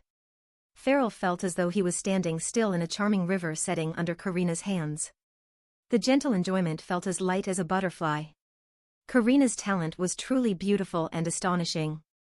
Farrell couldn't figure out how to express this endless feeling to her. On Karina's side, as painting a space-warping portal was somewhat beyond her strength, she started to feel short of breath. Nevertheless, she had to push through to finish. Just when she seemed unable to hold on any longer, a soft flute melody began to play. Looking over at Farrell, she realized he was playing the flute. The melody was soothing and pleasant, making Karina feel that her breathing was easier, light, and relaxed. The pain tearing through her inner heart completely vanished. Karina continued to paint. Thus, the space, with one person painting and another playing music, felt like a fairyland. Naturally, when Farrell created the miracle, his eyes shone just as brightly as Karina's. After some time, the final work was completed. Putting down the paintbrush, a large portal with intricate patterns emerged. The portal glowed realistically, and it seemed that touching it would make the material palpable. Once Karina finished the portal, Farrell also completed his piece of music. Karina was surprised by his talent, being able to compose music on the spot. Suddenly, he blushed and confessed to Karina that he had fallen in love with her. In any case, Farrell's face would be red from being teased for his strange behavior. Now that they were friends, Farrell, excited and embarrassed, asked, "How was my music?" He hoped for praise from Karina. She thought it was wonderful and was truly grateful to Duke Farrell for helping her feel more comfortable while painting. He smiled and said, "It's nothing, just a spontaneous composition. Seeing you paint so inspiringly, I decided to try composing a piece. I didn't expect it to fit so well."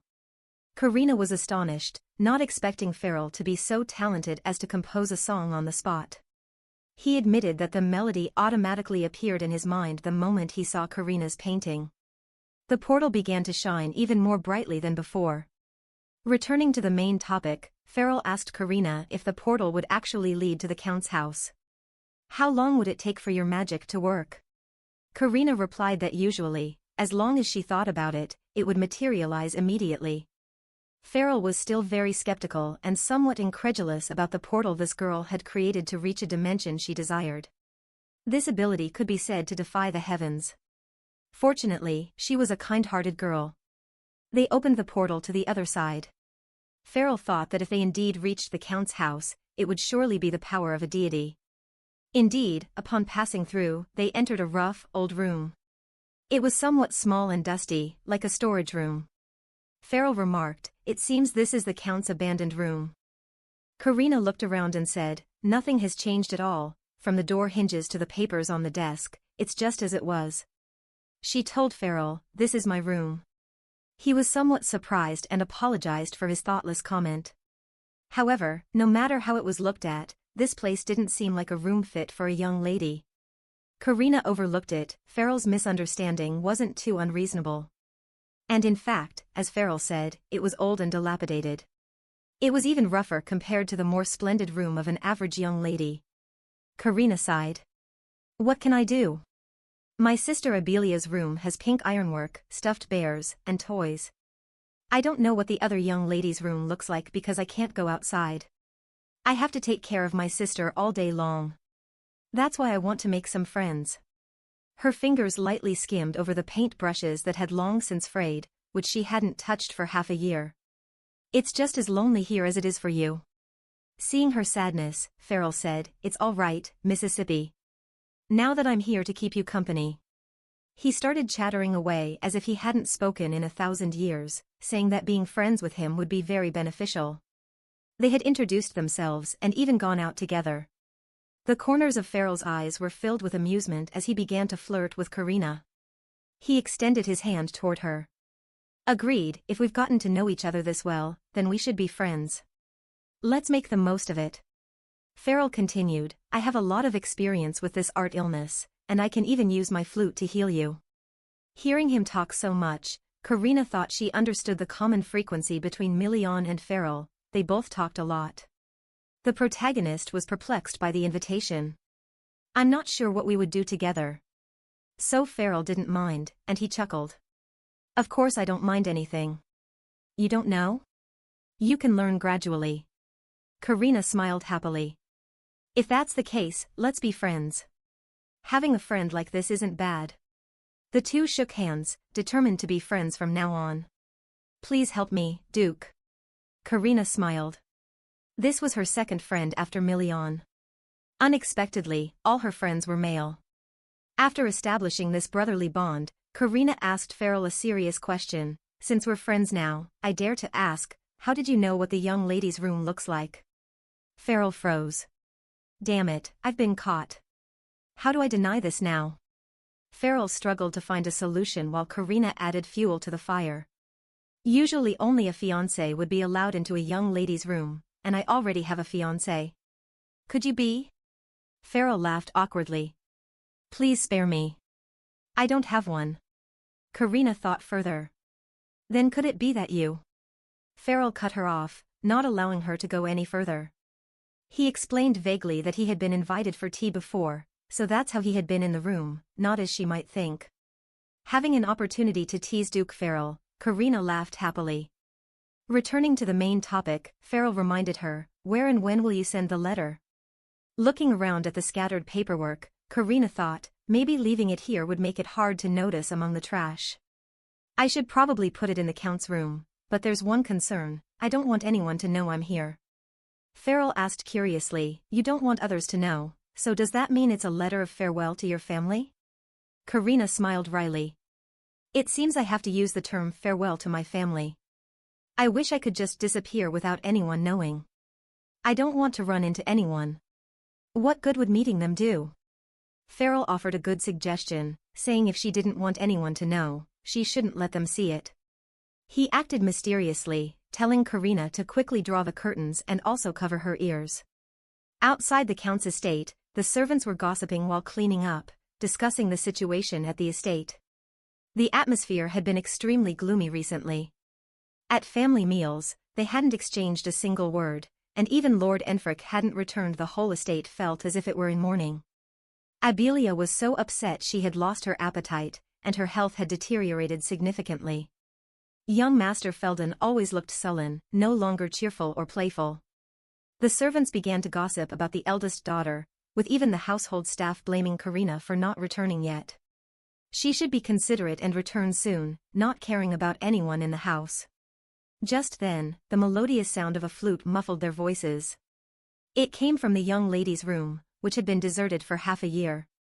As Karina wondered what was happening, the servants yawned loudly and then collapsed unconscious on the floor. Observing the scene, everyone was asleep, and Karina couldn't help but admire Farrell's talent for lulling people to sleep. He chuckled nonchalantly, saying, "These small tricks are nothing compared to the young lady's talents." Karina looked around. Surely no one would have a good memory of her. Karina wandered down the hallway to the Count's study. She had walked this path hundreds of times, but little did she know this would be her last. Farrell suddenly asked Karina if the letter she wanted to leave behind was a farewell letter. Karina smiled emotionlessly. That's exactly it. It's a letter telling them not to worry about me anymore. Farrell asked Karina if it was too harsh to leave without saying goodbye, considering that after all, parents are the ones who suffer the most. Karina gave a bitter smile. Indeed, I had tried to tell my parents, but did you know that no matter what I said, my father never believed me? He only believed what he could see. Perhaps it was only when he saw my body in the coffin that he would realize I was telling the truth. I wonder if he regretted it at that moment. Unfortunately, I was no longer around to know. If my coffin were sealed forever, perhaps then the family would realize that I was sick. Karina's desolation was evident, even Farrell could feel it. Why had this house turned out this way? Karina herself admitted, if you want something, you have to speak up. She had tried, but they didn't even care when she wanted to die. At this moment, a familiar figure caught Karina's eye. It was her little sister Abelia, lying asleep on the floor after hearing Farrell's flute. She quickly ran over to check on her sister. Farrell assured her it was nothing, just a brief nap. About 3 hours, and she would wake up. Karina's eyes briefly clouded with sadness. Even at this moment, her body still instinctively followed the habit of protecting her little sister. She asked Farrell to help carry her to bed. Farrell was more than willing to do so. She guided the Duke to place the child on the largest bed, one without comparison or sorrow. Abelia's room was filled with glittering toys, a variety of colorful bookshelves, and stuffed animals of all shapes. Putting the two sisters' rooms on the scale, it was truly like comparing heaven and hell. Looking at the pictures that Abelia had collected of her sister, Farrell felt something strange. It seemed he had missed something. Although surprised, Farrell wanted to ask Karina, but she interrupted him. Karina whispered something into her sleeping sister's ear, her eyes full of affection and boundless love. They genuinely loved and cared for each other. It was just unfortunate that they were born at the wrong time and into the wrong family. After whispering and comforting Abelia, Karina stood up and signaled that it was time to leave. It was time to do what needed to be done. As Farrell followed Karina, he found himself puzzled. Why was she so attentive to that little girl despite having conflicts with everyone else in the house? Karina turned her back, leaving an explanatory remark, "Our relationship isn't as you think. It's not about hatred or resentment, just difficult to face. This family is very happy. Everyone can clearly see that, and it's the truth. Only the happiness of the five must be maintained by the sacrifice of one remaining person." That is the rule in this house, and Karina, you are just the second daughter who received no attention, even being invisible. Abelia is ill, Enfric always brings good news, Felden is a troublemaker, and me, if I lived here, I couldn't even think of myself for a moment. Karina's loneliness was as stark as the long corridor she had walked down hundreds of times over the past decade. No matter how hard she tried to walk softly or politely, she was never noticed. So from now on, Karina was no longer bound. She looked towards the hopeful horizon. Having severed her ties with the family, she wanted to live the rest of her life for herself, to do what she wanted. Right, Farrell, she asked him for confirmation, to gain more motivation. Farrell understood and fully supported her. She would be known not by the title of the successor's sister, not as Abelia's elder sister or the Count's daughter, but as the talented artist Karina. Her works would be preserved in the world through praises. Farrell could see the deep desires reflected in her eyes, immense and grand. Perhaps he could help in some way, at least to achieve what she wanted before leaving. Of course, to do that, forgetting everything about this place was the top priority. That's why the letter had to reach the Count today. After Karina returned, the Count had just arrived at the mansion as well. He took off his hot, cumbersome coat after working outside all day and asked the butler if anything was going on in the mansion. As the master of the house, the Count immediately felt that something was off from the moment he stepped inside. The butler promptly reported, a strange thing happened earlier. It's unclear why, but everyone in the mansion fell into a deep sleep after hearing a certain melody, even I myself was put to sleep. It's been about 3 hours since then. The butler provided a detailed account of the situation. The Count, with a stern face, asked if anyone was injured or if anything was missing. The butler replied that there was nothing. Suddenly, the Count noticed a letter on his desk. He asked the butler, "Is there a letter for the mansion today?" Both were surprised by the presence of the letter, as the mailbox was empty today. Holding the letter, the Count found it strange. If the butler hadn't seen the letter in the mail, how did it end up here? Moreover, the letter had no sender name, so who could it be from?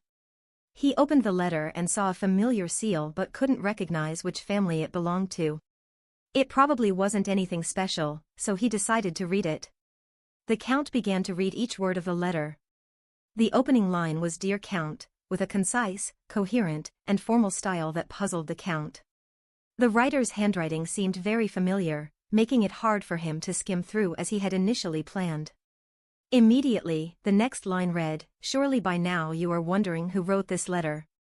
The Count involuntarily clenched his fist as the letter's author seemed to understand him extremely well.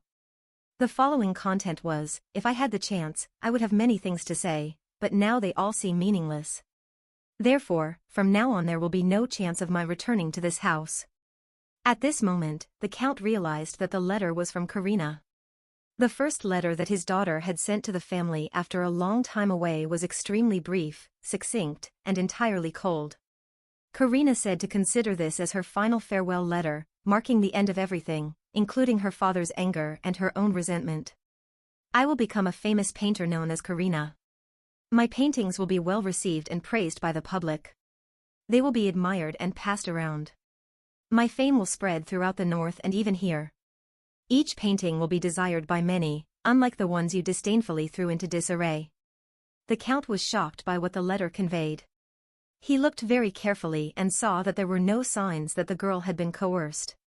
Could Karina really be this cold? "You often told me not to tarnish the family's reputation. Perhaps I listened and understood, and now I have always adhered to that. This time I will say something similar to you. Please do not tarnish the name of the future famous painter, someone whom this family will never be able to reach." The Count did not know that writing these words, Karina had dredged up all the pain she had tried to bury for a decade. Karina's long wait had ended. She no longer needed to wait for her mother to visit her brother, or care for her sister before comforting her. She no longer needed to wait for her father's family gatherings, celebrating her brother's success or her sister's recovery, to celebrate her own birthday. Karina revealed the secret to the Count. She had now found a new world where someone made her look forward, and that person always watched over her, never leaving her side. In this world, Karina was the main character, not Abelia, Enfric, or Felden. It wasn't about being the sister or the younger sibling, nor was there the experience of being slapped in the face until bruised, or being thrown out of the room, or being scolded when her sister's play caused a bookshelf to collapse. There was no daily confrontation with someone's anger, even if it was just for giving her sister what she wanted. Because there, Karina was loved, cared for, and attended to with gentle attention. The little girl would no longer have to cry into her hands at night or suffer the loss of her first birthday present in frustration. Because of love, there were no unwarranted scoldings. Because of love, the broken pieces were to be mended. Because of love, there was someone who would pat her head and ask if she was okay and take her temperature whenever she was ill. Upon reading this, the Count, enraged, slammed his hand on the table. The butler, who had just brought in medicine, was startled. At that moment, the Count was still berating Karina for being ungrateful for the care she had received. Suddenly, the Count noticed the next line in the letter, which responded to his current anger. The letter was short but succinct. Karina asked the Count one simple question: did I truly say nothing? 10 long years is a decade, and only a mute child would be unable to speak, father. You knew from when I was young that I was a well-behaved child who never cried, didn't you? Oh, and I wonder if you even noticed. The Count was taken aback. He began to review everything. When did every fragment in his mind become an image of Karina smiling? She smiled when studying, she smiled when her little sister whined to keep her from playing with friends, even when he scolded her she smiled. When did his child become one who never cried? There was no memory of her crying at all. This could only mean one thing: the child had long since lost her emotions. Karina revealed, it's not that I didn't speak, but in the presence of everyone gathered, Abelia, Enfrick, Felden, did anyone ever hear me? Each time I was neglected by my parents, my feelings shattered into pieces. 10 years is long enough for a sturdy mirror to shatter, father. What could I do but endure that pain and give up speaking? You know, wounds from the outside can heal with medicine, but the cracks in the heart will only widen. A once pristine piece of paper will no longer be the same after being trampled on. Father, if you want to see me, come to the north directly. I will not go anywhere. And when the time comes, bury me however you wish. Enraged, the Count crumpled the letter and threw it on the ground. He ordered to contact Duke Milian and demand that Karina be brought back immediately. The butler, hesitating, said that the north had already begun winter, and the city gates and checkpoints were all closed.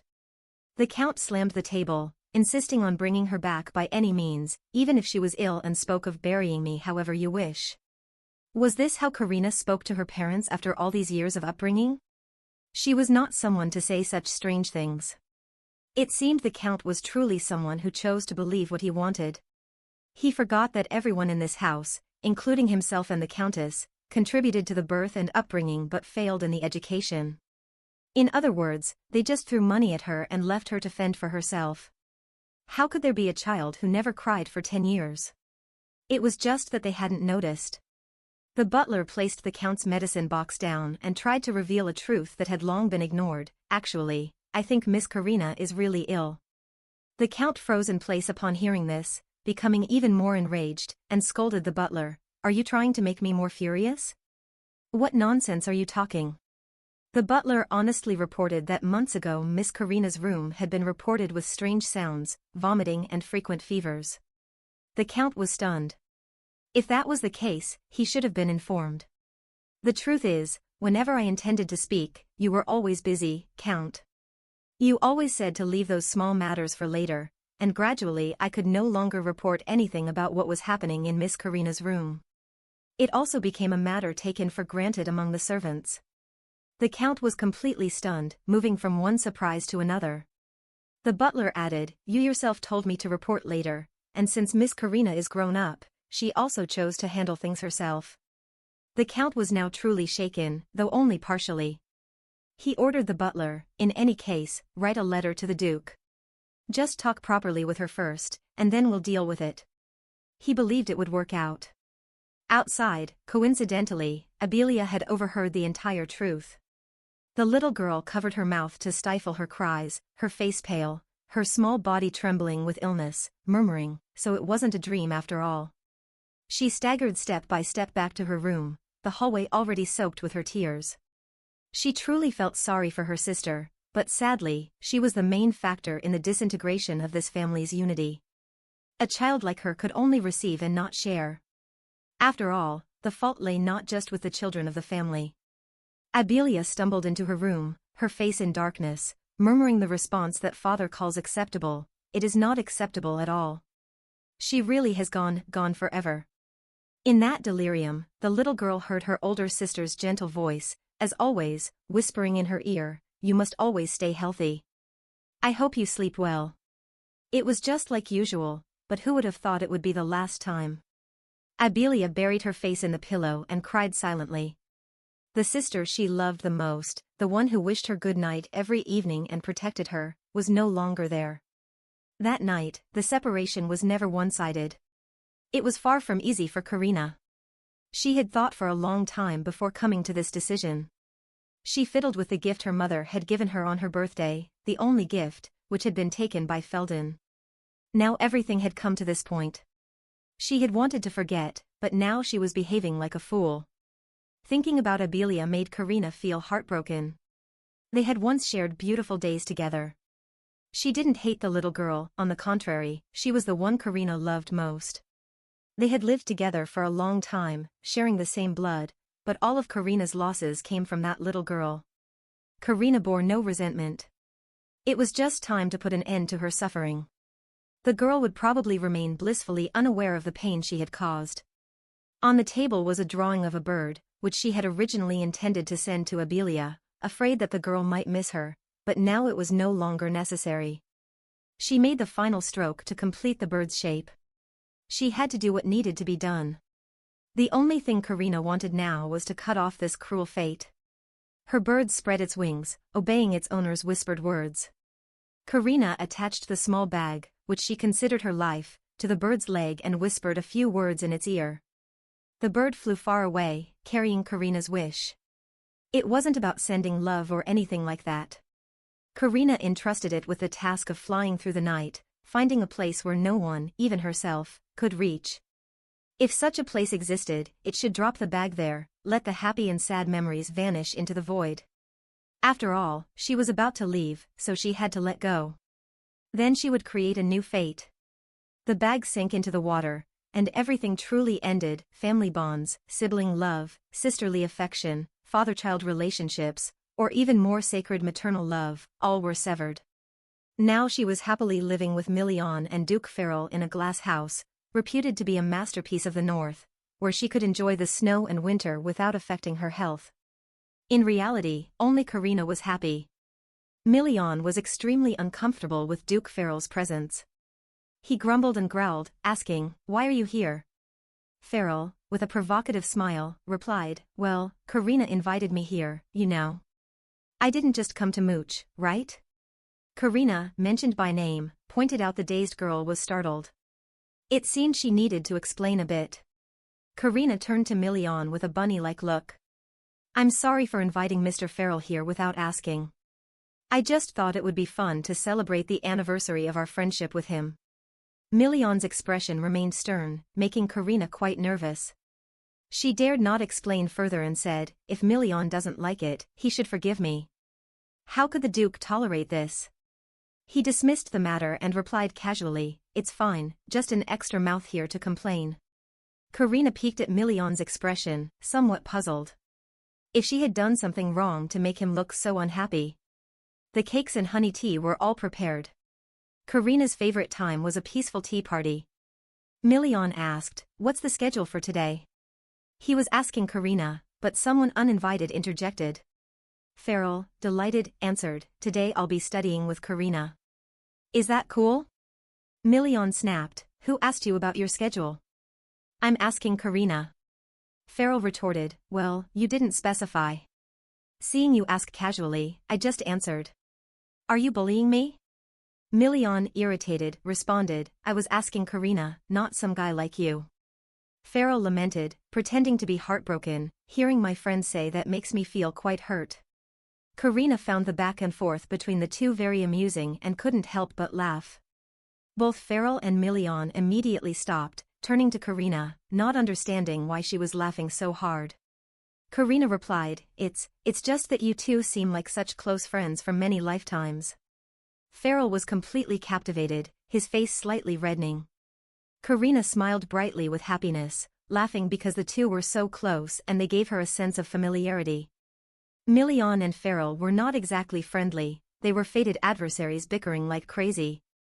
Karina found life to be much more peaceful now, being able to laugh and talk freely and converse with others with ease. Million was still trying to explain. Both he and Farrell were entangled in a fateful grudge, with the Duke's stubbornness being hard to articulate.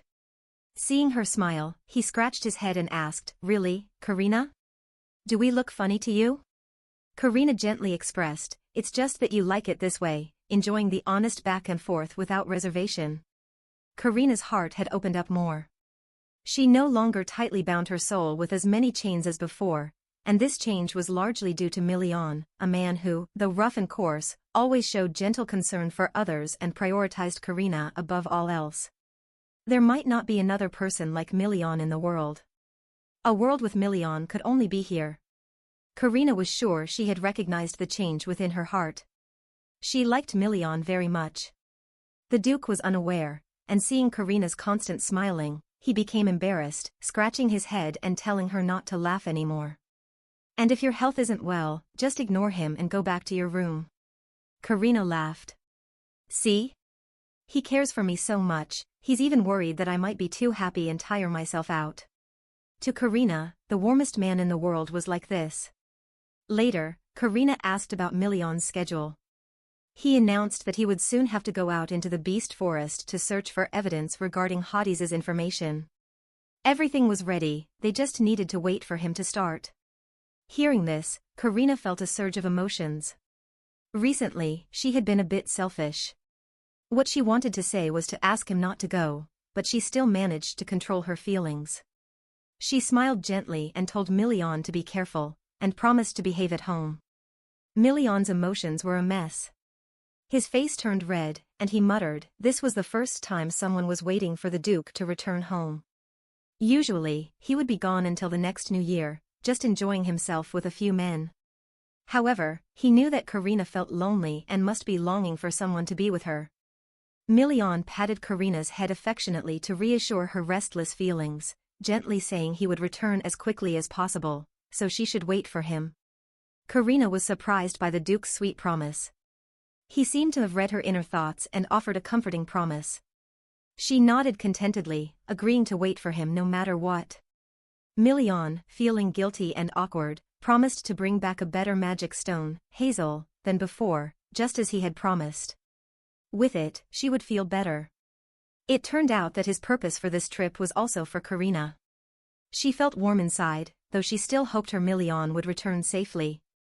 Karina joked that perhaps the Duke had prayed for her, which made the Hazel truly effective. Million agreed. Farrell watched the entire scene, feeling like a mere spectator, yet he had the opportunity to see this interesting moment. Clearly, the emotional bond between the two was showing, although it leaned slightly to one side, there was something on the other side as well. Seeing his friend, who was usually so rough and brutish, able to make Lady Karina smile so comfortably, it seemed that Farrell's friend was indeed charming. However, Farrell was troubled by one thing, wasn't it that they were preparing to cancel the engagement? Karina sipped her tea, glancing subtly at the Duke. Farrell knew she probably didn't want to make her feelings for the Duke too obvious. The atmosphere was cheerful and lively, until Karina suddenly felt a sharp pain in her chest, starting to feel nauseous. However, she couldn't ruin the mood for everyone. She controlled her nausea so much that her hand holding the teacup was shaking uncontrollably. At this rate, she might end up collapsing. So Karina stood up calmly and gently, saying she was feeling a bit tired and asked to leave early. The Duke immediately inquired about her well-being and offered to help her back, but she refused. If Million took her back, he would see everything. Karina smiled, appearing fine, and said she could go back on her own, asking him to stay and continue talking with Duke Farrell. After all, there was still time left in the tea party. Million was annoyed but decided to ignore Farrell. He didn't care to continue the conversation. Farrell, sitting aside, was also in an awkward position. So Karina slipped away to her room before the tea party was over, leaving just the two of them in a tense silence, extremely uncomfortable. Farrell began to poke fun, clicking his tongue. Well, look who it is. What's this about hazel stones? Million responded irritably, when are you going to leave? It was clear that when Karina was present, he was accommodating, but without her, he was straightforwardly dismissive. Farrell sighed. I must have done something good to be friends with you. Farrell awkwardly changed the subject. Don't you think it's excessive with a friend who traveled all this way just because you asked? Million saw through it. There's nothing to it. You wouldn't come just because of a request, but probably out of curiosity about the owner of the painting, right? The letter Million sent previously had included a painting of Karina, mainly to pique Farrell's curiosity. That's why he came here. Farrell sighed. So you knew, leaving an unfinished painting in there. Million retorted, well, I wanted that painting to be completed. So if it's you, you'd probably return it anyway.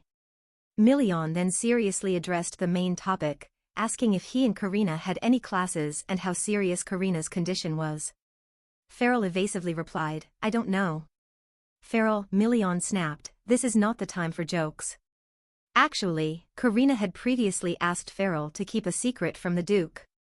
After reflecting on the miraculous power she possessed, she requested that Farrell keep this matter from the Duke, hoping that he wouldn't know about the remaining time she had.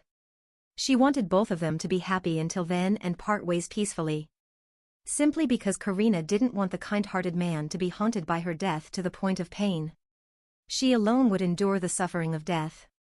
Which is why Farrell currently kept the secret from Million and said it was Karina's request, so there was nothing else to do. Million was taken aback. Farrell smiled and stood up. So I can't tell you anything. Farrell also ended the conversation with her, keeping secrets and never revealing them even once. Farrell changed the topic to make his friend's mood more relaxed. So what's this hazel stone Karina mentioned that makes her feel better? Million explained, it's the type of stone that helps Karina improve. It's obtained when hunting magical beasts, though it's very rare. Farrell pointed out, rare, yet you didn't tell the lady and also promised to return early. I heard that according to the belief, just giving a hazel stone to a sick person can make them improve day by day. Right, Million? Farrell teased, since when did Duke Million become so superstitious? The Duke, caught in his own words, was irritated. He pointedly warned Farrell, I've heard of such beliefs, if someone points a finger at someone else, that finger will break. Let me demonstrate. Farrell wisely fled, knowing he would end up roasted if he stayed. Million called out, still fuming, hey, what's this class you mentioned? Stop being secretive. I'm getting irritated. But anyone close to Million probably wasn't afraid of death. Farrell poked his head out, laughing. Well, it's a secret. Returning to Karina's room after parting ways with Million and Farrell at the tea party, she was trying to compose herself in her room. Just then, a maid passing by heard strange noises coming from the room and came in to check. Seeing Karina shivering while clutching her stomach, the maid asked, Miss, are you all right? Karina was startled. She absolutely couldn't let anyone else know. If they knew, Million would also find out. She didn't want anyone to see her in this pitiable state. She composed her expression, tried to adjust her face, and managed to force a weak smile at the maid. I'm fine. I just slipped and am a bit tired. The maid immediately became concerned, quickly helping the young lady up and then saying she would go fetch a physician. Karina struggled to stop her. There's no need to make a fuss. It's just a minor fatigue. She clutched her hands tightly, trying to keep herself upright and reassured herself that everything was completely fine, just uncomfortable. The maid was adamant. The physician must be called, as ordered by the master. Even if it's just a minor issue, the physician must be summoned. Hearing Million's order warmed Karina's heart a bit. He always cared about her down to the smallest detail. It might even be more comforting than some bitter medicine. Karina wearily told the maid, please invite the physician to my room. In her heart, Karina tried to reassure herself that nothing serious had happened yet. She was still managing, and it was far from over. She hoped time would slow down a bit. She hadn't cared before, but now she wanted everything to slow down please. Afterward, Karina went to her room and lay down on the bed to rest. The physician who examined her was the same one who had treated her in the south before, only this person was willing to tell her the whole truth about her condition and was fair with all patients. He even left his work at the clinic to come here for someone like Karina, who was on the brink of death.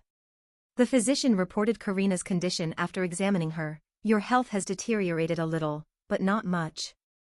However, even a small deterioration is significant, indicating that Karina's condition is progressing slowly. However, each outbreak increases the suffering. Karina thanked the physician for coming so promptly. Every time she had an attack like this, he asked her about her symptoms, and she recounted the recent symptoms she had experienced. The prescription had already been changed to a new one, so it was necessary to review the symptoms to determine if the medicine was suitable. First, Karina mentioned her vomiting condition and asked the physician, "Lately, whenever I eat something, I end up vomiting everything. Is it possible to avoid eating? I don't want Million to see me in such a terrible state." Farrell advised Karina, even with frequent vomiting, it is necessary to eat to sustain the body. Your condition is like a sand castle, the waves keep hitting it, and it might collapse at any moment. Therefore, it needs to be reinforced. Even if eating causes painful vomiting, it is still necessary to maintain. Karina smiled wryly and asked, "Is it just a matter of paying attention to eating?" He mentioned many things. The physician looked at Karina, a young girl being gradually drained of vitality. He gave her this piece of advice: among those in similar situations, if you want to live, I can help you, even if it's just for one more day. However, the prerequisite is that you must have the will to live. Speaking of the will to live, Karina felt she had found it. Now she was no longer living in the past with the Count's family or anything, but she had found a new world for herself. There, Million and friends cared for her when she was ill. Now she suddenly felt a bit of greed, that she would be happy beside that man. Her work would become famous and well received. Karina would be renowned as a genius painter with her paintings. At that time, she would have happy memories with Million and part ways neatly. She told the doctor, "Don't worry too much. I don't want to make Million feel unnecessary guilt." The doctor asked Karina another question, "Do you feel any particular pain?" Karina thought for a moment. She knew what he was referring to, which was the issue with her heart.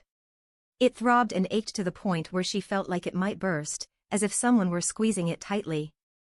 At times, Karina wished it would just burst to stop the pain. Of course, her mood was just like that. The physician nodded in sympathy. He had once experienced temporary blindness due to an artistic illness and shared the same feeling. The eyes seemed to be about to burst when one could do nothing, which was how symptoms of artistic illness manifested. The physician said, if only every person with artistic illness had common symptoms, then there would be hope in finding a cure. Karina comforted the doctor, "It's all right. It's fortunate to have you here helping." Indeed, he was also a source of motivation for Karina to change herself. Originally, she wouldn't have known Farrell and him, but now both were involved in bearing the burden of her life. The doctor immediately corrected himself, saying, "Don't say that. My job is to save lives. If a doctor were to have patients hide their illnesses, they would no longer be a doctor." That statement made Karina pause, as if he were referring to her own condition. In the past, she had to hide her illness from her family too. Karina gave a wry smile to the physician, self-deprecatingly finding it ironic that now, at the very end of her life, she was still clinging greedily to life. A realization that came too late. The doctor kindly said, "It's nothing. You're a patient, so you don't need to apologize. And you have the right to pursue whatever you want, whether it's health or illness, at any time." Just then, Farrell knocked and entered the room. He still had his usual relaxed demeanor and gave a mild smile to the doctor. "I just wanted to talk to Karina, so I came in here. I didn't mean to interrupt." He was still the calm and polite young man. The doctor waved his hand. "It's fine. You can come in now, I've finished my examination." He bid farewell to Karina and Farrell, reminding her to take her medication regularly and to contact him if there were any issues.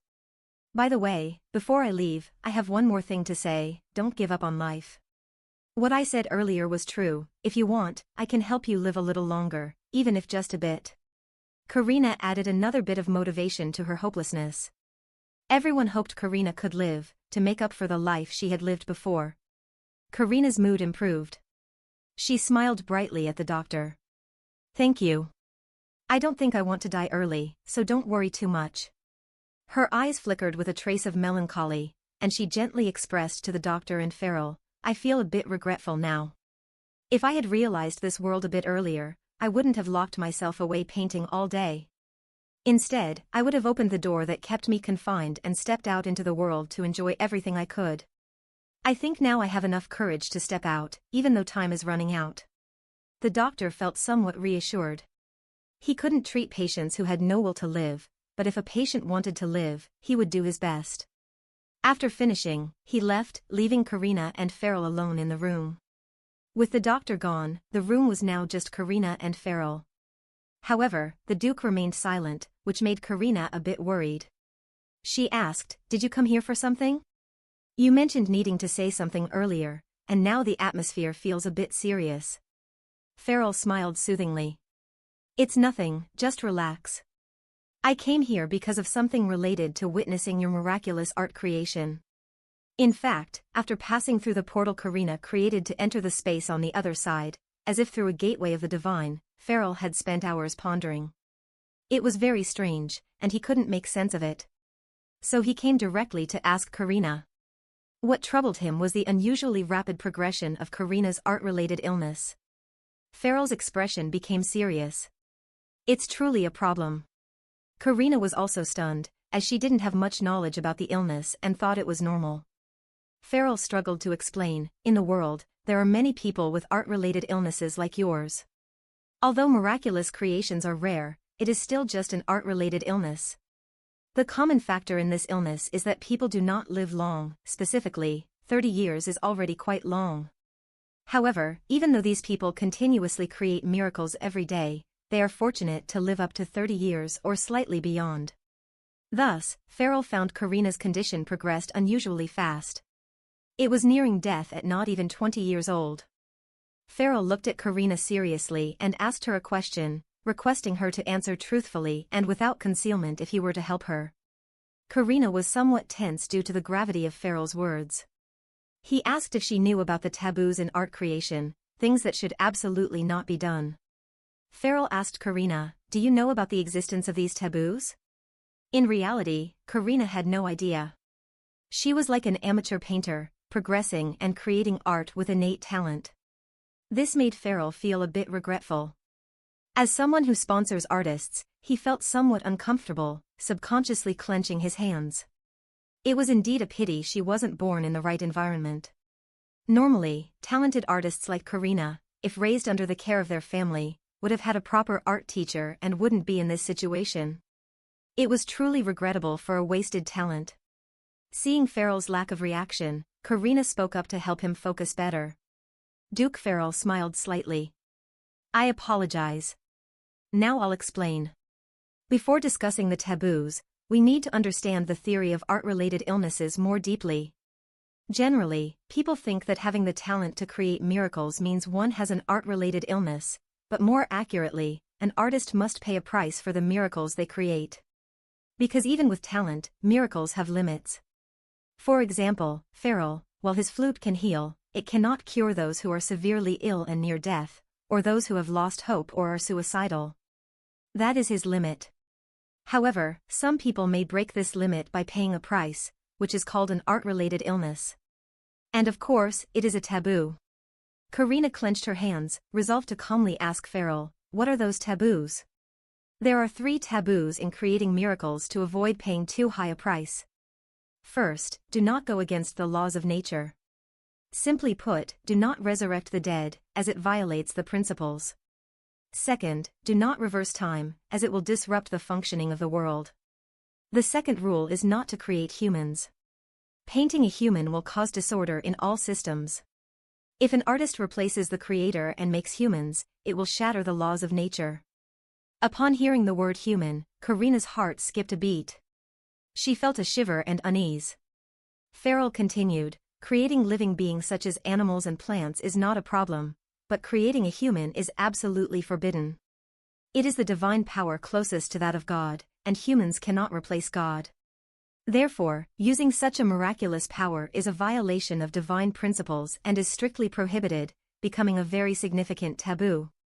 After all, who does not have the desire to create a human according to their own will? The power of God indeed has a great temptation. And finally, the unchangeable rule is not to use miracles to kill people. If Karina can draw a living heart, she can also draw that person in a state of death, just like divine judgment. It is taboo to some. The principles, for Karina to understand easily, do not use miracles for actions close to that of a deity, because the deity is omnipotent, and humans cannot replace him. Farrell looked at Karina seriously and asked her a question, requesting her to answer truthfully and without concealment if he were to help her.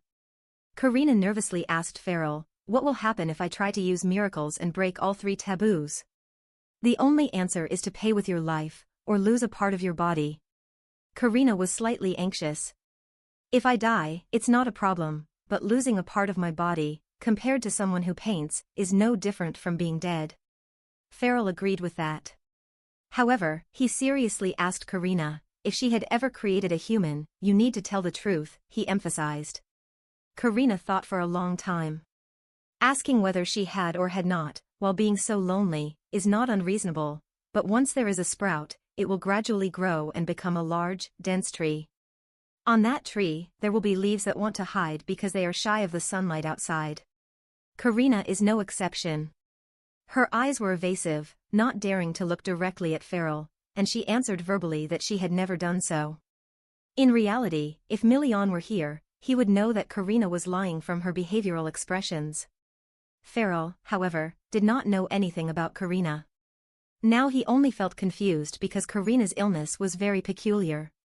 If she had never broken any taboos, there would be no reason for the illness to reach stage 3 at such a young age. He told Karina that there were many people in the world who created miracles and were more frequent than Karina, yet they still lived to be 30 or older. So this was indeed a conundrum. Karina asked Farrell a troubling question, "Do I have a chance to survive? In the past, I never had the will to live, so I just waited for death. But now I do have the will, and a lot more, so I want to try being greedy for once." Hearing Karina's question, Farrell felt a bit helpless. It was like a doctor who cared deeply for their patient but couldn't cure them. The more frustrating part was having a desire to live but being unable to do anything. Seeing Farrell in distress, Karina also realized that everything seemed impossible. She gave a slight self-deprecating smile. "Before, I wanted to die, but now I'm asking such a silly question." Farrell comforted her, "Nothing is impossible. Isn't it true that artistic illness is meant to be unsolvable? I will do my best to help you. Moreover, although it might be somewhat convenient, I have thought of a method to reduce your condition to a lower level." Karina was a bit confused. What kind of treatment requires Farrell to use the term somewhat convenient to describe it? It's to intentionally create an unfinished masterpiece. In other words, when Karina is almost done painting, you should stop at the final brush stroke. Farrell explained further, a painting missing the final stroke is not considered complete, and no miracle will occur. It's different from my musical miracles, where the whole piece must be played. It's hard to stop once you're immersed in music. So for the painting miracle, just try to control yourself to stop at the final stroke. Karina was skeptical. Indeed, if I stop at the final stroke, it will be an incomplete painting. But is that okay? Farrell assured her, "Karina, you are a talented artist. Even if a painting is missing a stroke in your eyes, for the audience out there, it is already a masterpiece." He extended his hand to save Karina's fate. "I believe that if it's you, you will surely make it. If Karina gives me a painting missing a stroke, I will make sure it becomes famous as expected." Looking at that strong hand, could she believe it? Or rather, did she feel insecure about herself and did not dare to take the bet? But it seemed that there was nothing left to lose. Karina placed her slender hand into Farrell's large hands. It was not as rough as Million's from wielding a sword, but it had a sense of serenity. "Although there is not much time left, I still hope you can help," Karina said. She smiled sincerely, making the Duke's heart race, his face flush red and his heart beat fast. Seeing Farrell in a daze, Karina called out to him to bring him back to his senses. He composed himself and reassured Karina, even if you have an artistic illness, there is no law that forbids us from treating it. Didn't Karina already try to break down the walls that confined her? The light you see every day is a result of your own efforts, so why not look further? Care about what you want and strive to complete it. We will go together. I will be with you to the end and happily walk alongside you as friends. Of course, I don't intend to protect you excessively, but to some extent, just let us know what you want, where you want to go, and how you want to do it, and we will help you as friends. Farrell spoke with all his sincerity from the bottom of his heart, leaving Karina a bit embarrassed. Outwardly, she laughed it off as overly grand, but in reality, she was already deeply touched. She had someone she loved and a friend like Farrell who was always by her side. After the conversation with Farrell, Karina felt much calmer. She often sat on the balcony to relax her mind after a long stressful day of work. Moved by the scene, gazing at the moon, she thought about Duke Million and wondered how he was now. Had he set off yet? Perhaps he was in too much of a hurry and couldn't bid her farewell. Not wanting to dwell on him too much and with limited time left, Karina decided she needed to write down the additional things she wanted to do. For Karina, everything now is precious. She has a friend like Farrell, someone who cares and loves her, and a space to paint freely. Next, she thought of giving a gift to her beloved. The image of Duke Million immediately appeared in her mind. She planned to cook him some delicious dishes, pack them in pretty boxes, and give them to him while he was on his campaign. Then came the thought of Duke Million's hugs. Oh, how smitten she felt. Karina quickly erased the 18+ images from her mind. She realized she was getting carried away and needed to slow down. Since Karina was sitting on the balcony, she wasn't aware of what was happening inside the room. Million had been watching her for a while. Earlier, after knocking on the door several times without a response, he had rushed in, thinking something might have happened. To his surprise, he found Karina diligently writing something, looking serious, then pulling at her hair and hitting herself in a way that was both pitiful and incredibly endearing. Million felt a sense of satisfaction seeing this. She was undeniably adorable, but then Million was startled by his own thoughts. He couldn't believe he was thinking such beastly things. Seeing Karina lost in thought, Duke Million walked in and asked, I knocked on the door several times, yet you didn't respond. Karina, what's going on? Karina quickly stood up to apologize. I was just lost in thought. She then asked Million, have you returned, or are you about to leave? Million was there to inform Karina that he needed to scout deeper into the forest before the official campaign began. The Duke added, since I'll be away for a while, I wanted to see you before I left. I noticed you didn't look well earlier, so I was a bit worried. Karina smiled faintly to reassure him. I'm a bit tired, but I'm feeling better after resting. The doctor has checked me too. Million was relieved to hear she was okay and wanted to ask more about her condition, but suddenly remembered Farrell had mentioned that Karina didn't want to reveal too much. Was there something she was hiding? Million found it difficult but tried to control his feelings. He clenched his teeth to maintain his composure and awkwardly adjusted his words, telling Karina to rest well and not overexert herself. If you need anything, let me know. Karina smiled brightly and obediently listened, also reminding Million to stay safe and come back. They parted like a couple saying goodbye, with the man heading to the battlefield and the woman reluctantly watching him go. The night sky was beautiful and bright but felt lonely. Karina felt a tinge of sadness as he left, knowing her time was limited. Karina asked Million, when will you return? Her small, elegant voice carried a hint of regret. Million hesitated, intending to say he'd be back the day after tomorrow, but quickly changed his answer when he saw Karina's hopeful eyes, like a small, expectant stray cat. It made Million struggle to control his emotions, so he said he would return by noon the day after tomorrow. As soon as he said this, he mentally chastised himself, wondering if he would even make it by then. He realized he had spoken impulsively. Unexpectedly, the Duke's rash promise actually made Karina very happy. She could look forward to seeing Million again soon. The fairy smiled softly like the bright moon, gently promising, I will wait for you. Million was haunted by the thought of the little girl. The next day, his subordinates had a terrifying experience due to their master. In the northern forest, surrounded by snow, there was no trace of green or life, only a blanket of white. The northern forest was notorious for its monsters during winter, and traveling through it was difficult. Million led his cavalry through at a gallop. Though they were on a scouting mission, not a race, he was pushing hard because of his promise. An aide reminded him, "Duke, you're moving a bit too fast. We still have plenty of time, so we don't need to rush." Million replied sternly, "I have to be back by noon tomorrow, so we must hurry." The aide, upon hearing this, was incredulous, as normally they would travel until nightfall and still might not make it. The aide quickly shifted sympathy to the exhausted soldiers who were so worn out they moved like zombies on their horses. But Million didn't care. "Recommend you follow my orders. I'm the commander, and I lead, you need to keep up," Million said. Unbeknownst to Karina, her presence had caused the soldiers to complete the scouting trip in a fraction of the usual time. As they reached deeper into the forest, where the snow was falling thicker and the environment darker and more eerie, Million stopped his horse. Fortunately, Million still had some compassion and allowed his subordinates to rest. He instructed them to quickly eat some simple food and then regroup to continue.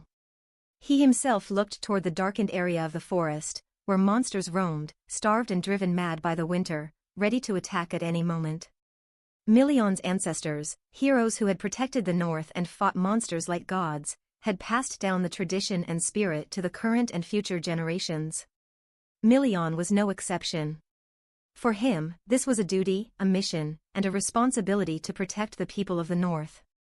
Now it had an added weight, he had the little girl to think about. Thus, Duke Million's thoughts were on returning to embrace Karina tightly after the campaign, just as she had asked, but in good health. He was determined to bring back plenty of heron. Meanwhile, the little girl in Duke Million's heart was standing in front of the mansion, waiting for her husband. Her gaze was fixed on the gate of the mansion. Although she knew Million would return the next day, waiting for the one she loved was a form of happiness. Karina wrapped herself in the velvet scarf Million had bought for her. As she was waiting, she heard a voice behind her. It was the doctor who had examined Karina in the south and had come to stay with her through the winter to monitor her health. He teased Karina, "Why are you standing here? The Duke won't be back until tomorrow." Karina smiled awkwardly and pretended to say, "Actually, I'm just taking a walk." To be honest, even though he's not coming back until tomorrow, Karina couldn't help but wait for the image of that man to appear before her. However, no matter how Karina explained it, the doctor and the servants understood completely, it's human love, after all. The doctor observed for a while and remarked, "Karina, you've changed so much from when you were in the south." She herself felt the same way. She cheerfully told the doctor, "I feel more positive now than before. I've done new things that I've never done before." The doctor, curious, asked, "What are those things?" Karina began to list them as they stood in the courtyard, summarizing a few things. The snow had fallen, covering the entire garden and the seating areas.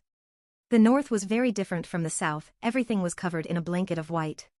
Karina's first change was making this trip, and then writing letters, letters informing the Count's family not to worry about me anymore. Although I know it's painful, I actually feel happier now that I've severed ties with them.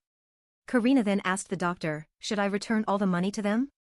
What Karina referred to was the cost of their upbringing throughout her life. How many people record the amount their parents spent on raising them from childhood? They say that the debt of raising a child can't be measured, but for Karina, it could, even if it was just a chest of gold. Karina awkwardly clasped her hands, seeking the doctor's opinion. "My parents cannot keep drawing up my life according to their wishes, right? Even though I had previously accepted the long pain." The doctor, pitying a girl with a gentle nature, said, "Parents are guardians of their children, not owners of their lives. From birth to adulthood, parents will care for, nurture, and watch over their children. Then, when the children grow up, they will look back at their parents, take their hands, and show their gratitude." He took Karina's hand and comforted her. For Karina, the lack of care or attention from her parents was a reason for her illness, and of course Karina had nothing to blame them for. If she had more time or health, perhaps the sacrifice would be voluntary, but now enduring the physical and emotional pain caused by them was already a sufficient sacrifice. Karina was very grateful that the doctor understood her. Her unwillingness to look back at the Count's family was also proof of leaving the past behind. She didn't need an apology. Karina had her new world, why should she continue to live in that pain and die day by day? Before her was a new door leading to a brighter future, a future where Karina was loved, where she could be told she was ill, could cry, be cared for, and even just share. So she decided to walk through that door. Although there was a bit of regret about dying now, she would live according to the glory. She would return to the Count's house with the money she earned from painting, so they would know that what they discarded as trash had become renowned worldwide. For Karina, spring had truly come even in the middle of the snowy season. Back in the distant northern mountains, Million was commanding the troops for reconnaissance. At the same time, today's second objective was to destroy the hotties deep inside and, of course, to search for Heron for Karina. The group began to gather and listen to Million's orders. The commander ordered, first, go as deep as possible. Mark the territory, dangerous areas, and possible resting spots for future expeditions. Second, destroy as many hotties as possible. Maintain formation to launch the attack. Million reminded them, target the hotties' Achilles tendon and unprotected abdominal area. Only aim at those two spots and don't hit other areas. However, as the Duke and a commander, I emphasize that if you encounter danger, immediately protect yourself. Everyone here has families at home. Additionally, they were to both destroy hotties and collect Heron to hand over to him. The group immediately became agitated because they needed Heron too. It was a very rare gem that dropped from monster kills. It could be sold as jewelry or even given to someone sick to make them healthier. Million abused his authority, you all must follow my orders without question. One of them, daring to voice an opinion, had his ear pulled by Million as a lesson. The surrounding troops laughed, and the young man was corrected by Million. Who dares to argue with the Duke?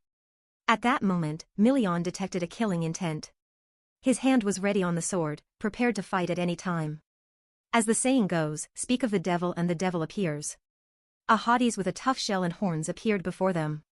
It was large, sturdy, and terrifying. Million coldly said, what a coincidence, it's right here. The Duke began to command everyone to spread out and surround it, not to concentrate in one place. The soldiers who had just been laughing now obeyed the Lord's orders like chess pieces. The armor-clad fighters followed, and he smiled with bloodthirsty intent. Just right, neither too many nor too few. He said with spirit and determination, ready to fight for the homeland. However, just as he was about to withdraw his sword, an unexpected variable arose. Who would have thought that the Duke's premature crowing would happen? As soon as the hotties appeared, it let out a roar. Million's assistant was slightly surprised by this action and didn't react in time. It seemed as if it was calling for something. As soon as it was mentioned, an earthquake began with severe aftershocks that seemed like they might collapse the area. Million remained steadfast in front of the hotties. A soldier was on high alert, surveying the surrounding situation due to the strange and violent tremors. His sharp gaze swept across the legion, they were now like prey being hunted in the middle of a snowy forest, plump and fragrant. The sword began to tremble as too many hotties appeared at once, like an army. They were pleading for their captain to come to their rescue. They had families at home, and with so many enemies, they couldn't fight them all. The captain in their view was currently fighting fervently. After finishing off a hotties, Million grinned excitedly like a demon immersed in blood. As long as there were magical beasts here, he was ready to take them all on. The legion was in panic as they were surrounded by many fierce hotties. Million was also surprised. Although they seemed mindless, they could call for their pack, block attack routes, and push everyone into the center like eggs in a basket to gradually eliminate them. But the more the better. It had been a long time since he had felt such excitement.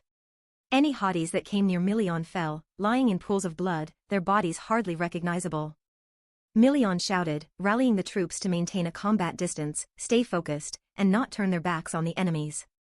It's not as hard as the first time we fought, thanks to Karina pointing out and finding the weak points, he said.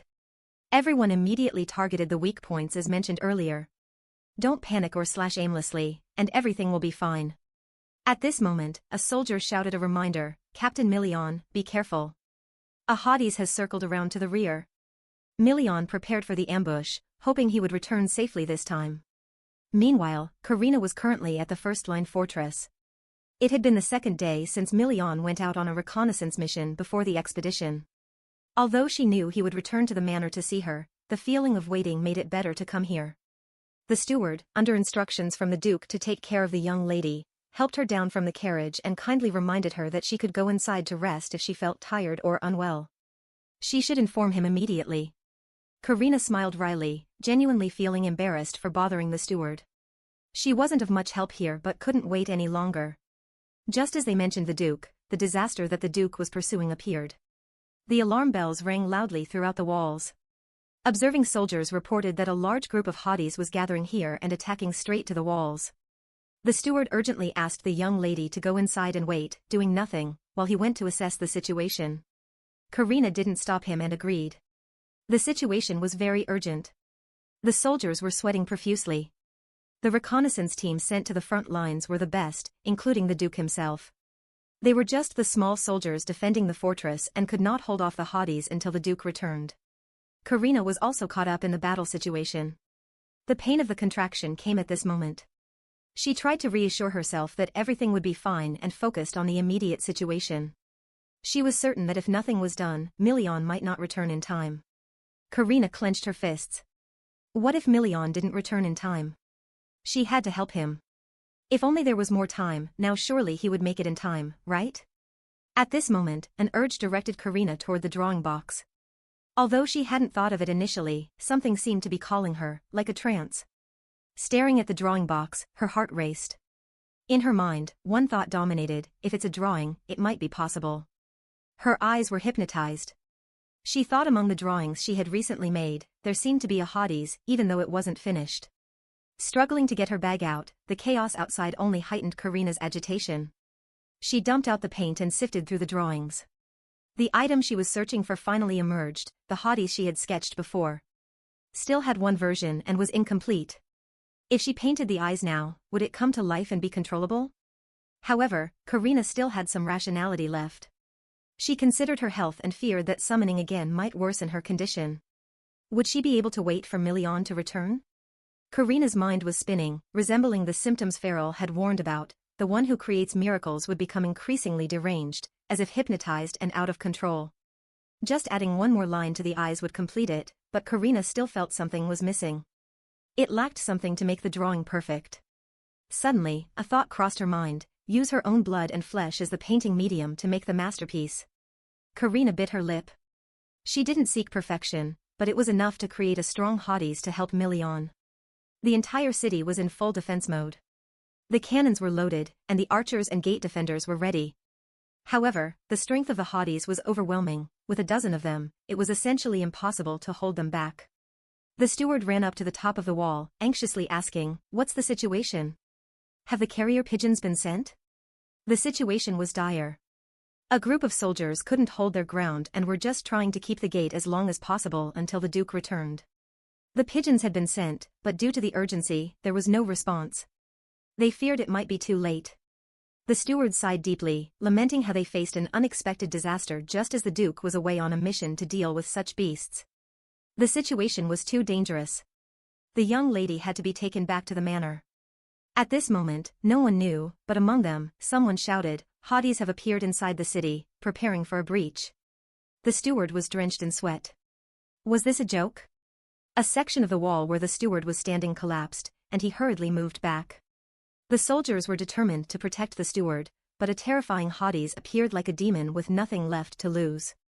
The soldiers planned to make a last stand, charging in to kill the hotties, but unexpectedly, the monster spoke in Karina's voice, "Don't attack. This child is mine." But where was she? Just as she was mentioned, Karina popped her head out, waving a friendly hand, despite the not-so-friendly face of this child. The steward lost his ability to speak and stared at the hotties.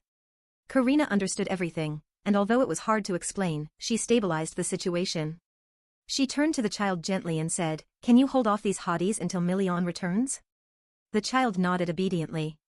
Was this a hotties and not a demon really following their master's orders? The hotties went out to fight fiercely. The strength of the hotties was immense, their massive bodies smashed through the walls as they went outside. Each heavy step caused the ground to shake violently. It roared, showing its sharp fangs and killing intent. Animals always communicate in their own way, and hotties were no exception. They felt alarmed when faced with a stronger opponent and halted their steps.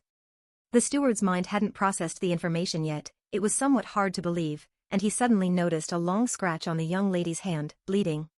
He worriedly asked, "What's wrong, miss?" Karina tried to hide it, pretending it was just a light scratch.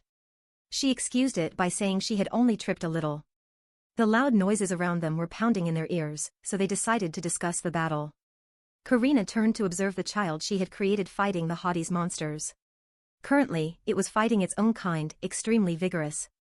It bit, roared in waves, as if it was the only one on this mountain, the others had disappeared. Suddenly, a deep, mysterious voice echoed in Karina's head. Impressive, isn't it? It asked her. Karina turned to the butler and asked, Did you say something? The butler, not understanding her, shook his head. The voice in Karina's head continued, searching for something it couldn't find and frantically searching. Karina panicked. Could it be Hades? It growled that if it didn't find it, it would die and had to keep looking. This isn't right. I need to eat something else. It continuously devoured one corpse after another, constantly asking, Where is it? Karina had to cover her ears because it was too loud. Her mind was now surrounded by that mysterious voice. It was desperate to find something among the Hades, endlessly searching, devouring one after another. Feeling its craving and desire clearly, finally it found it, a bright golden heron stone. It dug it out with its sharp teeth and swallowed it whole. Karina heard it, it still wasn't enough. It wanted more, but it couldn't, the master didn't allow it. In such a state, the voice began to panic, almost losing its sanity. Karina was surprised to see the monster eating its own kind. The white snowfield was stained red with Hades blood, looking extremely disgusting and slightly nauseating. The butler was completely shocked by the situation, turning to ask the lady, What just happened? And where did you go today? The lady seemed unusually swift. At this moment, Karina was rushing down because her Hades was struggling with something. It said that unlike the others, it couldn't run away, it had its own master. Fortunately, Karina arrived just in time, calling the little Hades back. It was now clear-headed, its blood-stained mouth looking at its master with kitten-like eyes, completely conflicting with each other. The voice was no longer noisy and mysterious as before, now there was only Hades's voice calling for its master. The remaining Hades, not understanding, just swayed. Karina also heard them say, Just running away is fine. This situation was too strange for the heroine. Karina hurriedly reassured the boy, It's okay, Hades. You don't need to do anything anymore, nor do you need to run away, just stay by the master's side. Karina probed further, Hades, were you saying something earlier and eating something? The boy, confused, didn't understand what Karina was talking about. Just then, Karina heard another sound besides the Hades's howls and the falling rocks from the battle. It was the sound of horse hooves. Before she could react, Milion galloped out of the forest. Seeing the Hades near Karina, he immediately switched to combat mode, grabbing her and pointing his sword at it, ready to save her from the monster. Karina didn't have time to ask affectionately as she had always imagined and quickly stopped Milion's sword before he could order his troops to kill the Hades. She urgently said, It's not a Hades, it's the child I created. Please, Duke, stop. The boy beside her sniffed and asked, What? Milion, let go of my master. Milion was extremely surprised. He incredulously asked Karina, What's going on? Is it really your creation? But Milion was extremely surprised because Karina's eyes did not change color. That's why when he ran over, he misunderstood that Hades was about to attack Karina. The master was equally shocked, unable to believe it. How could that be? To know more, they had to return to the Duke's mansion. Here it was just dawn, a certain lady waiting for her lover couldn't resist and had gone out of the city early, leaving Duke Farrell who had just woken up here. The servants quickly reported that Duke Milion had returned and summoned everyone due to an urgent matter. Farrell, just waking up, grumbled, didn't he say he'd be back by noon? Last night I worked all night researching Karina's condition. There was some progress and new discoveries, so I rested a bit. Milion had arranged to meet Farrell in the training yard. Farrell thought, why at this hour? How strange. While yawning, Farrell greeted Milion, why are you back so early? You said you'd be back by noon. I was still sleeping, even crying from yawning. But this scene really is grand to greet the new day. The little Hades was showing its shiny teeth. Milion's face was angry like a dog. Karina's face was like she had been caught doing something wrong. Farrell felt this moment was really chaotic. Heavens above, I want to go home. This morning's scene was a bombshell. Duke Farrell's current situation desperately needed someone to save him, so anyone watching, please help. Farrell stuck between Milion's wrath and Karina's guilty eyes. They didn't speak to anyone, as if in a cold war. Farrell smiled immediately. All right, you two, let me help. I'm ready to summarize some main points so you can understand each other better. First, one of you needs to explain what happened. Karina spoke up first. Actually, I didn't mean to break the promise to stop summoning hotties. It was just that the situation was too urgent at that time, the soldiers couldn't hold on, so I summoned hotties to buy time until Million returned. She sneaked a glance at Million to see if he was still angry. Karina also decided to hide the fact that she used blood to draw hotties, thinking it wasn't important.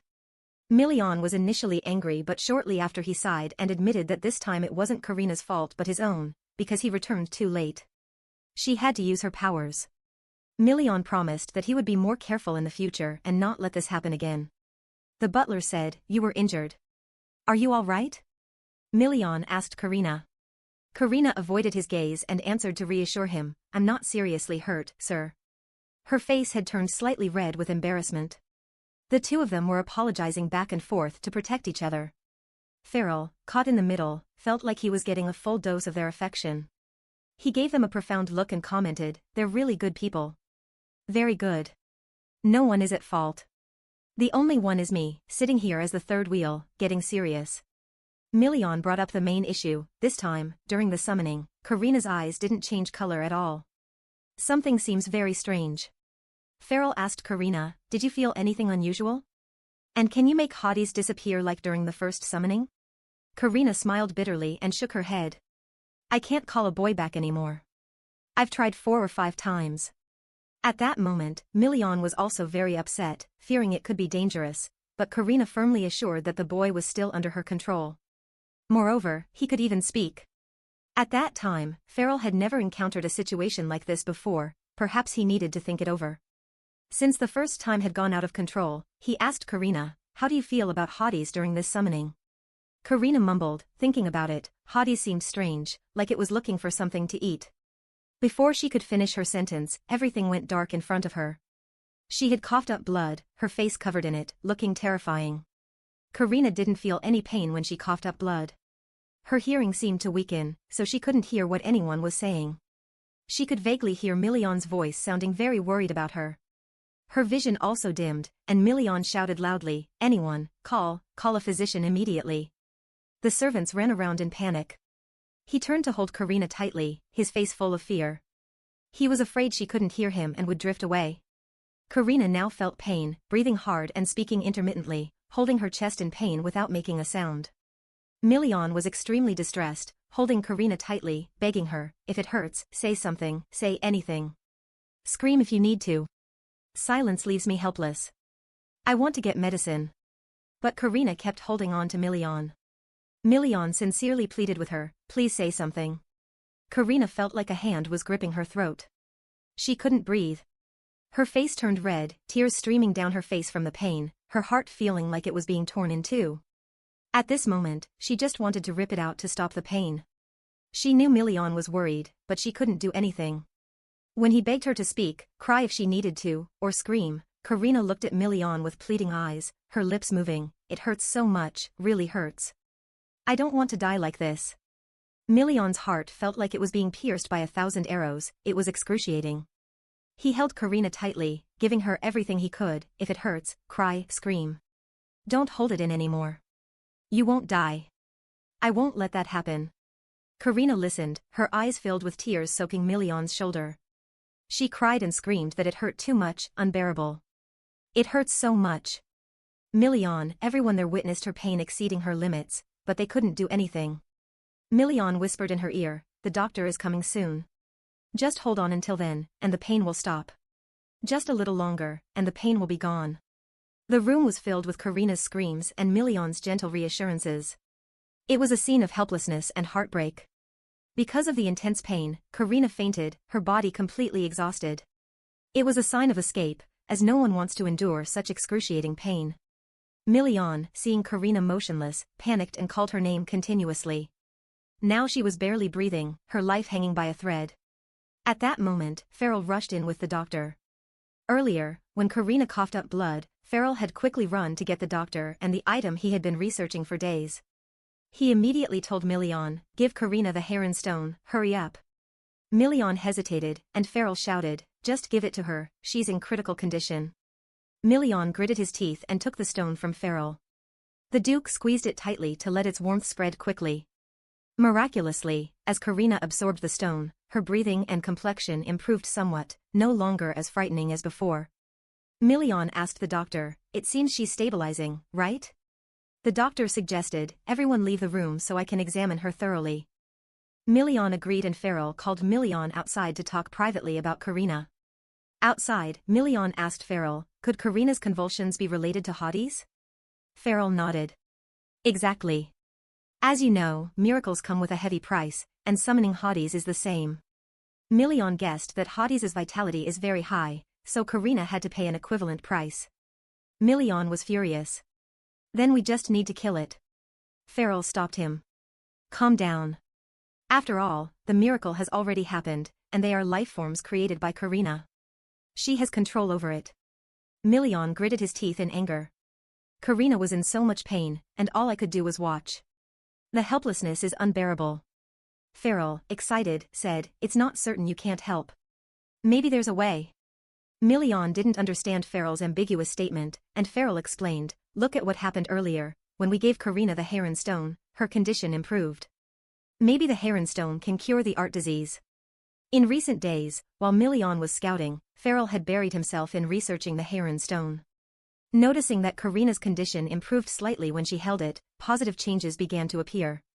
The power of the heron stone was extraordinary, and it even resonated with the art Farrell created. It complemented the lost magic. Upon hearing that Karina had summoned hotties again and it was still alive, Farrell thought it was related. He also heard from soldiers that during the battle, hotties had eaten its comrades. Million interrupted, "The corpses it ate weren't ordinary, they had heron stones in them, right? If that's true, the power connecting hotties and Karina had already been severed, replaced by the power of the heron stone." Million realized the problem, so as long as we have the heron stone, the price Karina paid for creating the miracle can be compensated, reducing the art disease. A glimmer of hope appeared at the end of the tunnel. Karina might have a bit of hope. Farrell wasn't sure but offered some comfort to his friend, "If we get more heron stones, we might be able to research it." Hearing this, Million felt hopeful. "All we need is the heron stone. Don't worry, it's early winter. The beasts will become frenzied and come out of their dens. Some of them very large, including hotties. Judging by its size, one hotties might be enough, or I'll hunt more." Million grinned wickedly. "Even if I have to sweep the entire north clean of beasts, I'll bring back the heron stone for Karina, all for her." After that, it had been more than a week since Karina had coughed up blood and fainted. The hotties she had created remained unchanged, not disappearing at all. Karina felt better than ever. For the past week, she had been kept in the highest state of security. That man had been by her side 24/7, not leaving her for a moment. She had been spending her time wandering around the room, walking, and painting. Of course, these activities still made Karina feel good, especially since Million had given her the heron stone, making her sleep less painful. It seemed that all her comfort now was thanks to Million, wasn't it? He truly was a gift from God to her. Because she was lost in thought, Karina accidentally completed the last brush stroke, finishing the painting. She felt very guilty because she had promised Farrell that she would not finish any painting to prevent her condition from worsening. The painting she had made was of a starry night sky and butterflies, just like the view from her room every night. A blue butterfly was dancing under the moon, very beautiful and enchanting. Karina sighed and smiled wryly. "It's already done."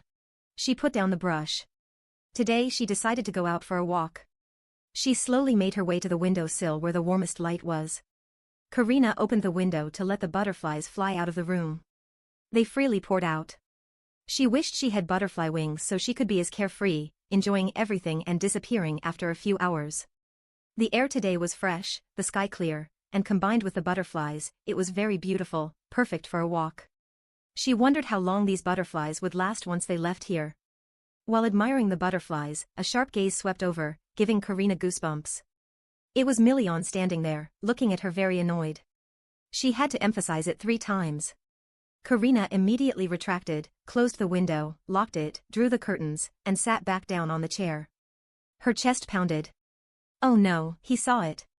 His face earlier clearly showed anger. She didn't mean it. The footsteps were already coming down the hall, he was coming to scold her. Karina covered her face, trying to calm herself. It's okay. He won't do anything. Outside, Million was grumbling, sharpening his words as he walked to Karina's room, ready to unleash a torrent. Although he had been around for a long time, Karina was still as scared of Million as a small rabbit is of a tiger. Even swallowing was difficult. He knocked on the door, but she didn't answer, so he raised his voice, "I know you're in there.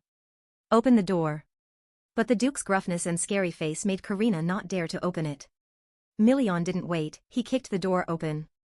Karina, terrified, immediately pleaded, "I didn't mean to. I was just lost in thought and accidentally finished the brush stroke. I'm sorry, don't be angry." Million sighed, his anger dissipating. How could he stay mad at this little bunny? He said, "It's okay. It's nothing. I was just worried about your condition." Karina knew this very well. Who in this world cared for her like the Duke did? Million walked over seriously and said, "If I told you to put down the brush for a day, it would be too desperate, so I can't do that. Just. Karina, please moderate yourself a bit. I hope that period comes slower, so don't overdo it. I want to see you here for a long time. Understand?" The image of the grumpy Duke completely shattered. Karina was no longer afraid. This man was always gentle with her, so much that her heart seemed to be completely conquered. Karina wondered why this person always shone so brightly like the sun. Since Karina's outburst, everyone had been working hard to research. Farrell and Million were as tense as a taut string. On the surface, they appeared fine, but before the expedition, they were very solemn. In Farrell's office, as usual, he asked Farrell about the objectivity of treating the art sickness. Farrell explained, "This disease is like the delusions of a creator of miracles. They will feel pain and suffering, and the truth is, no matter how much medicine is used, it won't help. It's all the price to pay for the passion for art." Hearing this made Million's heart ache. So no matter how much medicine is used, she still has to endure pain, even unable to sleep. Million gritted his teeth, angry with himself, feeling utterly useless. Even this friend here was just to say that. Million angrily glared at Farrell. He quickly explained, "Actually, I told you that too. Although there aren't many artists in the north as there are in the south, who knows if the solution lies here? Life is unpredictable. Maybe Heron only appears in the north and is the answer to all problems. We have to try." You saw the lady's reaction. Million nodded in agreement. "I will try to bring back as much Heron as possible. So for now, we will cooperate. Please take care of each other." Farrell teased, "So there's a day when you sincerely ask me for help?" The room fell silent. Million had nothing to say. Suddenly, Farrell asked Million, "Why do you care about the lady so much?" Million stared back. "Of course I have to care." Farrell exposed, "I heard that the two of you didn't get along at the engagement party. You even hated her so much you wanted to cancel the engagement." Million felt a pang. At first, it was like that. He gritted his teeth, not facing Farrell pridefully, saying, "I just don't want to see anyone die in front of me." After Farrell left, Million was honest with himself. He looked out of the office window, where he could see the whole scene below, including the hotties that Karina had created to guard it. If there was an issue, every day she would visit hotties as if taking care of a child. It had returned here. Strange things kept happening. First, Karina summoned hotties initially with yellow eyes, and he had determined that when a miracle occurred, the eyes would be like that. But the latest time, her eyes didn't change color, and even the monster didn't disappear. However, she still controlled it, and it even communicated with Karina. Everything was so strange, it was uncomfortable. However, Million had a bold thought. Was it lucky that she controlled the monster and made it obey? His gaze followed Karina playing with hotties below, gradually becoming indulgent. Million started feeling something strange in his heart. He didn't understand why, but every time he looked at her, something stirred within him, urging him to hold Karina in his arms. Recently she seemed happier, especially when she heard she might attend a party. Initially when she came to him, he thought she would be a great burden and even suggested canceling the engagement. When did Million start paying attention to Karina, not letting her out of his sight for even a moment? More than that, if he didn't see her, he'd worry, afraid she might fall ill somewhere. When she slept, he feared she was in pain, so he stayed outside. And those lips, once he held her, he wanted to touch them, greedy, taking it all. Thinking of this, Million blushed. The famously cold Duke had succumbed to the demon of love. Immediately, Million slapped himself to snap out of it. "She's sick, and here you are having such beastly thoughts. Get a grip." But in truth, Farrell had reminded him of something. Their first meeting had indeed been unpleasant. If they had spoken nicely, would things have been better? Karina's current condition seemed similar to how things were between Milian and Karina during the engagement party, difficult to describe and feeling forced. The only difference was that Milian now wanted to take care of Karina more, wanting to see her healthy and even willing to endure her pain. Noticing Karina's improved health, Milian suggested a walk outside to enjoy the northern landscape. Karina was genuinely excited about this outing, like a child on her first trip. Their destination was a large lake deep within the northern mountains, a place Milian often passed during reconnaissance. It was safe and beautifully serene. Karina was utterly amazed by the huge, crystal-clear lake sparkling in the sunlight, something she had never seen before. Milian smiled indulgently. Of course it's a real lake, silly. Did you think it was fake? Karina marveled, I can't believe the water in this lake doesn't freeze even in sub-zero temperatures. Milian took the chance to boast, this is a special lake in the north. No matter how cold it gets, it doesn't freeze. Karina instinctively wanted to dip her hand in the water, like a child at heart. Dipping her hand in would be a lot of fun. However, just as her hand was about to touch the water, the parent beside her stopped her. Milian took Karina's hand, comforting her, even though the lake doesn't freeze, it doesn't mean the water isn't cold. You need to take care of your health. The Duke enveloped Karina's delicate hands in his, warming them to ensure she didn't get cold and have a seizure.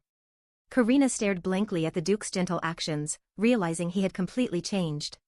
Such behavior made her heart flutter. They continued their walk, with Karina too embarrassed and confused to start a conversation while walking alone with Milian. Unsure whether to hold his hand, her heart felt restless and indescribable. Seeing this, the Duke spoke first. Milian, he said seriously, if you feel tired, I'll take you back to your room to paint. I've also bought some more supplies. Karina pouted and refused, determined to continue the walk with Milian today. For the first time, Karina prioritized Milian over painting. He teased, so I finally rank above your paintings, huh? I'm so envious. Karina blushed with embarrassment. Look at the Duke, he could be quite childish sometimes. She smiled beautifully, like a spring flower, and asked, so, do you like being prioritized like that? Karina's expression stunned the Duke. His cheeks flushed and his heart pounded, but he restrained himself. He cleared his throat and said, well, it depends. Truly addicted but shy, he then changed the subject. Milian asked her, I guess you're not familiar with the northern legends, are you? Karina hesitated. That's right. Because when I first came here, I was too tired and bored to learn anything about the north. Milian told Karina a story, or more accurately, a famous northern legend that everyone knew well. It was about the end of winter and the land lying beyond the massive mountain range. At that time, if you cross the wide frozen river, full of dangers lurking beneath its icy surface, you'll reach the giant mountains. The air there is different from the outside. No one knows exactly how treacherous and difficult it is, but it is certainly dangerous. The place beyond the mountains can instill lifelong fear in people. However, if you manage to cross it, you'll set foot in an unnamed land that no one has discovered yet. Some say it's a paradise with lush forests and open spaces, and they call it heaven. But others believe it's a hell teeming with countless monsters, maybe it's the paradise of the monsters. Who knows? Anyway, no one has ever returned from there. Milian also mentioned some rumors. Some said there were dragons living there, the kind with 2 wings that could breathe fire at any time. However, evidence of dragons was scarce, so it might just be some creatures of the same kind, or people making things up for fun. Karina found it very interesting. If it truly existed, then heaven might be real and very beautiful, she thought. Milian advised her not to believe it too much. It's all just legends, he said. Karina mused anyway, the so-called end of winter is really fascinating. Many things happened after that, but most of them felt magical to Karina. Enthusiastically, she asked, does the end of winter mean spring is coming? Leaves will begin to sprout, and the water will warm up, wouldn't that be heaven? For Karina, the end of winter was a sign of happiness, winter ends, and spring returns. Milian was momentarily stunned by her perspective and worldview. Karina's view of the north was truly different. When mentioning the end of winter, in the north it symbolized eternal death, as if everything would return to a blissful realm buried in ice and snow. After all, when true winter passed, nothing could survive, everything would be wiped clean. But Karina's concept of the end of winter as the beginning of spring was unique, and Milian found it wonderful to see it that way. He sincerely told her, I truly want to see the world through your eyes. She was a bit surprised. Why would Milian want to see the world through her eyes? What was so special about them? To Milian, he was just a rough man who killed and fought, seeing everything in stark reality. But Karina saw everything poetically, beautifully, and vividly. His words made Karina's heart race. This was the first time someone had stood in her shoes to understand her, not for anyone else. She placed her hand over her heart, starting to understand a little. Something had changed here, something that was once faint had now grown stronger. Milian kept gazing at Karina with deep affection, as if it was the first time the Duke had felt such a strange sensation towards someone. It was the desire to pamper her, to give her the whole world. As they were walking, Karina suddenly stopped. She had a small gift for Milian as a token of gratitude. The weather here was breezy, truly perfect for a confession. Karina rummaged through her pocket and handed Milian a piece of paper. It was something she had prepared for a long time to surprise him. Holding it, he guessed it might be a drawing, and indeed it was. Milian asked Karina, "What is this?" It was a simple, modest drawing of a potion bottle containing red liquid. Karina explained, "This is a type of medicine." Milian was puzzled. "Why are you giving me medicine?" This medicine was something Karina had just drawn, designed to help Milian in battle, to quickly alleviate wounds and pain, except for severe injuries, of course. It couldn't revive the dead or anything like that, but it could reduce symptoms. Even though Milian knew about Karina's miraculous abilities, he couldn't believe that she could create medicine just by drawing it. It was almost godlike. However, Milian's face didn't look pleased. In fact, he seemed upset. Karina, unaware, continued expressing her thoughts, thinking it would be wonderful if such a miraculous medicine existed to help Milian. Naturally, she wouldn't just give him the drawing, she planned to make the actual medicine for him to use later. Holding the drawing, Milian remained silent. The atmosphere became tense. Then the Duke spoke. "I don't need a medicine that weakens your life force to make me stronger." Once again, Karina was surprised by the Duke's sincere reaction.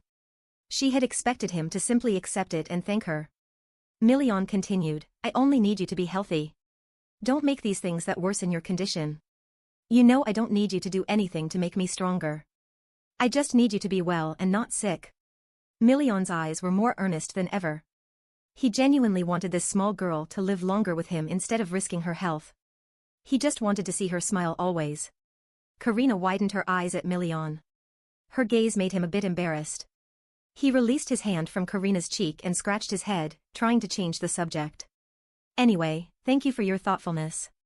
But if you become ill, it won't mean anything." The Duke's expression betrayed him. Karina took a moment to process, then reassured Milian, "This doesn't take much effort." Milian was still confused. What is this girl talking about? Karina explained further, "If it's not something lifelike or complicated, it doesn't take much effort. I know you're strong, but I want to prepare for the worst-case scenario." The entire forest felt empty after hearing Karina's sincere words. She moved closer to Milian, looking pitiful with a soft, puppy-like face, and asked the Duke, "Is it wrong for me to worry about you like this?" Karina looked like a blooming dahlia, beautiful and heart-moving, making it impossible for the Duke to restrain himself. He furrowed his brows, trying to stay calm, but his flushed cheeks gave him away. He tried to explain to this innocent girl, "What if others found out about your ability? Would they let you draw peacefully every day, or would they imprison you for their own gain? Every human has greed, and I'm no exception." Karina understood Milian's point better than anyone. She fell silent, recognizing the endless greed in people, especially for things like health and life. But she reassured him, "I would only give it to you. No one else. So it would be fine." Milian felt a headache coming on. He held his forehead. "It's true that you only give it to me, but if I'm not careful and the soldiers find out, it would become a huge problem for you, Karina. What would you do then?" Milian wasn't trying to scare her, it was the truth. He couldn't even trust anyone in his own corps. The small girl bit her lip. The thought of the soldiers finding out had never crossed her mind. Feeling a bit wronged for wanting to help Milian but inadvertently becoming a burden, she whispered tearfully, "Because I'm used to having Milian around. I don't feel scared, and I didn't think about it. I'm sorry for making you worry so much." It was because she hadn't thought she would cause such trouble. Milian was stunned.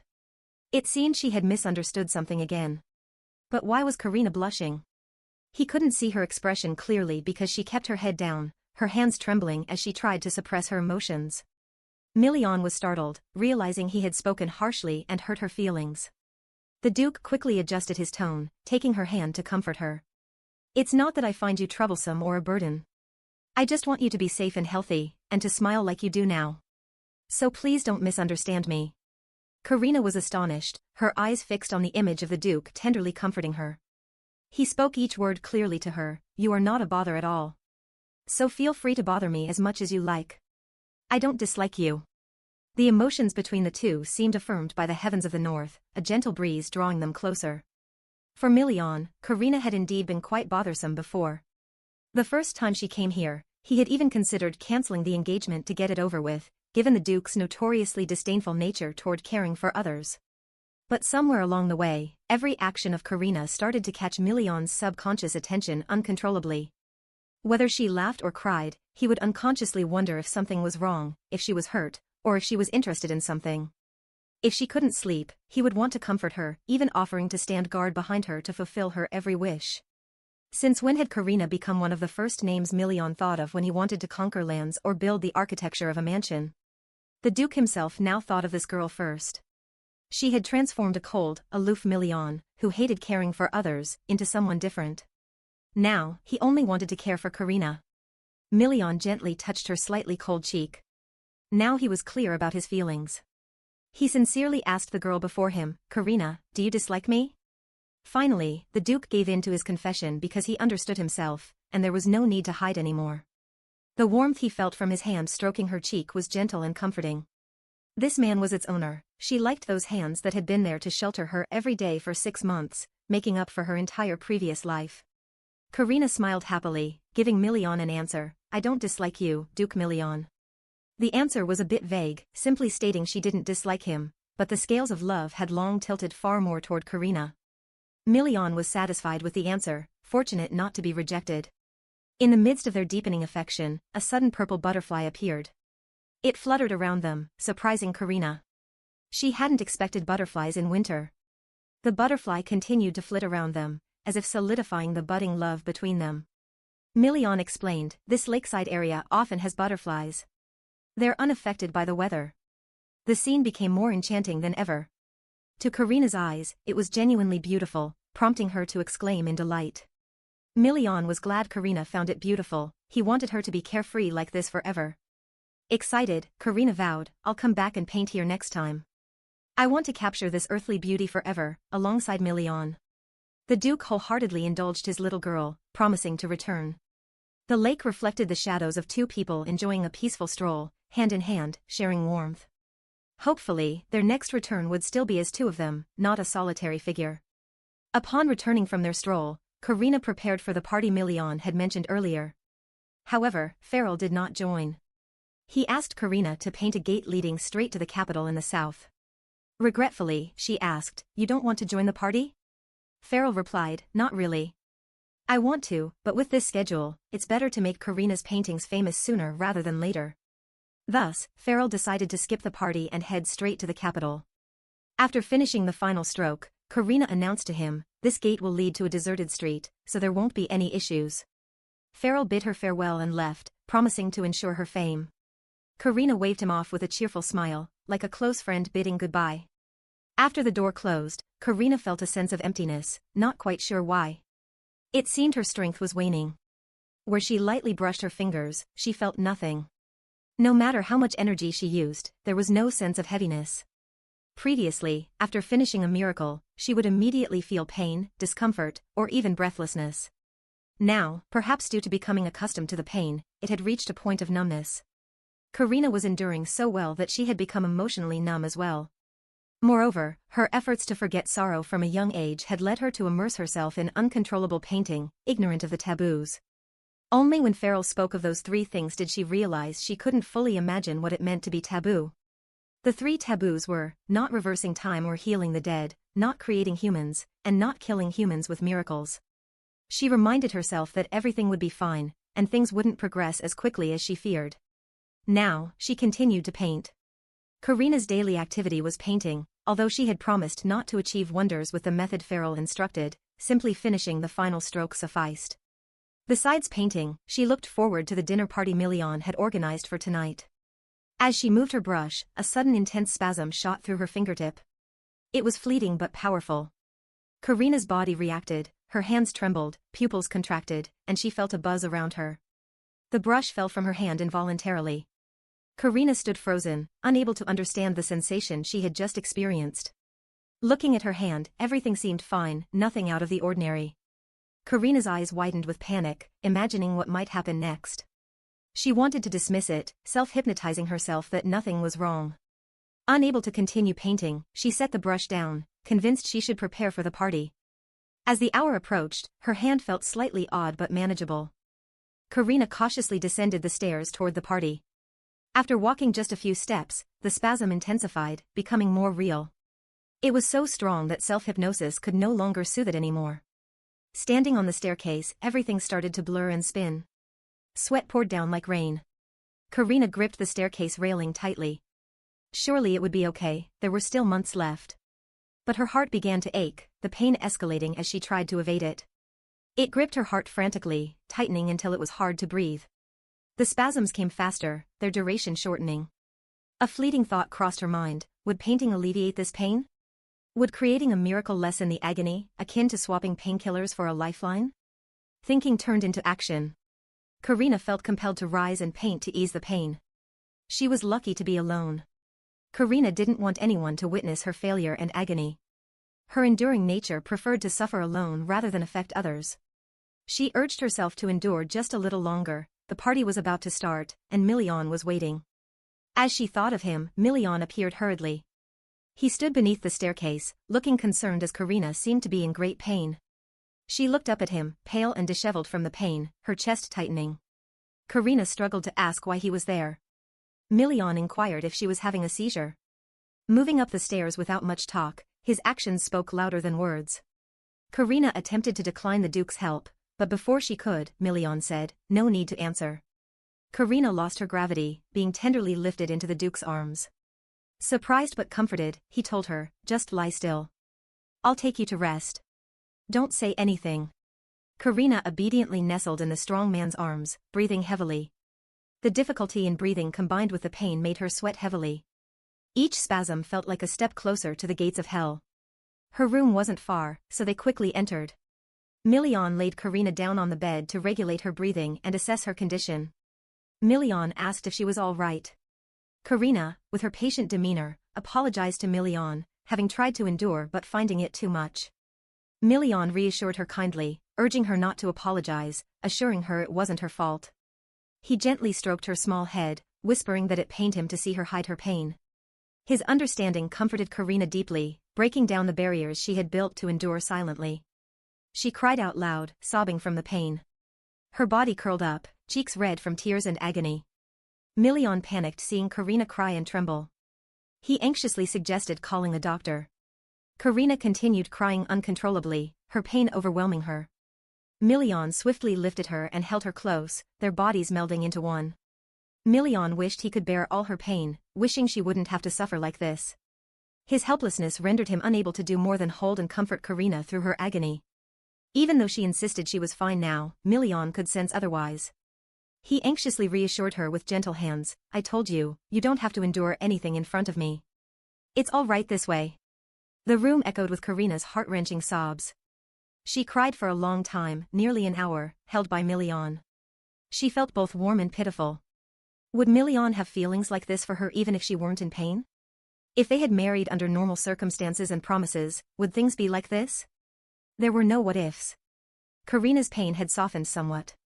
She murmured to Million that the pain had subsided. Million released her, his complexion improved but was still pale. She stopped crying, no longer in tears, somewhat comforted. Million looked down at her clothes, now dirty from her tears. "What should I do?" Karina fretted. Million glanced at her clothing, unfazed. "It's okay. It's just a shirt. I'll fetch another one. Besides," he added, "Karina, are you really feeling better now? Should I call a doctor?" Karina managed a reluctant smile. "I'm really okay now. Thank you. I think you can go to the party now." Million hesitated. "Actually, you don't need to go anywhere. Today is a pre-party social gathering. You can rest and attend tomorrow." Karina didn't understand, so she asked again. Million explained further, "In the north, there's a tradition of a social gathering before the main party. Tomorrow night is the official event. He was making it up, but Karina felt warm. He explained everything carefully, afraid she wouldn't understand. He was truly sincere.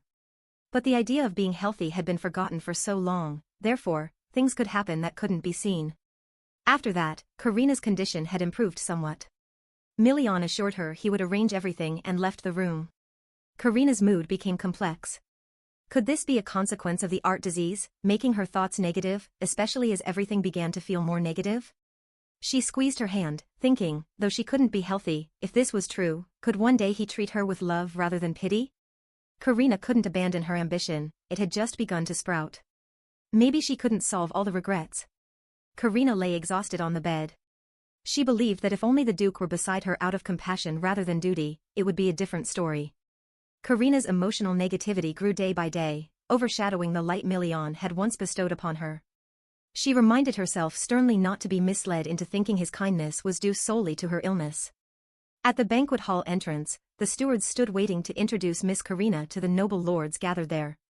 Upon returning, instead of finding Miss Karina standing there, the disgruntled Duke emerged, announcing that Karina's illness prevented her attendance.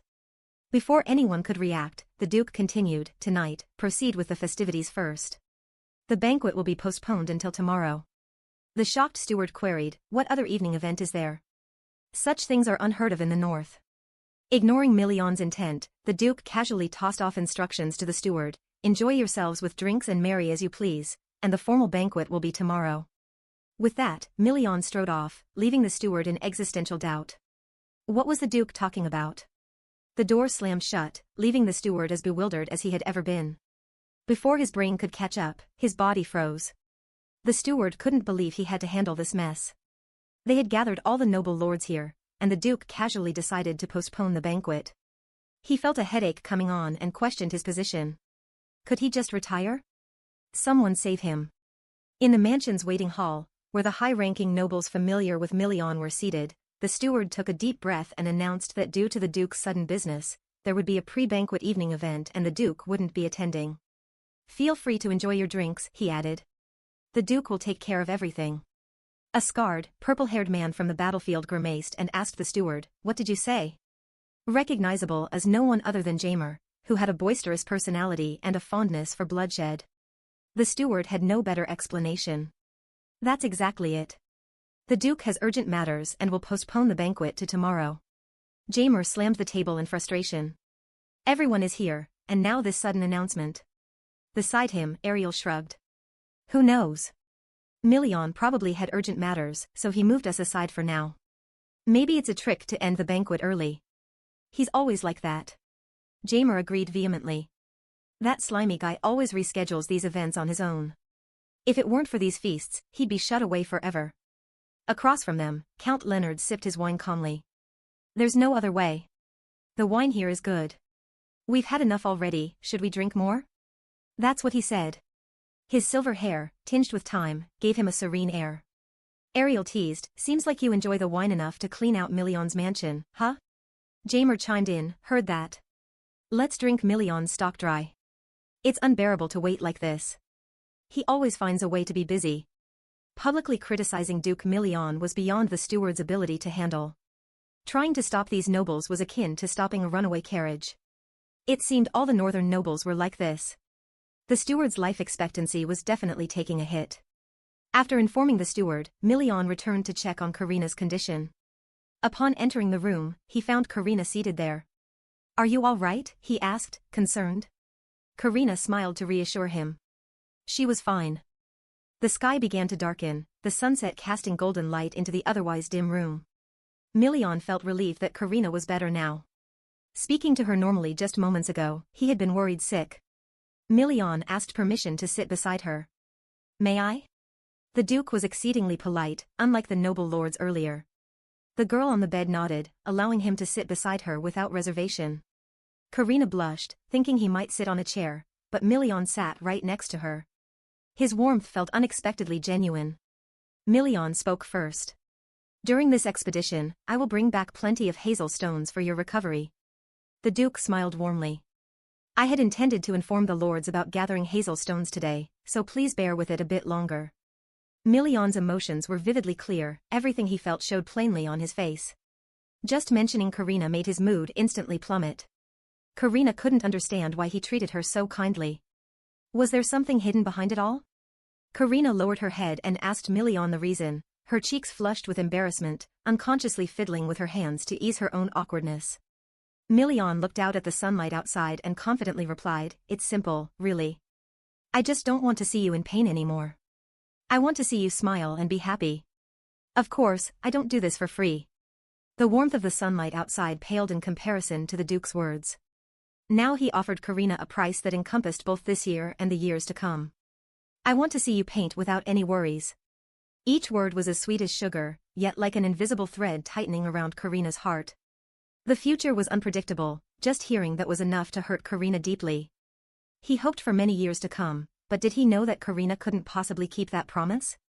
As leaves inevitably detached from branches, Karina speculated about herself. Surely it couldn't be like that. He was human too, with a warm heart, which was why he cared for her as he did, not out of any illusion. Karina softly opened up, asking Million for a favor. Million was a bit surprised because this was the first time Karina had taken the initiative. Determination and resolve flickered in her eyes. What she wanted was to accompany Million in this battle. "May I join you, Duke?" she asked. The Duke was utterly shocked by Karina's request. She didn't want to stay behind alone. She only had a few months left to live. A few months might seem long, but it was incredibly short. If Million went to battle, the quickest it could be was 2 months. What if it took longer? Karina didn't want to be apart from Million even for a moment. This was the only time she could be with the one she liked. She wanted to be of some use. Karina was determined and assured Million she wouldn't cause any trouble. She promised to sit quietly behind and behave. "Please allow me," she pleaded. The Duke adamantly refused. It was far too dangerous for a girl to go to a battlefield full of swords and violence, especially since she was sick. Million couldn't risk Karina's life just because she wished it. He suggested she wait until after the campaign if she wanted to go out. Karina's face fell. Her desire, blown up by her sensitivity due to her illness, was crushed. She softly admitted, "Actually, I just want to be by your side a bit longer." This was the killing blow for the cold-hearted Duke. Million blushed furiously, staring at Karina in disbelief at what she had just said. His heart started racing, and his mind began to drift as the shadows of the two people confessing to each other became clearer with the approaching night. Million asked, "Are you being serious?" Karina's face turned red. The words she had just said were almost like a confession. What on earth was she talking about? Feeling embarrassed, she quickly tried to explain to Million to save face. "I meant that being at home all day makes me feel suffocated." She didn't want to be alone, that was it. The more she spoke, the redder Million's face became, as if he were drunk, turning red with embarrassment. Karina sneaked a glance at Million with a pitiful expression, thinking that getting out would improve her mood, so she asked for that day off. Million couldn't stand it anymore. Clearing his throat, he said, "I'll think about it. In the meantime, focus on getting better. If I see you're okay, I'll consider it." Karina smiled brightly, like a child receiving candy. To her, this man was like the sun shining on her dark life. Every tender gesture, every protective hug, every gentle head pat, or each embrace during her bouts of pain stirred her emotions deeply. Million felt he was losing control. His body obeyed his heart instead of his mind. He reached out, wanting to touch Karina more, craving to possess her, but fortunately, being a swordsman had trained his mind. He stopped himself just in time, covering his awkwardness and quickly telling Karina to rest. He stood up and, using the last bit of his rationality, said, "To get well, you need to rest a lot. I'll be going now." But as soon as he stood up, Karina quickly grabbed his large, calloused hand and said, "Leaving like this, that's such a pity." Unexpectedly, Karina was so bold today. By the time she realized it, it was too late. Million pulled his hand away from Karina, gritting out each word, "That's because you invited me." Million turned around and embraced Karina passionately. He had long desired those lips, and at that moment, he cast aside all reason to claim and seize them. The Duke devoured her soft, sweet lips as if they were a soothing yet addictive drug. Midway through, Million released Karina to let her catch her breath. After all, it was her first kiss. And just as she thought he had stopped, Karina said, "Wait." But Million had already lost control. He swallowed her lips again, completely silencing the enchanting girl. Karina, surprised, wanted to resist, but Milian held her hands. Their hands intertwined as they began to sink into a blissful ecstasy. The eruption of desire overwhelmed all reason. The flames of love gradually consumed the two. Milian moved his hands to Karina's waist, and their kiss grew more intense. Karina began to respond, enjoying Milian's passionate kiss. She had longed for this, craved it deeply. She clung to the Duke's neck as if letting go would make the sweetness evaporate. Milian supported her neck so she wouldn't tire, allowing her to get closer to him. They exchanged sweet, alluring breaths and kissed so deeply that Karina, inexperienced in kissing, could hardly breathe. Her cheeks flushed, and her eyes grew a bit hazy with tears. After the lingering kiss, Milian finally released Karina, but the aftertaste remained. No one regretted having kissed the other person. A new development in the fleeting romance between the male lead and the female lead. Karina felt very embarrassed, but so what?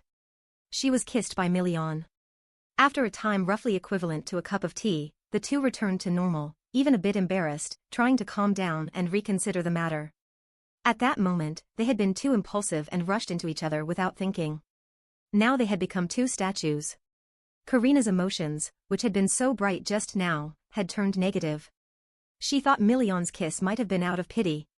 She started questioning herself, wondering if he had feelings for her or if it was just sympathy. She liked the feeling of Milian holding her hand, it gave her a sense of security. She liked the feeling when he stroked her hair, tender and respectful. Karina's heart beat faster. She thought she was being too casual with Milian.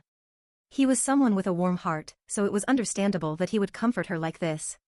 She told herself not to misunderstand, but her heart ached a bit. Forcing a smile, she said to the Duke, "Milian is truly a compassionate person." Milian was a bit surprised by Karina's confusing reaction. What was she talking about? Compassionate? That was true, Karina wasn't lying. His emotions were so deep that she couldn't escape them. But so what? Karina's face turned gloomy. Did he not have any special feelings for her at all?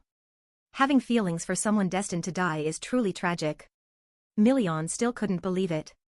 He asked Karina, "What are you suddenly talking about?" Karina began to respond to herself, thanking Milian for comforting her in that way. She told herself she never expected to be comforted by the Duke one day. Karina started avoiding eye contact, hiding the fact that she was lying. That's why she had this expression. Milian was shocked. He couldn't believe the cold words Karina had just said. How could there be such comfort? To Milian, it might have been an impulsive moment, but since when had he felt instantly attracted to someone like this? Someone who had once been very irritated by taking care of others was now deeply haunted by the other person. Just seeing her in pain made Milian feel 100 times more pain. His hands stroking her hair had become more natural. He had gotten used to standing by her side no matter what happened. Initially, he didn't have enough affection and thoughtfulness to kiss as a form of comfort, so Milian thought Karina had understood. But now Karina was denying reality. Milian sighed, thinking it was just part of Karina's personality. He gently said, "If you believe it to be that way, then let it be. If it makes you comfortable." Karina looked up at the Duke, her emotions in turmoil. She couldn't say a word. Milian understood her more than anyone else, even after living together for just over half a year. The Duke gently smiled and said, "It's a good thing you don't have acting skills, because your expression right now looks like a puppy that's been abandoned." Even if Karina wanted to deny it, no matter how much she tried, her face had already sold her out. Milian understood her even more than her original self. So just like that, Karina was already confused. Wrapped up in blankets, she said it was normal to go to bed because she felt tired, and she lied. What's worse than this? Milian also did not pursue his own child too much, he knew she would run away. Milian sighed, rubbed her head as usual, and instructed her to rest. "Go ahead and sleep if you have to." After instructing her, he stood up and went outside. But before leaving, he checked if this little girl would be obedient or not. Karina was very obedient and nodded her head right in front of the Duke. She looked exactly like a dog receiving the answer he liked. Outside, he arranged to meet again tomorrow. Even as the door of that room closed, it was late at night. The room that had just been warm now held only Karina alone, quietly watching him walk away without any negative emotions. Karina laughed, except Milian was the only one who allowed himself negative feelings like this. Milian was not affected and was not even angry for her stupid words earlier. knowing the lie but still overlooking it for Karina. She deliberately pushed Million far away so their two hearts would not blend too long, because she's dying. Now, a warm-hearted person like him, if frozen before Karina's death, would really be unfair. Million would be hurt if time was just accidental. There will be someone who must suffer. She knows she's selfish, but what to do? Tonight, Karina whispered enough alone. She heard, you, Million. I like you. Lost affection. Now both are more balanced. The next morning, at the greenhouse Million used to boast about, it was a masterpiece in the north, with 100 flowers still blooming here though it was harsh winter. At the table, the food was prepared as usual, sober as usual, for Karina to eat. But the real situation now was a bit hard to swallow. Million sat calmly, as if nothing had happened. Karina, however, was now embarrassed about last night's situation. She sat thoughtfully, wondering about it. Did Million have any feelings at all? Million wondered why Karina showed no reaction. He called her name strongly, only then did she react. Million started talking about punishment. Not waiting to hear the results, because last night, except for the kissing, things were full of bad ideas. There was also the request to follow him. Million told Karina she should go ahead before the punishment begins. Instead, promise that she would always be safe, it's better with him. We're the monsters that Karina summoned before that. Accompanying ensures safety is higher than allowed. Karina was extremely excited. She asked Million, should I make more medicine for the soldiers and Million to use? The Duke absolutely refused. No inquiry. I think let's try if we allow it or not, no need to wait. The answer is already known. Karina sighed. He's too stiff. Million continued, I don't expect you to help me by using your life like this. This saying made Karina's hands and feet cold. Karina's heart let it down, not a beat.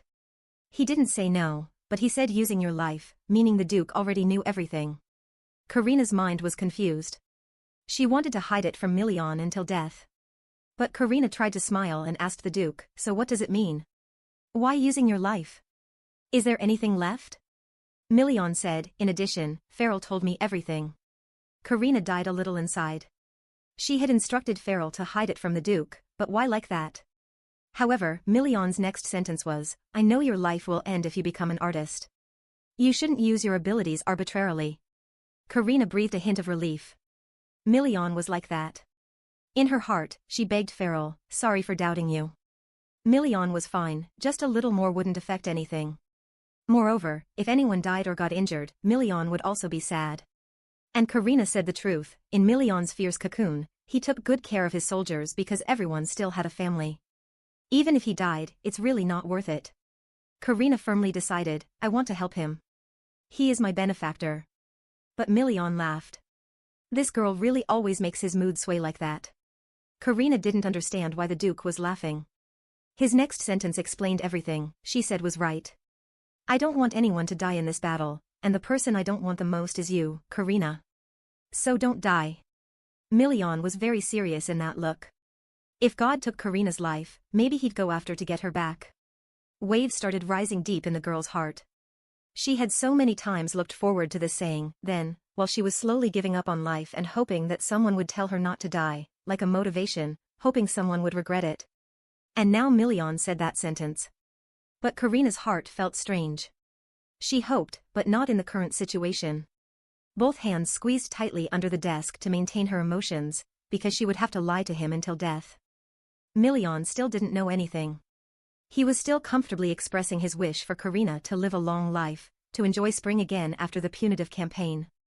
Because Karina had said that day that spring was the most beautiful time to go to the 100 flowers to show off her beauty, it was when she would end this life. Million showed off to Karina, from this winter to next spring, including autumn and summer. In the north, there is a very beautiful place in spring, the Point of Water. We're sure it is beautiful enough to make you want to repaint it. Karina reminded herself to pretend to be happy, to tell Million about her anticipation because she had never seen the waterfall. We're sure it is so beautiful that it will make you want to repaint it. Karina reminded herself to try to be cheerful when she told Million about her anticipation, because she had never seen it. If we can go together, then it would be too great. The congestion in her arteries came again, adding another layer. The Duke continued, for Karina to see a future full of color, in the north here is large, and there are plenty of things to try. We're sure it will captivate you. Karina pretended to smile. Painting after, if this was true, she would decide the door to the north was gone, but life was not. If Karina's eyes became dull, summer season, autumn, then winter approaching in the north, she also wanted to admire it, but this winter's end would no longer come into Karina's life. She seemed discouraged. Million called her name again. Karina panicked but focused. Million asked her seriously, really, you have difficulty saying okay? Million didn't understand what he meant. She was silent like suddenly she understood, he meant that she wanted to stay here. Karina couldn't believe her own thoughts. Million confirmed her suspicion. He said straight, if you want to stay here forever from now on. Karina still hadn't moved. Meaningful new fire in her head caused her difficult thinking. Million misunderstood, stay or go, it's not difficult for Karina, but it's that she has to constantly lie hard. Million was still very sincere, convincing Karina to stay in the north. Though in the north it's not warm like the south, even have ghosts, food is not as abundant as there, but there are still those own features.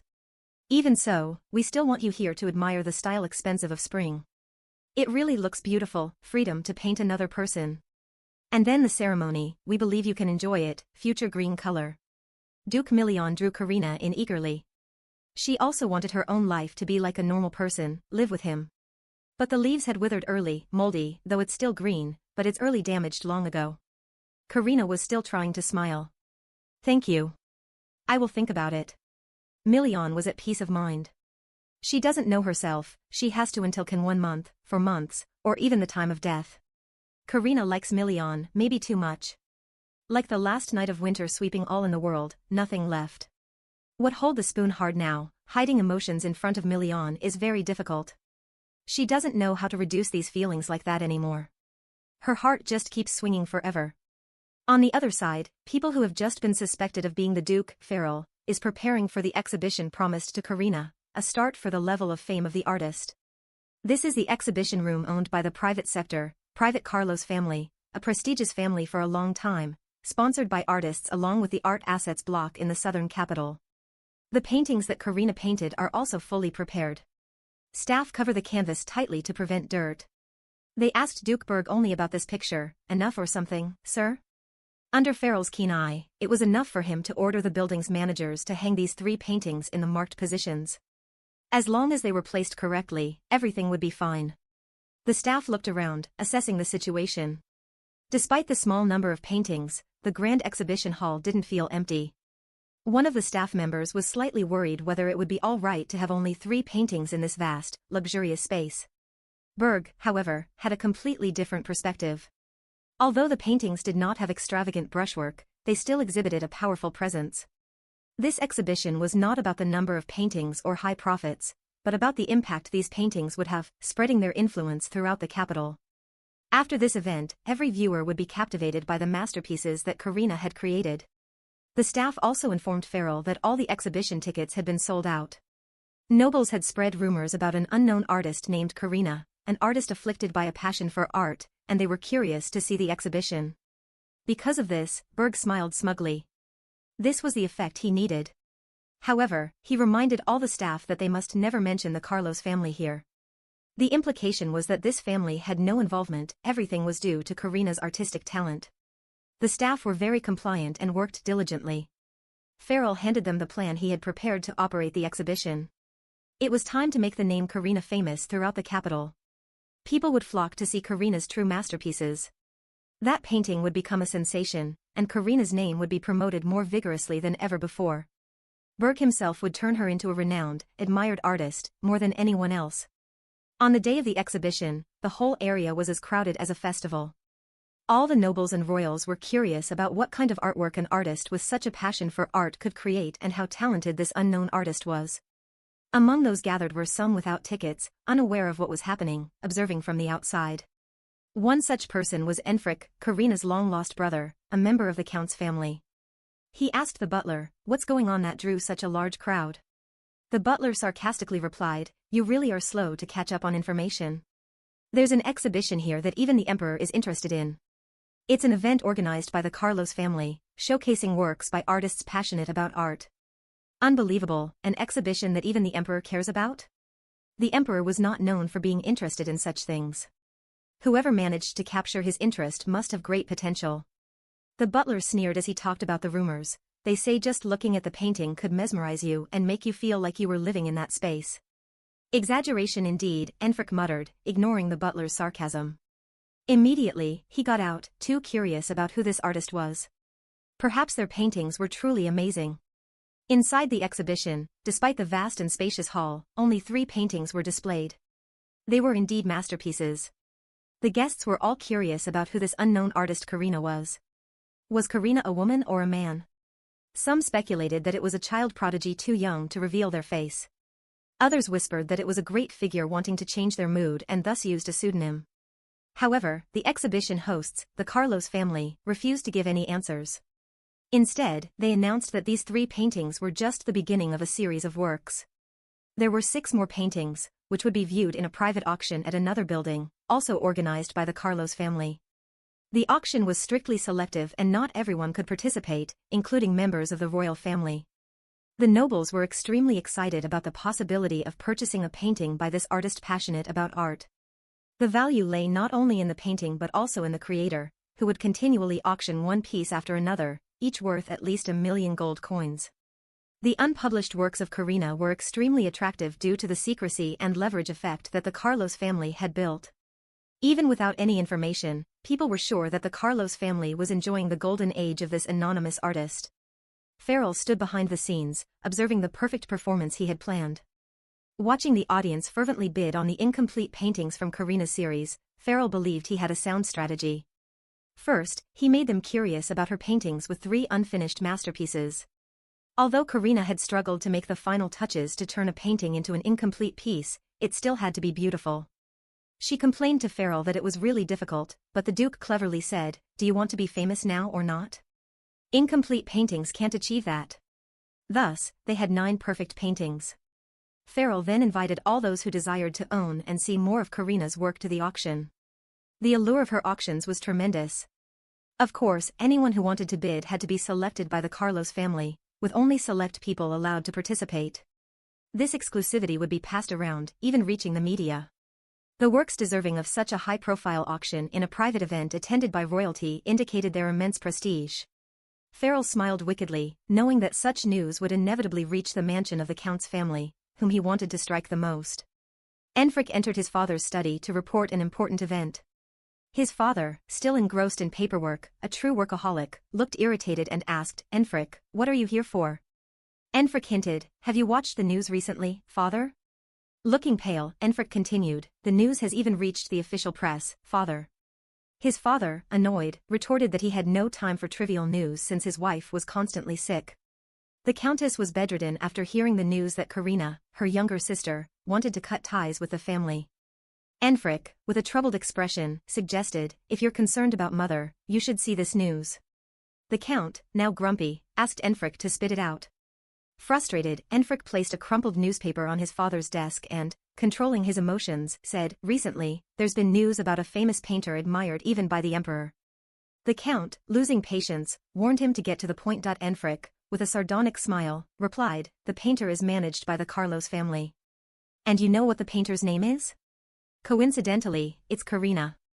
Unmoved, the Count assumed it was just a coincidence. Enfric crumpled the newspaper. "Yes, it could be a coincidence, but the painter has become famous under the name Karina, exactly as she wrote in her letters.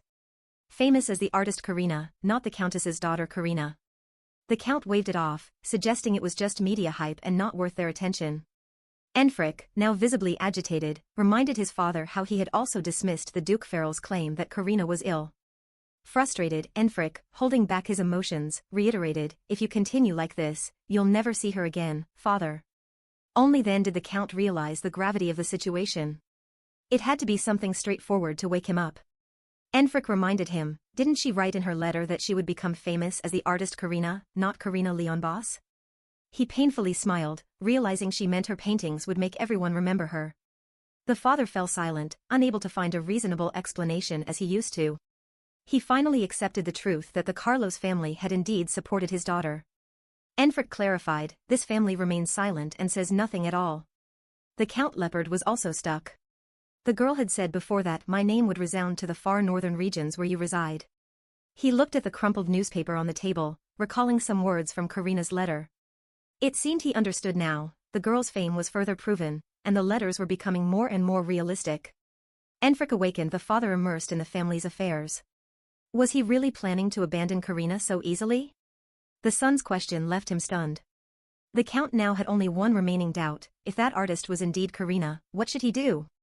Forget about the exhibition? Because the news had not yet reached the north. Karina was preparing to attend a gathering among the lords. Million had informed her earlier that this expedition was significant and required the gathering of lords. Karina reassured herself that everything would be fine, but her nerves were like a roller coaster. Million was pleased with her beauty today, but she was always beautiful. He smiled gently, extending his hand to Karina. She stammered, "Thank you, Million," her nervousness causing her to stutter. The Duke confidently walked beside Karina into the hall, making them the most prominent and attractive couple in the north. As the doors opened and they stepped inside, Million, noticing Karina's anxiety, said, "It's all right. It's just a meeting among ordinary people. You don't need to worry too much. It's not as formal as in the capital." Karina looked at Million like a scared puppy caught in the rain. This was her first time meeting the northern nobles, so she was a bit intimidated. Million confidently reassured her, "It's just a simple, modest party." But as soon as he spoke, he realized he was wrong. Inside, the hall was filled with nobles in lavish, grand attire, a far cry from simple. Karina was shocked, and even Million was stunned, wondering why everyone was so dressed up. From afar, Million saw a familiar figure, Baron Jamer in his sparkling sequined outfit. The Baron greeted the Duke warmly, while Million silently criticized him, thinking, "Who is this flashy guy? I don't know this show-off." Million rubbed his temples in annoyance, worried that Karina would feel pressured. Yet in front of her, he maintained his composed demeanor, greeting the Baron warmly and asking, "Why are you dressed so festively, Baron?" A storm was brewing behind the scenes, but Karina was still clueless. Jamer laughed heartily, saying he enjoyed the pre-festival evening because he got to drink, which made him very happy. Million thought, "If Karina weren't here, I'd deal with you." At that moment, another person came up and cursed Million, "What the hell is this pre-festival evening? Who came up with that?" It was Marquis Ariel, slightly tipsy, who spoke to Million like he was a close buddy. Million smiled outwardly but silently noted his frustration. He sternly replied, "Marquis, you seem quite drunk to be making such remarks. By the way, have you completed the task I assigned you?" The Marquis teased back, "What task?" "I completely forgot." Million gently reminded him, "The Army." The two, smiling on the surface, were seething with anger inside. Ariel cursed Million directly, "You scoundrel, bringing up work the moment we meet." At that moment, Karina gently tugged on the Duke's sleeve and softly whispered beside him. Million asked her, "Is there something wrong?" The gentle Duke was someone unfamiliar to the people there. Karina, with her kitten eyes, expressed her desire to greet the others. Million, out of habit, referred to them as those people and asked Karina if she wanted to greet those guys. Karina, almost in tears, wondered if that was how lords and nobles were referred to in the north. But she did want to greet them to fit in. Million pointed to the crowd, "Those guys? No need to greet them. They're just the purple and red-haired ones. Knowing that is enough." The Duke smiled with a charismatic air and asked Karina, "Am I not enough for you? Why care what they do? If you're bored, I'll keep you company."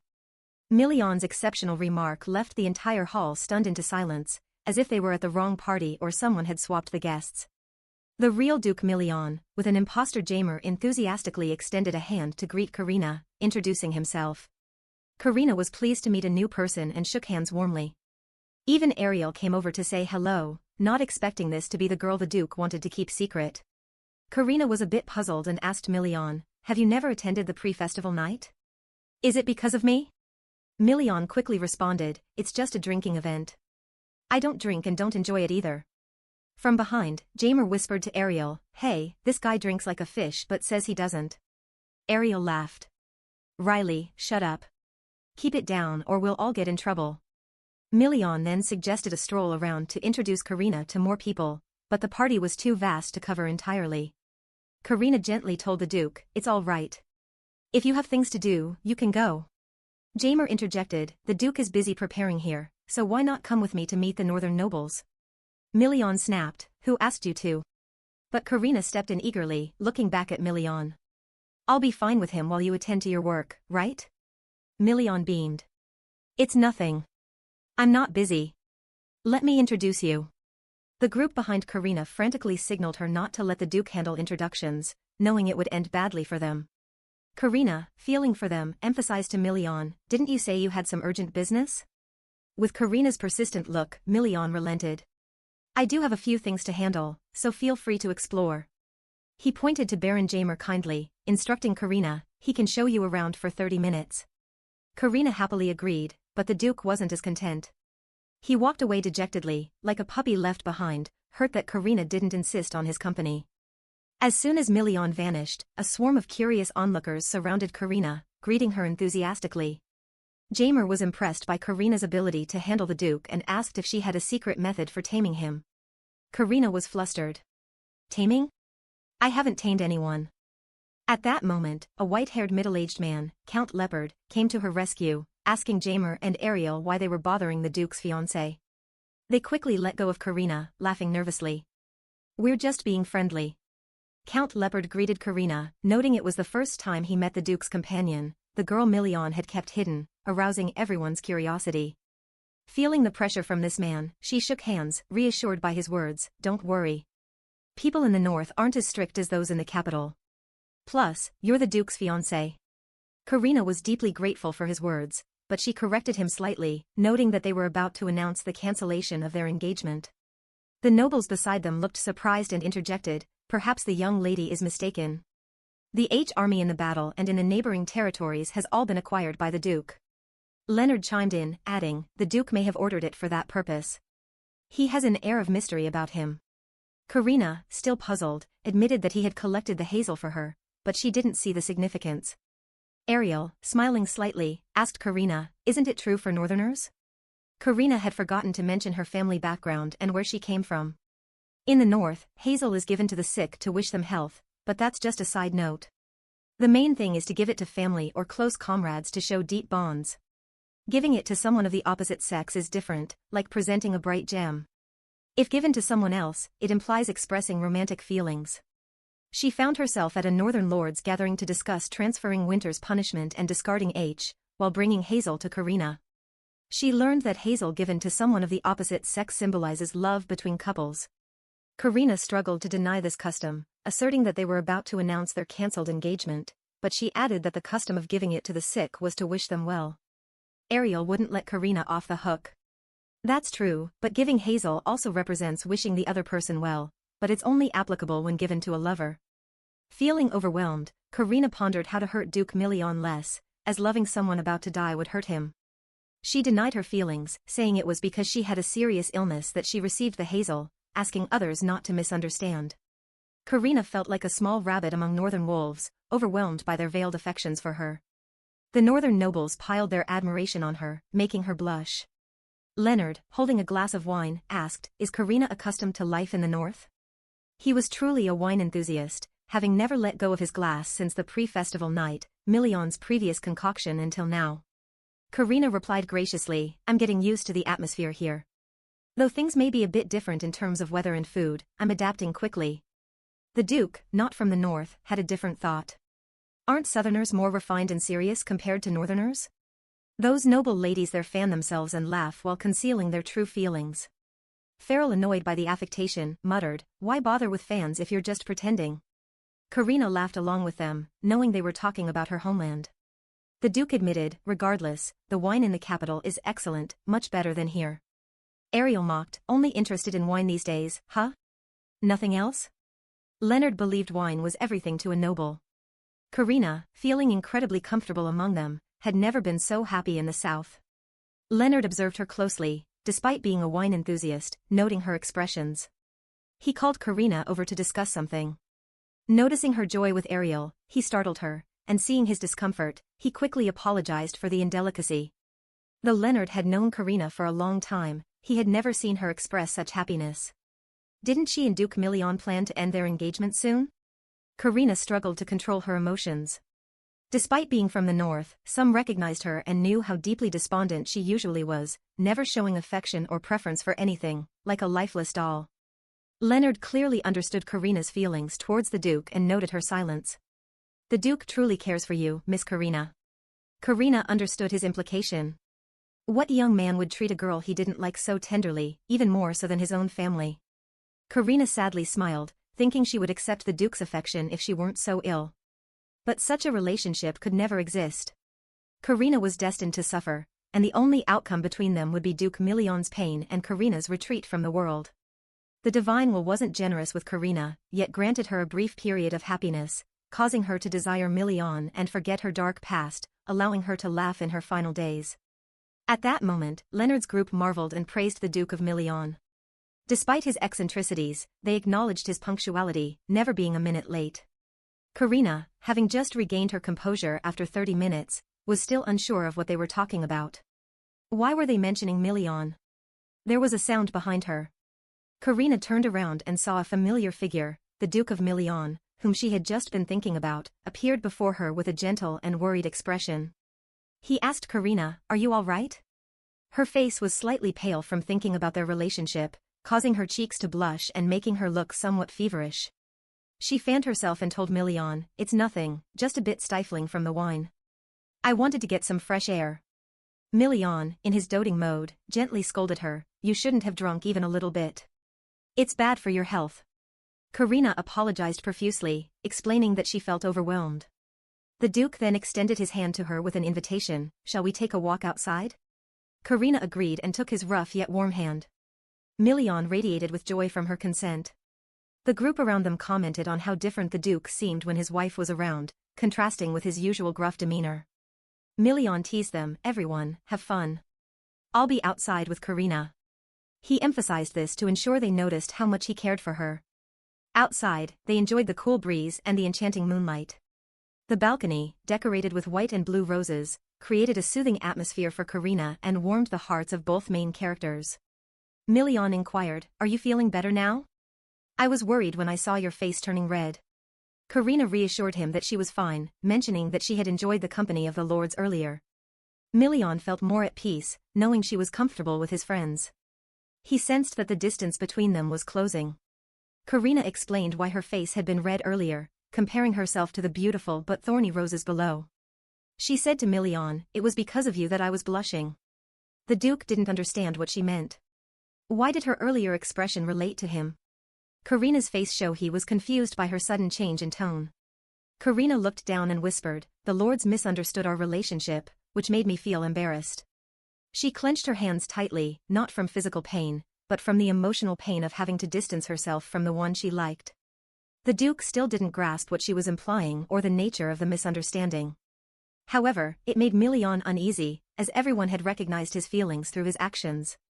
Karina suddenly expressed her guilt towards Million, leaving him even more puzzled. The gentle night breeze played with Karina's hair. She, a rare and precious presence in his life, now had to cause herself emotional pain.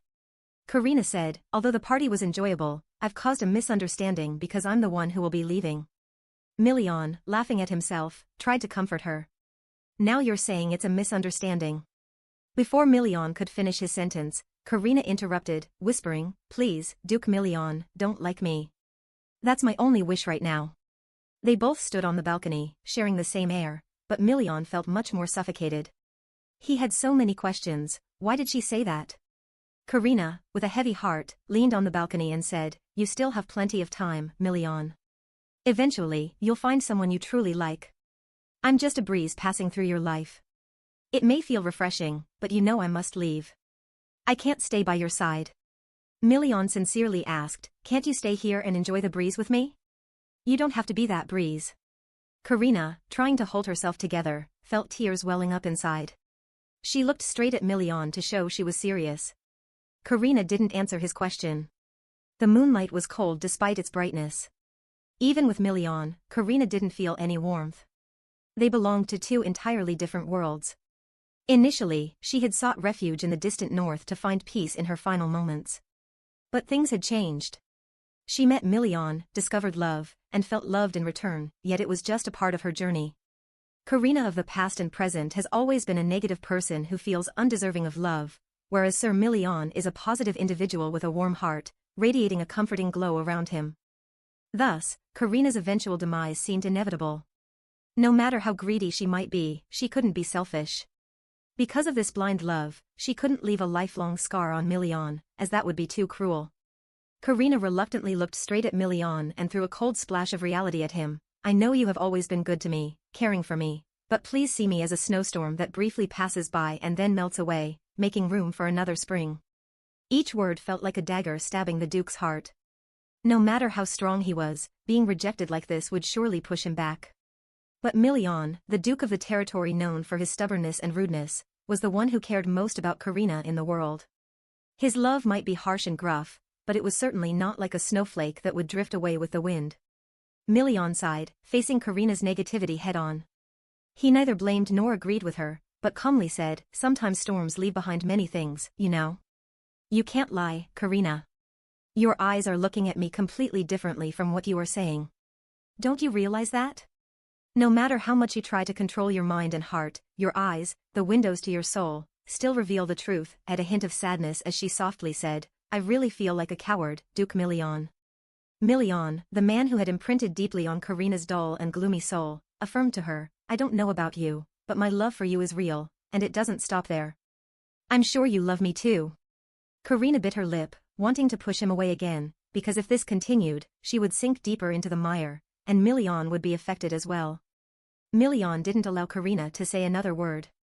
His warm hand gently brushed her cheek as he tenderly advised, I think you are tired now, so please go rest. We can talk about everything tomorrow.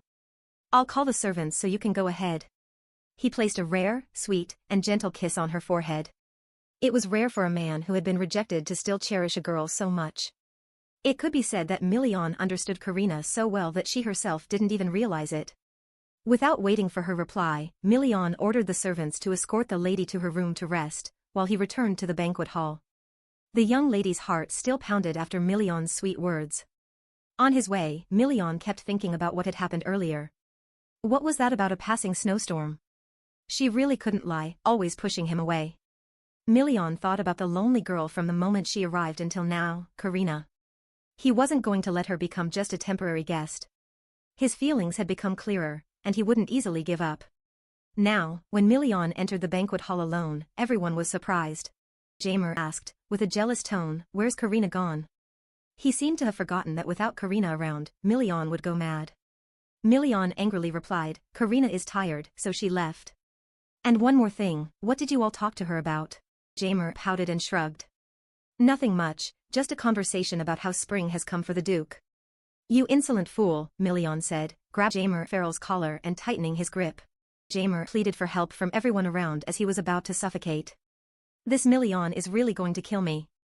Leonard intervened to save Jamer while commenting, Karina is indeed a kind, beautiful lady, raised well in a noble family, isn't she?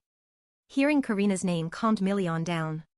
He let go of Jamer and sat down to continue the conversation.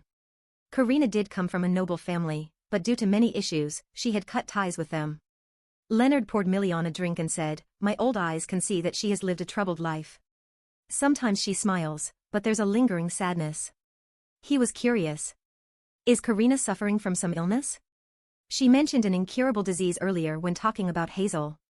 Million frowned but introduced her situation without revealing too much, implying that she had a serious illness that could take away something from her. Leonard sipped his drink, nodding. Those who have been through a lot are often afraid to move forward. Taking it slow is a good approach. You seem to value her a lot. Million's pupils briefly froze, and he became more irritable as Leonard had hit the nail on the head. Million put down his glass and asked respectfully, since when did you start caring about other people's affairs? Knowing the Duke was annoyed, Leonard stopped teasing and smiled wryly. Million sighed again. If Karina could open up, things would be easier, but since we don't know for sure, I plan to get Hazel to treat her to ease her worries. Looking at the empty glass, he continued, if there's a proper treatment in the future, she might be cured. She wants to leave, so I have no way to stop her. Million felt both sorrow and pain. Leonard asked, what is the disease exactly? Do we not know? Million pondered. She said the illness would take away something from her, but she didn't specify what. Leonard couldn't guess either. Million started to think about the symptoms and possible diagnosis. The Viscount Farrell had mentioned that her disease would progress, but nothing was certain. When there was an update, he would inform Karina's personal physician. The reports indicated a somewhat complicated condition. Million scratched his head, unable to imagine, but knowing she was in pain and needed treatment. He recalled that both of them had mentioned her condition didn't match common symptoms. Each patient was different, with some losing parts or abilities, but Karina didn't show such signs. Her condition seemed less outwardly visible except for sudden seizures. Million suddenly remembered the physician's words about the price of life being paid to the gods, which was very rare, affecting only a small percentage. He dismissed the thought that being alone wouldn't be a problem, reasoning that it's very rare and Karina couldn't possibly have it. Ariel, who was beside him, curiously asked, just asking, if it's a terminal illness, is there any place to get more information? Jamer coughed and guessed, if you don't know the symptoms, why not look for people who had the disease before? 1 or 2 people would surely give you an answer, right? Million muttered that this idea seemed logical. If they could find a few people with the same illness as Karina, they could get a general understanding of the situation. Rummaging through his thoughts to see if anyone like that existed, he fortunately remembered one case of someone with the same illness as Karina. Million immediately slammed the table and stood up, saying he would go there right away, telling the others to continue the party. The Viscount couldn't believe it and asked again, "Are you kidding? You're going now?" Million left without looking back, and Ariel shouted, "How can this be? What kind of strange party is this, and what about the meeting?" Duke Million, who was known for being rude, didn't listen to anyone. At this moment, he left in a hurry. Jamer laughed gleefully. "This is how they organize meetings here, the chairperson leaves immediately without caring about anything." Million quickly got on a carriage heading to his destination. Besides the doctor and Farrell, who had the artistic illness but wouldn't tell in the situation, there was another person he could ask to find out the root cause of this issue. He had to get there right away, no delay. At the party, Leonard smiled profoundly, sipping a glass of wine that was both bitter and sweet, with a hint of sweetness. Finally, there was someone of his age. When Million arrived, it was already midnight. He banged on the door of the person's house to wake them up. It was the art shop where Karina and Million had bought flowers before. The old shop owner, still sleeping, opened the door and informed him that it was past business hours and to come back tomorrow. Million immediately blocked the door, panting heavily, showing he had run there. Despite everything, the Duke apologized for disturbing him at this hour and introduced himself as the one who had requested to decorate the painting room before.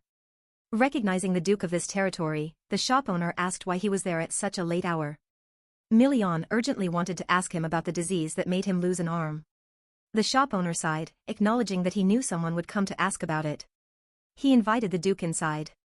Even though the interior was a bit shabby, the shop owner made Million a cup of hot tea to calm him down before he asked about something that could be quite shocking. The Duke went straight to the main issue, wanting to know why and how the shop owner lost his arm, as he was also an artist who had suffered from the same artistic illness as Karina. Million was sure he could find out something. The shop owner sighed, confirming that his arm was lost due to the artistic illness. It was the price he had to pay. He used to be a talented artist like Karina, with each masterpiece being very satisfying. However, due to lack of conditions in the past, he became famous quite late. Just as he started gaining fame, the illness began to manifest, causing his painting arm to gradually become numb. Even a little painting made him unable to hold the brush. He didn't know what it was at the time, so he went for a checkup, and the doctor diagnosed him with the artistic illness. There was no cure, and the numbness and pain would eventually spread throughout his arm. They advised him to give up his art if he wanted to treat the illness, but he, like all artists suffering from the artistic illness, including Karina, didn't want to abandon something that was like their lifeblood. They saw it as their heart and treasure. Therefore, he became increasingly obsessed and out of control until he completed his final masterpiece, at which point his entire right arm was completely disabled. To stop the pain from tormenting him further, he cut off his arm and abandoned the art he cherished as his life. Million grasped the key point, understanding that the price would be at the part of the body experiencing pain. The shop owner nodded in agreement. Million urgently asked, "Is there a case where the pain spreads to the heart or throughout the body?" Million anxiously waited for an answer. The shop owner took a sip of tea, trying to recall if he had heard about pain in the heart or throughout the body. He remembered hearing something but wasn't sure. He asked Million if he was talking about the girl who had come with him to the shop before. If it was her, he wanted to know what miracle she created. Clear words came from Million's mouth, a creative miracle. It can make the painting come to life, even create life. The shop owner was shocked. What the Duke mentioned was a creative miracle with powers comparable to creation. Seeing his reaction, Million urgently asked, "Do you know about it? Tell me quickly." The shop owner struggled to tell Million that if a living being was truly created, the price would be very high. The artist would have to exchange their life. Million was horrified, unable to believe it. The strong Duke now completely collapsed, realizing that Karina would have to exchange her life for each painting, for each miracle. What she meant by leaving was death, not going anywhere. The price for the miracle was more like a curse. The next day, when everything was gradually revealed, Farrell had just returned to the Duke's mansion. Farrell had completed everything Karina had asked him to, so he came to give her the good news. The only one welcoming Farrell was the butler, so he asked curiously, "Where is the Duke?" The main reason he came here was to meet an old friend, in addition to delivering a message for Karina. But the butler informed him, "The Duke left the territory early for some business and will return later, so please wait in the meantime, sir." Farrell immediately asked, "Where is Karina?" "You are familiar with the place, so it would save me the trouble of searching." The butler smiled warmly. "Miss Karina is currently in the gallery. The servants told me that she has already had breakfast and gone for a walk." "Sir, would you like me to call her down?" Farrell waved his hand. "That's fine. I'll go up myself. I want to stretch my legs after the long journey, so I'll head straight to her room." The stairs in this house reminded him fondly of times past. Even though it wasn't his house, he was very familiar with it. He summed up everything in his mind before reporting to Karina. Because the auction had gone surprisingly well, which resulted in a pile of documents he needed to approve, he hadn't eaten or slept during that time and felt as if he might die. Karina's paintings had become more famous than ever, and the money earned was substantial. However, Karina probably didn't care about the money. She would be thrilled to know her art was praised worldwide. Just imagining her complimenting him made Farrell happy. If she actually did it, it would be even better. Excited, Farrell went to Karina's room and knocked on the door, calling her name. He was in high spirits, ready to share the astonishing news. But after a while, there was no response. The door remained silent and unmoving, which was quite unsettling. Anxiously, Farrell called again, "Are you in there, Karina?" But the silence continued. Farrell's face darkened. Could she have fainted or something happened inside? He couldn't be that unlucky, could he? Using all his strength, he forced the door open urgently. He couldn't wait or call the butler to inform him. He knew barging in was wrong, but the scene before him shocked him into shouting Karina's name. At that moment, she seemed like a different person, still engrossed in finishing a painting despite someone entering her room. Karina's mind seemed disturbed as she muttered that it was almost done. Her face was dark, as if controlled by someone else. She wasn't herself anymore, continually murmuring, "Just a little more, just need to finish this brush stroke." At that moment, a firm hand grabbed Karina, and Farrell yelled, warning her to stop or she would die. Karina struggled, screaming for Farrell to let go, insisting she must finish immediately. Farrell firmly forbade her from completing it. Karina, her face twisted, asked, "Why can't I finish it?" Farrell forcefully explained, "This is forbidden." But at this moment, Karina wasn't listening. The painting she was working on was a portrait of Duke Million, almost complete. As she said, "Just a little more," Farrell repeated one more time to make her understand, "If you complete it, you will die." Karina no longer resisted and began muttering about death like a mad person. Hearing that word, a sinister smile appeared on her lips, as if it was something sweet and delightful. Karina mumbled, "If I can exchange my life to have Duke Million, then so be it. So move aside." Farrell, horrified, snapped at Karina, "What's wrong with you? Are you going insane?" Though normally weak, she was surprisingly strong at the moment. She screamed at Farrell to move out of the way with crazed determination. Farrell splashed cold water on her and bluntly asked, "Karina, do you really want a fake Million that badly?" This succeeded in making Karina pause. He held her hand tightly, advising her that a fake could never replace the real Million, that wasn't the true Million. Though not fully lucid, her madness subsided, and she released the brush. Karina's mind was gradually clearing, but not entirely. To be sure, Farrell still restrained her hand. Karina collapsed in exhaustion, realizing what she had almost done. Was she really trying to create a living Million? How could that be? The thought that she could create something real from a painting was overwhelming. Staring at the work before her, she felt sheer terror. She had almost made a living, breathing Million. Karina bit her lip, trying to suppress her trembling. What was she about to do? All because she wanted a Million who would look only at her, just like the one she created. She had gone mad. Karina trembled uncontrollably, taking deep breaths to regain her composure. She looked up and apologized to Farrell for her earlier outburst. Farrell sighed and asked, "Have you calmed down?" "It was a close call. It's like ancient script, or even more intense. Artists create with an uncontrollable frenzy, they are passionate and immersed in their work. In severe cases, they don't hesitate to harm themselves to achieve perfection." Remembering Karina's earlier madness, Farrell felt relieved. Thankfully, she stopped in time. Just mentioning Million's name and the idea of creating a fake Million had already disturbed her mind so much, who knows what might have happened if he had come in a bit later. Karina's face was dark and extremely pained. She seemed unaware of what she had been doing. Farrell asked seriously, "Did you really want to create Million that badly?" Karina explained that it wasn't intentional. "It's just that while painting, I suddenly remembered a conversation with him, and so I painted." Karina recounted how a few days ago, while she was painting, the Duke asked her why she didn't paint people. He was very curious why in all her paintings there were always animals and vibrant sceneries but never people. At that time, she hadn't yet told him nor explained that she couldn't paint people. Million had casually smiled, suggesting she paint a self-portrait. That made her want to paint a portrait of Million instead, because she liked the idea. The Duke was quite surprised by Karina's special thought of gifting him a portrait, revealing his significant place in her heart. Karina confirmed this with a nod, making Million even happier, smiling a bit bashfully at the anticipation of the portrait. So Karina painted his portrait.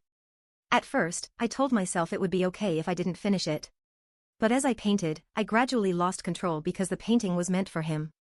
So if I complete it, it will disappear, right?" Farrell was puzzled. "Didn't you decide to finish it with such determination?"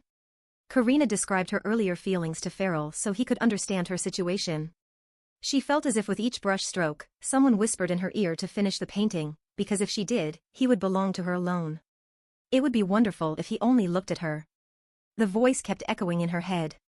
She didn't know what she was doing, only that creating Million would mean he would look only at her, just like how the painting would only focus on Karina. Farrell, almost losing his composure, asked her, "So, do you still want to finish the painting?" Karina clenched her hands, biting her lip, and vaguely said, "I'm not sure." Her heart still longed to paint, even knowing it might mean death. "I really want to stop, but I can't. I keep finding another reason." Farrell felt this was a tough case. If no one stopped her, she would become mad, unaware of how deep her desire ran. Such a desire could take her life. Karina suddenly remembered she had felt this way as a child. Farrell, not understanding, asked again.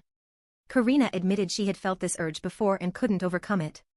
Farrell turned pale, asking, "When was that?" Karina replied, "When I was a child." Farrell was stunned. "Did you create a human?" Facing Farrell's question, Karina was torn between telling the truth and hiding it. She remained silent. The quiet became eerie. It would have been better if she had lied, but Farrell lost patience, demanding she face him to avoid lying. He shouted, "You used magic to create a human, didn't you?" Karina whispered, "It was out of loneliness that I unknowingly did it." Farrell collapsed, realizing the cause of Karina's severe and rapid decline. The number of paintings she had done was due to breaking the taboo of creating a human. His eyes filled with anger. Farrell, usually refined, felt like cursing. The act of a painter creating a human violated divine powers, altering the natural order and breaking the laws of causality. It was a challenge to God, costing a life. Everything seemed chaotic. A talented girl had to pay dearly for her ignorance. Farrell looked at the girl he promised to care for and heal, a promise made to his best friend. Even if he hadn't promised, he would still have healed her, but it was far from the phrase cured. Karina bowed her head, knowing her naive mistake from childhood was unforgivable.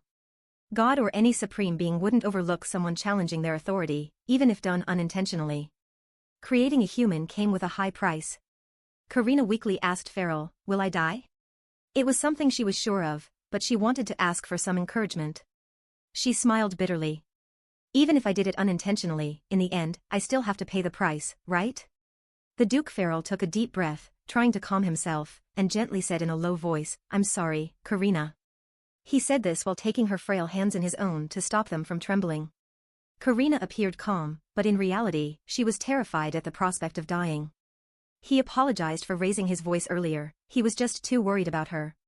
He reassured Karina to stay calm, assuring her that everything would be resolved, and then he asked her gently, "What kind of person were you creating back then? This time, please tell the truth. Only then can we solve this." Karina had nothing left to hide. She wanted to live but didn't want to endure any more suffering, so she told him everything in a sorrowful voice. "I created people when I was young. My two siblings were also fairly old, around 5 or 10 years old. I don't remember clearly, only that it was one of the rare times I got to go out with the family. The 5 of us went to the market to play, and I was in charge of looking after Abelia. When she wanted to see the stuffed bears, I let go of her hand, and she almost got lost, fell, and scraped her knee a bit. My mother scolded me for letting go of her hand when I was supposed to be the older sister. I tried to explain to my mother that I let go of Abelia's hand just because she wanted to see the stuffed bears, but my mother's response was a painful slap that made my cheek swell. She coldly admonished me, saying that as the older sister, I should take care of my sibling instead of making excuses, pointing out that Abelia had scraped her knee. At that moment, my parents put all the blame on me. I apologized countless times, but my mother didn't forgive me.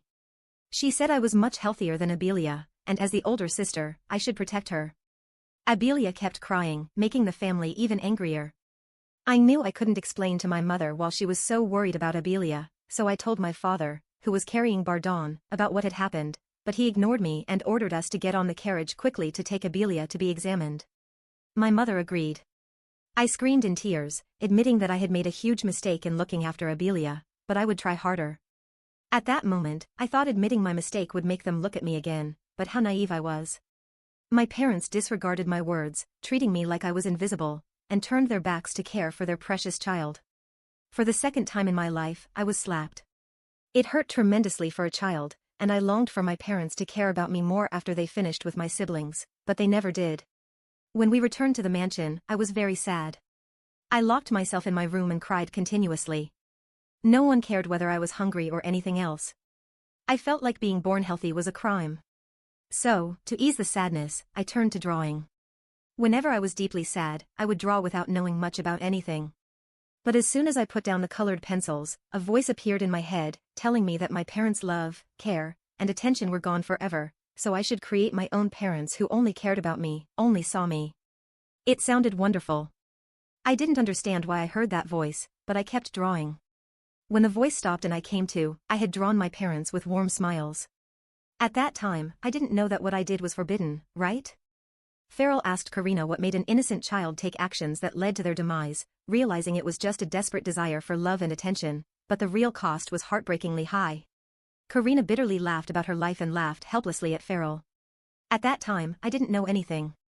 I just wanted to fulfill my parents' wishes. They existed for 10 minutes. During that time, I initiated everything I wanted to say, asking for hugs, affection, and sweet words from my parents. They really cared for me just as I wished. Then I fell asleep in their arms. That was the first time I achieved my wish, to rest in my parents' embrace, something Bon and Abelia had easily every day. When I woke up, I found myself lying on the bed. Seeing Farrell a bit surprised, she guessed, it was those artificial parents who put you to bed before leaving. They took care of me so gently that sometimes I wished it was real and not a miracle created in 10 minutes. Karina no longer cried, but there were a few things she wanted to ask Farrell. I was so ignorant back then, wasn't I? Trading 10 minutes for a whole life. Farrell held her hand, comforting her. Don't blame yourself. No one taught you, and it wasn't your fault. Karina smiled softly. Indeed, I no longer blame my past self, so rest assured. Outwardly, Karina seemed calm, but deep down she thought that if she hadn't made that mistake back then, she wouldn't exist now. The experience was truly remarkable. Farrell sighed. No matter what, I promise you, Karina, I will do everything to save you. Just promise me one thing. Farrell wanted to save her, but only if she had the will to live. Now was no exception. He looked at Karina with determined silver eyes and said, if you want to live, you must say that you want to live. You must passionately want to live, not be negative. Karina gave Farrell a look full of determination. Now I want to live, at any cost. Because there's someone in the future waiting for me, someone who wants to experience next spring with me. Farrell sighed in relief. All right then. I promise to help you. Karina half kneeling, he gave her his promise. Even though everything seemed hopeless, they both understood that they were powerless but still had to have the will. It was a kind of situation not everyone could handle. Just then, Million knocked on Karina's door. He wanted to talk to her, but earlier Farrell had been in such a hurry that he forgot to close the door. Without hesitation, Milian entered and saw Farrell half kneeling, holding Karina's hand intimately while Karina looked troubled. Milian frowned, his face filled with anger, and asked sternly, "What are you two doing?" Farrell was on the verge of tears, thinking this was the end. This friend of his would definitely be upset seeing this scene. Farrell understood Milian well, this situation was easily misunderstood. Farrell half kneeling and holding Karina's hand so intimately made Milian lose his temper. Trying to stay calm, he asked again, "What are you two doing?" In truth, Milian's eyes gave away his anger. Karina stopped short, intending to explain the situation, but then realized that she and Farrell were holding hands too intimately in a closed room, anyone would misunderstand. Karina quickly withdrew her hand and explained, "We were just catching up after a long time. That's all." Milian sneered. What kind of conversation requires holding hands? Farrell didn't know how to explain, but Karina quickly added, "We were just so happy to see each other again after a long time." Farrell laughed heartily. Exactly, we were just so happy to see each other again. But the look on Milian's face showed he didn't believe it. Milian, like a wolf, glared at Farrell, who was still holding Karina's hand. Milian was upset but couldn't scold Farrell in front of Karina, so he decided to take action. He rushed over, pushed Farrell's hand away, and claimed his place.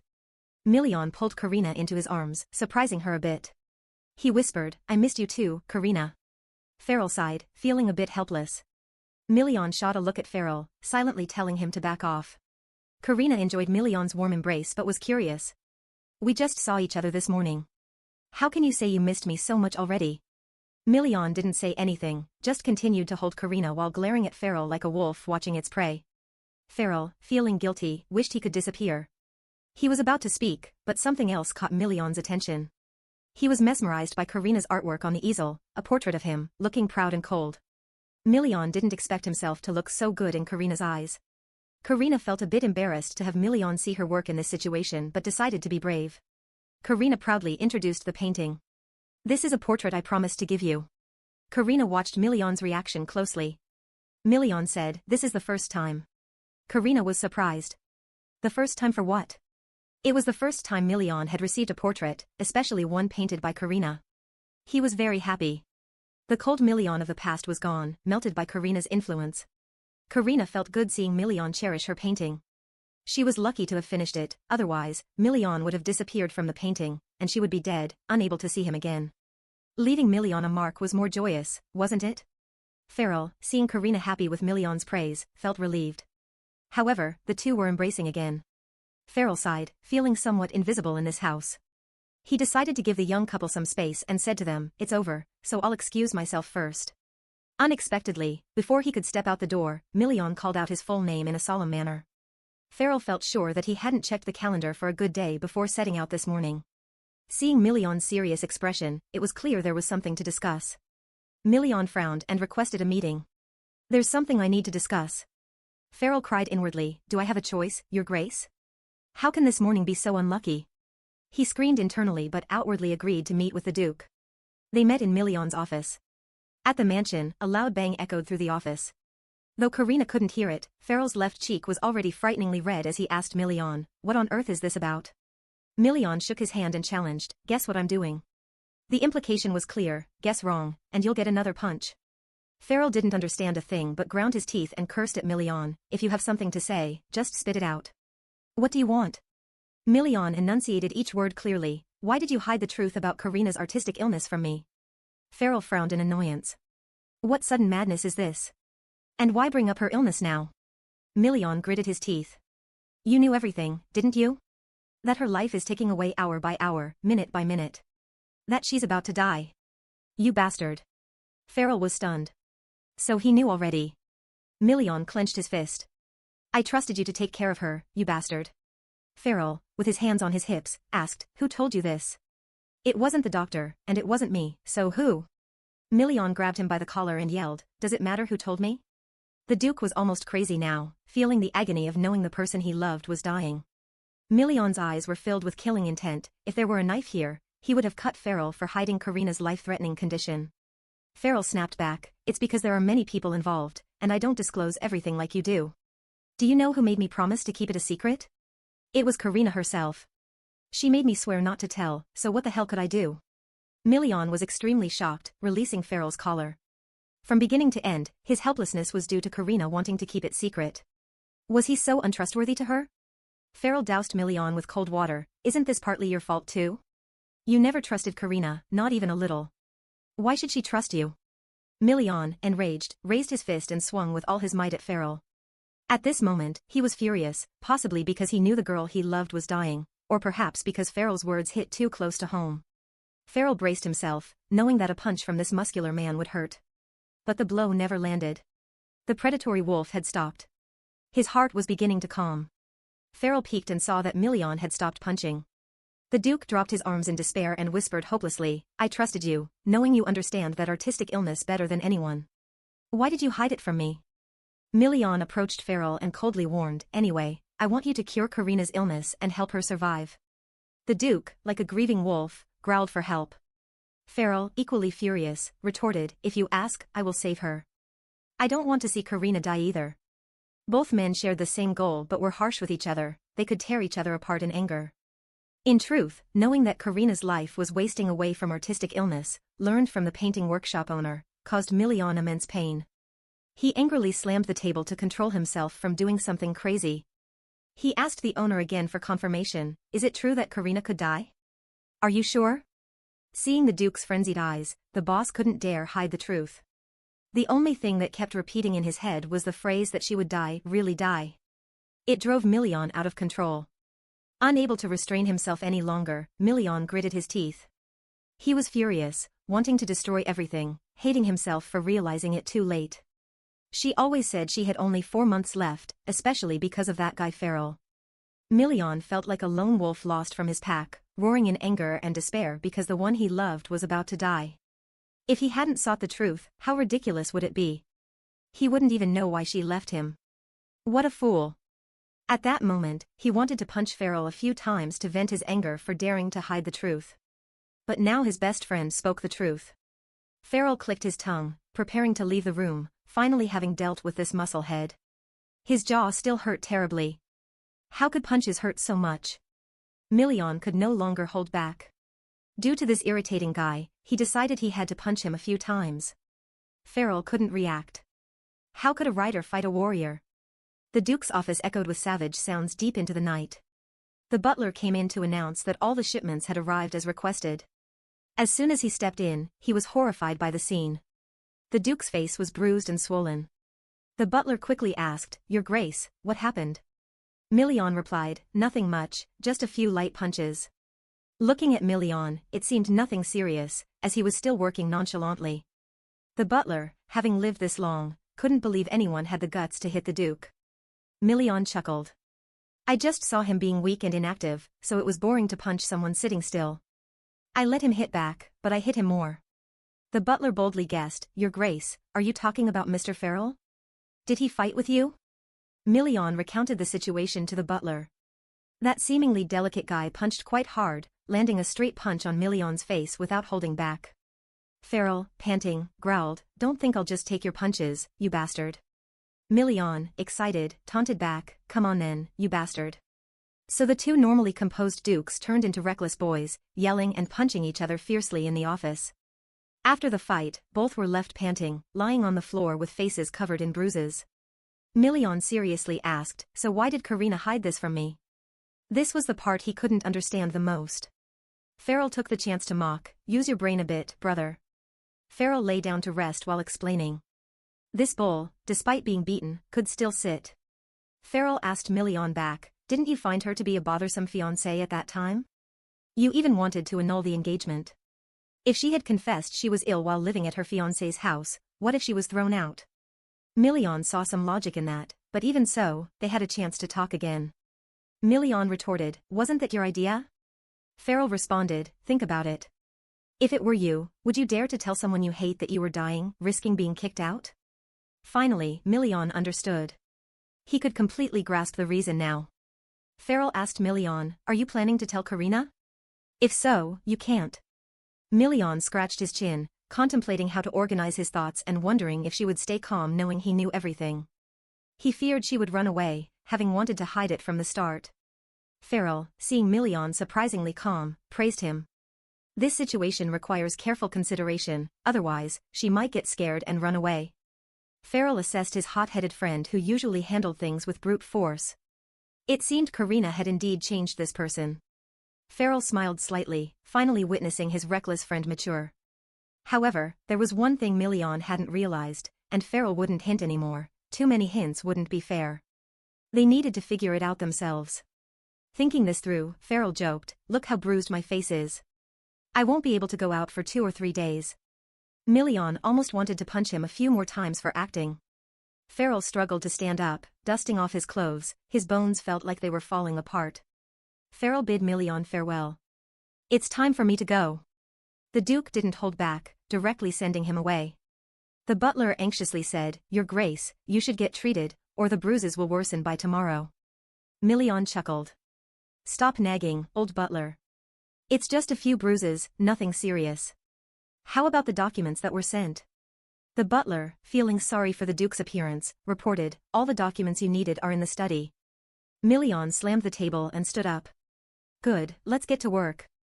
The butler excitedly added, "Miss Karina would be happy to know this."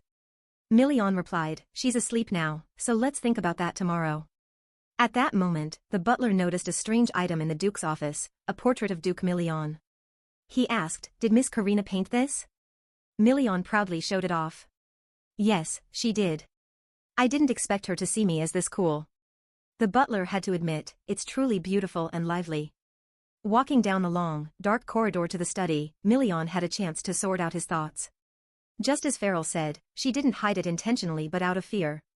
She couldn't believe he would let her stay if he knew she had a terminal illness. Indeed, in the past, he was afraid she was a troublesome fiancé, always wanting to annul the engagement. That's why he used that condition to let her stay. But now it was different. Million had realized how much he wanted her. The truth was that he found out too late, making it even more painful than ever. The Duke's face, covered with scars, cast an overall gloom. So it wasn't because the physician or Farrell despised him that he didn't speak, rather, it was his own foolishness that made him fail to realize how Karina had struggled to live and smile, saying she was fine while he clumsily tried to comfort her without understanding anything. At that moment, she had to force herself to endure. And Million now understood what she meant by thanking him for his comfort when they both expressed their feelings after that passionate kiss. Even though Karina couldn't lie, her eyes showed a kind of helplessness because she knew she was going to die. The moment Million realized this truth, his heart ached deeply. But now, the most important thing was to find a way. He couldn't just sit idly and reminisce while others worked. Million ordered the butler, "From now on, if anyone comes looking for me, tell them I'm inspecting the territory. Absolutely no one is to be let in here." The butler took the order and left. Million buried himself in books and ancient texts, believing that the so-called incurable artistic disease was due to insufficient research. If he studied deeply enough now, even the rarest documents, he was confident he would find a cure. It was too early to be discouraged, and Million was the type of person who had to see things through to the end, never giving up. So he requested all the materials from the painting workshop owner and collected from other reputable sources as well. If he knew enough, he believed he would find the origin of the cure. Million turned page after page until his eyes were red, with only one important thought in his mind, to find a solution to save Karina. Million was determined not to lose Karina, no matter the cost. Indeed, Karina didn't realize her face betrayed her emotions, revealing all her joys, anger, sorrows, and happiness. It was because there was nothing more cruel than letting a terminally ill person love him. So Karina tried to push Million away. But for Million, things were different now. He had determined his feelings as clear as the morning sun, and they had become an obsession. Therefore, at any cost, he had to wrest Karina from the hands of death, because he was now terribly afraid of a world without her. Winter had covered everything, the snow was becoming thicker and more beautiful. Karina came here every day to enjoy the scenery, take walks to relax her mind, and let the Ha she created play. This was a Ha that Karina created with her own blood, so it wouldn't disappear suddenly. Karina recalled that Million had been somewhat tired lately, perhaps due to the ongoing war. Even though he stayed by her side more, eating and walking together more frequently, whenever she asked about it, he would just smile it off with forced cheerfulness. At that time, she couldn't do anything. As for Farrell, she hadn't seen him since that terrifying day. Karina wondered if the handsome face of Farrell had recovered. The last time she saw him, his face was swollen and red, covered in bandages, looking terrifying enough. Farrell greeted Karina naturally, as if his injuries didn't exist. Karina found it hard to believe. Staring at him, she felt pain on his behalf, let alone for the one who suffered. Karina boldly asked, "Did you get beaten up? Your face is all swollen." Farrell scratched his face, admitting, "Yeah. I didn't dare say anything, let alone that I got beaten." Karina was shocked. "Was it Duke Million who beat you like this?" Farrell laughed, waving his hand dismissively. "It's nothing. We often had conflicts like this at the academy, so it's no big deal. Don't worry too much." Karina fell silent, wondering if it was truly nothing. His face looked like a pig's head now. Karina sighed, acknowledging that Million could be a bit harsh with those around him, but luckily, he was always good to her. Seeing the Ha playing happily, Karina mentioned, "The kid will soon wander into the forest." Although he didn't understand what Karina was saying, he still reacted warmly to her mood. Who would have known that this was the bloodthirsty monster, the target of this war? Karina whispered, "Thanks to it, Million has heard all my pleas, so there's something to be done soon." Karina's eyes showed a hint of sadness. When did she get used to a life intertwined with Million's presence? The more familiar it became, the more painful the separation would be. Her heart sank a bit. It wasn't a spasm, but rather Karina's heart bleeding.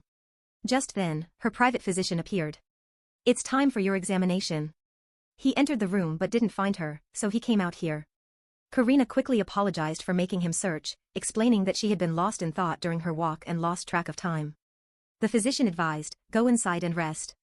Breathing in this cold air isn't good for your body." It was also time for a checkup. After diagnosing her physical symptoms and expressions, the physician began a psychological examination. "How have you been feeling lately?" Karina smiled and said, "Very well." Even if it wasn't true, she would still say that, as if by habit. The physician insisted, "You need to be honest. It's just me here, so feel free to share without any hesitation." For a moment, Karina felt sad and admitted, "If I said nothing's wrong, that would be a lie. Every time the seizures come, I feel like I'm dying, even wanting to die to end it. But thinking of Million makes me want to keep living." Karina looked at the doctor and gave a wry smile, honestly admitting, "I just wanted to leave peacefully before, but now I don't feel the same. I feel guilty about the people involved here, they would be heartbroken and haunted by my death." The doctor sighed and advised, "Don't think too much. Everyone here sincerely cares about you. It's not necessarily going to become a headache." Karina shook her head, looking sorrowful. "But I do feel a huge sense of guilt towards Million. It feels like it would have been better if I had just left back then." The doctor fell silent. This girl was becoming increasingly negative, partly because of her illness, and partly due to her habit of being overly concerned about those around her. In the brightly lit room, Karina stated an undeniable truth, "You'll die every day. The seizures become more severe, and the headaches worsen. I feel like it's coming to an end." Karina clenched her hands tightly to control her emotions. As her doctor, he felt helpless as he watched his patient wither away day by day, unable to do anything. In the midst of their conversation, a servant asked to enter and announced, "The Lord invites you to dinner. If there's nothing else, may we prepare your attire and makeup?" Karina quickly asked the servant to wait a moment, then thanked the doctor for his visit. She suggested discussing other matters later, since the main issue had been addressed. The doctor took his leave, saying goodbye and promising to return. After getting dressed and made up, Karina went down to the banquet hall of the mansion, now decorated with white roses, beautiful and pure. The dress Million had prepared for Karina also featured white roses, making her look like a fairy full of life. But all day long she had been thinking about the Duke, which made her feel a bit shy about facing him now.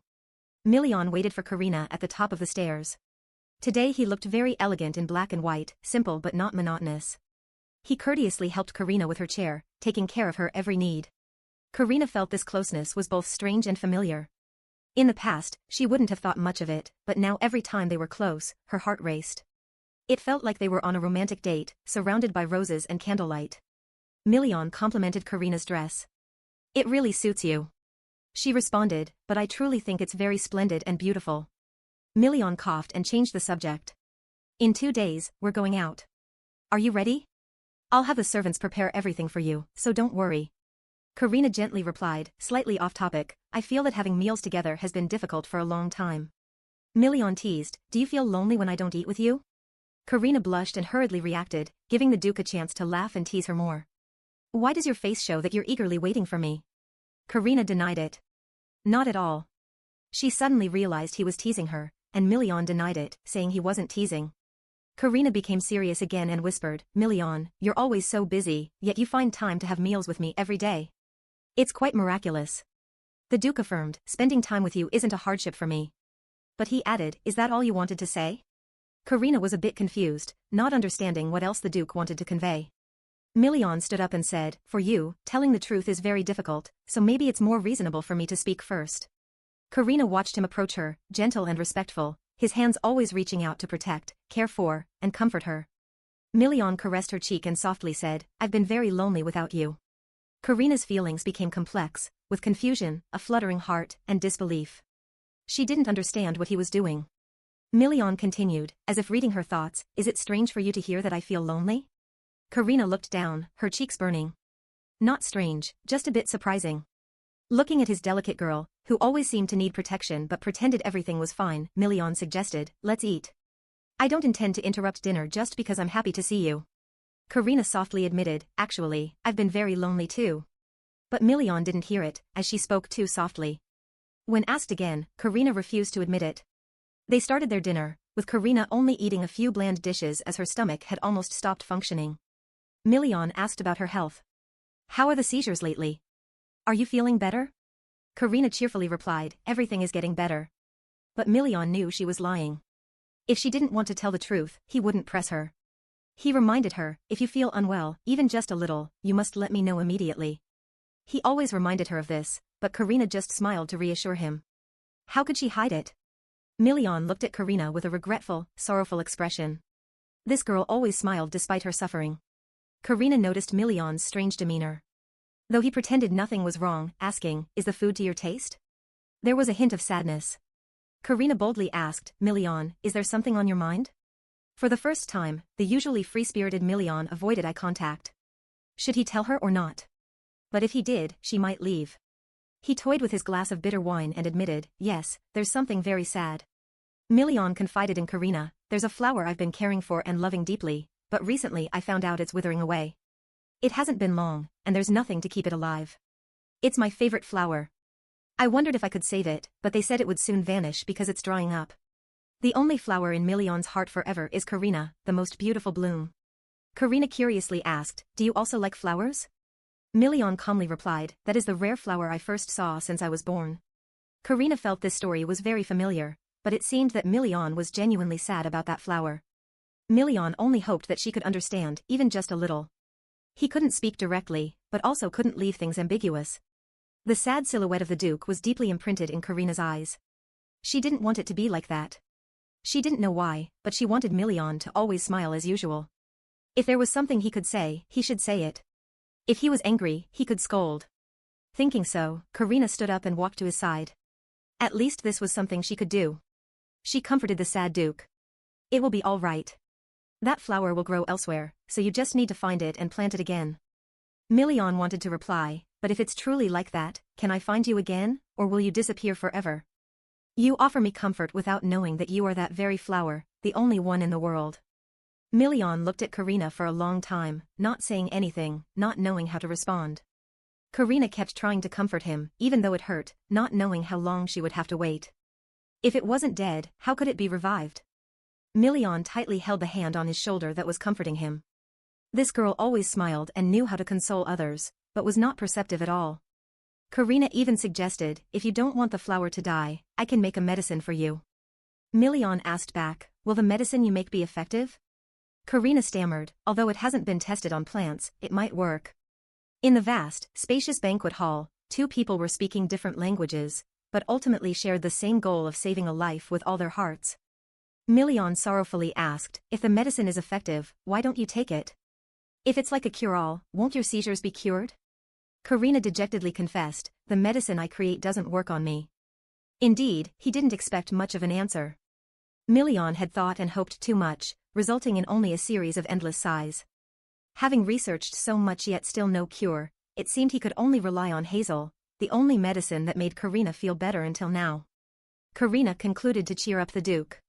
"Next time, please try using that medicine for the flower, okay?" Million sighed. "Thank you for helping, but I have a gift for you." He took out a simple dark red gift box from his inner pocket. Karina curiously asked, "What is it?" Million mysteriously said, "Want to know? Open it and see." As soon as she opened the box, Karina was extremely surprised. Inside was a meticulously crafted necklace with hazel stone, along with a cute bracelet. Million explained that it was a necklace and bracelet made from hazel stone. He had requested they be made as small as possible so they weren't heavy. Although it took some time, he hoped she wouldn't mind. Karina beamed and hugged the gift box, whispering, "Thank you, Million." Feeling it was still not enough, Karina excitedly said, "Really, thank you." She wanted to try it on immediately. Her radiant smile was so rare and beautiful that it made Million only able to subconsciously agree. Karina put the bracelet on her slender wrist, which matched perfectly with her outfit that evening, as if Million had prepared everything in advance. Seeing her smile, Million was satisfied, not expecting she would like it so much. He made a request. "Can I put the necklace on you?" Karina was a bit surprised but didn't refuse. She handed the hazel stone necklace to Duke Million. He gently unfastened the clasp, moving behind her to put it on. A sincere compliment came from the Duke, "The necklace on your slender, fair neck looks truly fitting." Karina touched the pendant, feeling thrilled because it was a gift from Million, and even more so because he had personally put it on her. This made her even happier. Their pose while putting on the necklace unintentionally brought them closer together. They looked at each other passionately. The one who took the initiative was always Duke Million. He caressed her frail cheek gently and tenderly said, "Don't avoid me." Karina fully cooperated, immersed in the swirling kiss.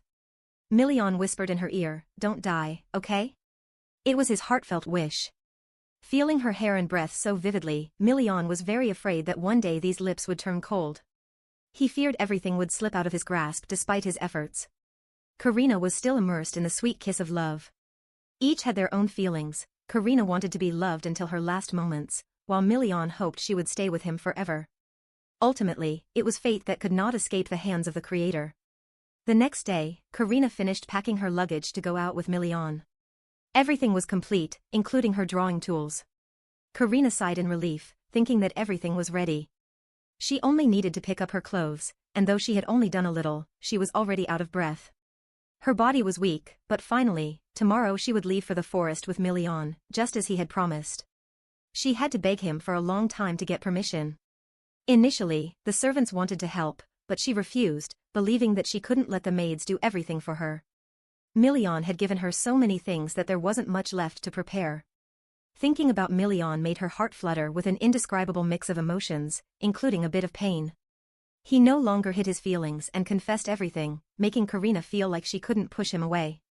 Above all, she was happy that her feelings were reciprocated. Although Million was the one who spoke out, Karina hadn't responded yet. Remembering the kiss they shared that night made Karina blush. She quickly shook off the thought and looked out at the garden where the Ha was living. He was being fed stones, and many soldiers were grumbling because he ate too quickly for them to count. One of them asked, "Why don't you come before he eats it?" It was because he arrived late. Watching the Ha's life made Karina a bit happy. He was healthier and even happier than she had imagined. She remembered that the Ha could communicate with his kind. During the last battle, she heard him tell the others that he was different from her. She wanted to ask him more clearly but forgot.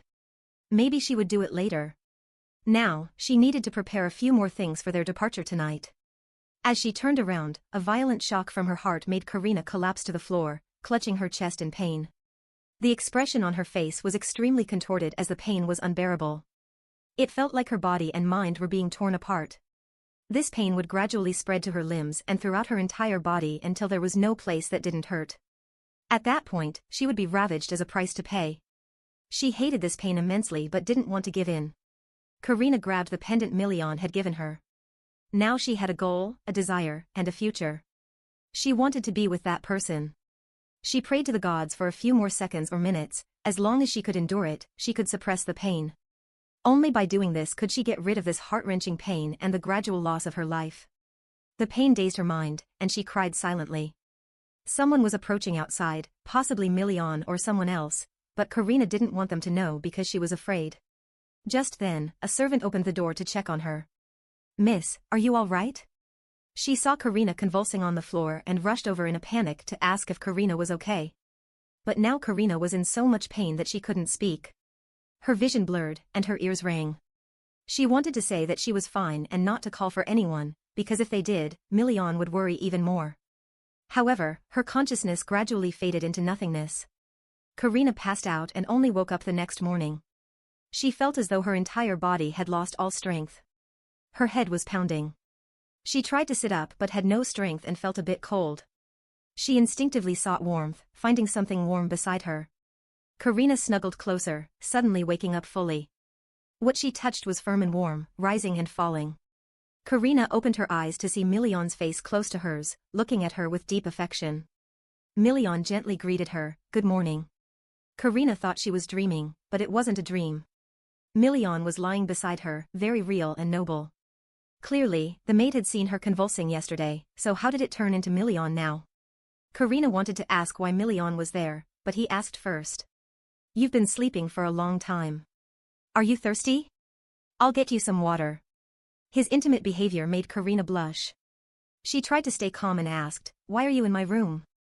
Million calmly replied, "We'll talk about that later. Drink some water first." He poured a warm cup of water that the servant had prepared earlier. Million handed the cup to Karina, who obediently drank it. She was used to Million's care and didn't question it. After drinking, Karina glanced at Million and asked for permission again, because she knew that if she was in pain like this, Million wouldn't allow her to go. She mumbled, "I had a slight seizure, but I'm fine now." Million knew what she meant and replied, mimicking her tone of saying it was nothing, "I know. You want to ask about the trip. Because of your seizure, but this time I won't forbid you, Karina." He understood how much time he had left with her, so he didn't want to waste it. Karina fell silent. Million understood her better than she did herself. Million chuckled. "It's not like I'm reading your mind. Everything you want to say is written all over your face." Million then instructed, "We'll leave at 9 o'clock. I'll go ahead, and you, the doctor, and Farrell will follow to make sure you're safe." Karina asked, "Why don't we go together?" Million gently explained, "Because we don't know what dangers await us at the destination. We need to scout first to ensure it's safe for you. Also, you need more energy, right?" With that, Million caressed Karina's lips. This time, she accepted it easily. Million leaned in, wanting to kiss her again. Karina didn't resist, but Million only smiled without proceeding. He was happy because Karina had accepted him. Embarrassed, she scolded him softly, "Not now." Million laughed. "Why not? You need energy, right?" Karina countered, "That's not food. It doesn't give energy." Million laughed and left, telling her to rest until it was time to prepare. Before leaving, he ruffled her hair like a child, making her hair a mess. Watching him leave, Karina felt a bit excited. She didn't understand their relationship. They weren't lovers but not just friends either. That night she had heard his confession and accepted his kiss, but she hadn't responded, and he hadn't asked again. So was their relationship now defined by kissing? Realizing she had slept for a whole day, she knew there wasn't much time left. Karina wrote down the things she had done, so now she just had to finish the rest. Karina was determined to make sure this trip was meaningful. She wanted to hold on to this happiness with Million, even if just a little.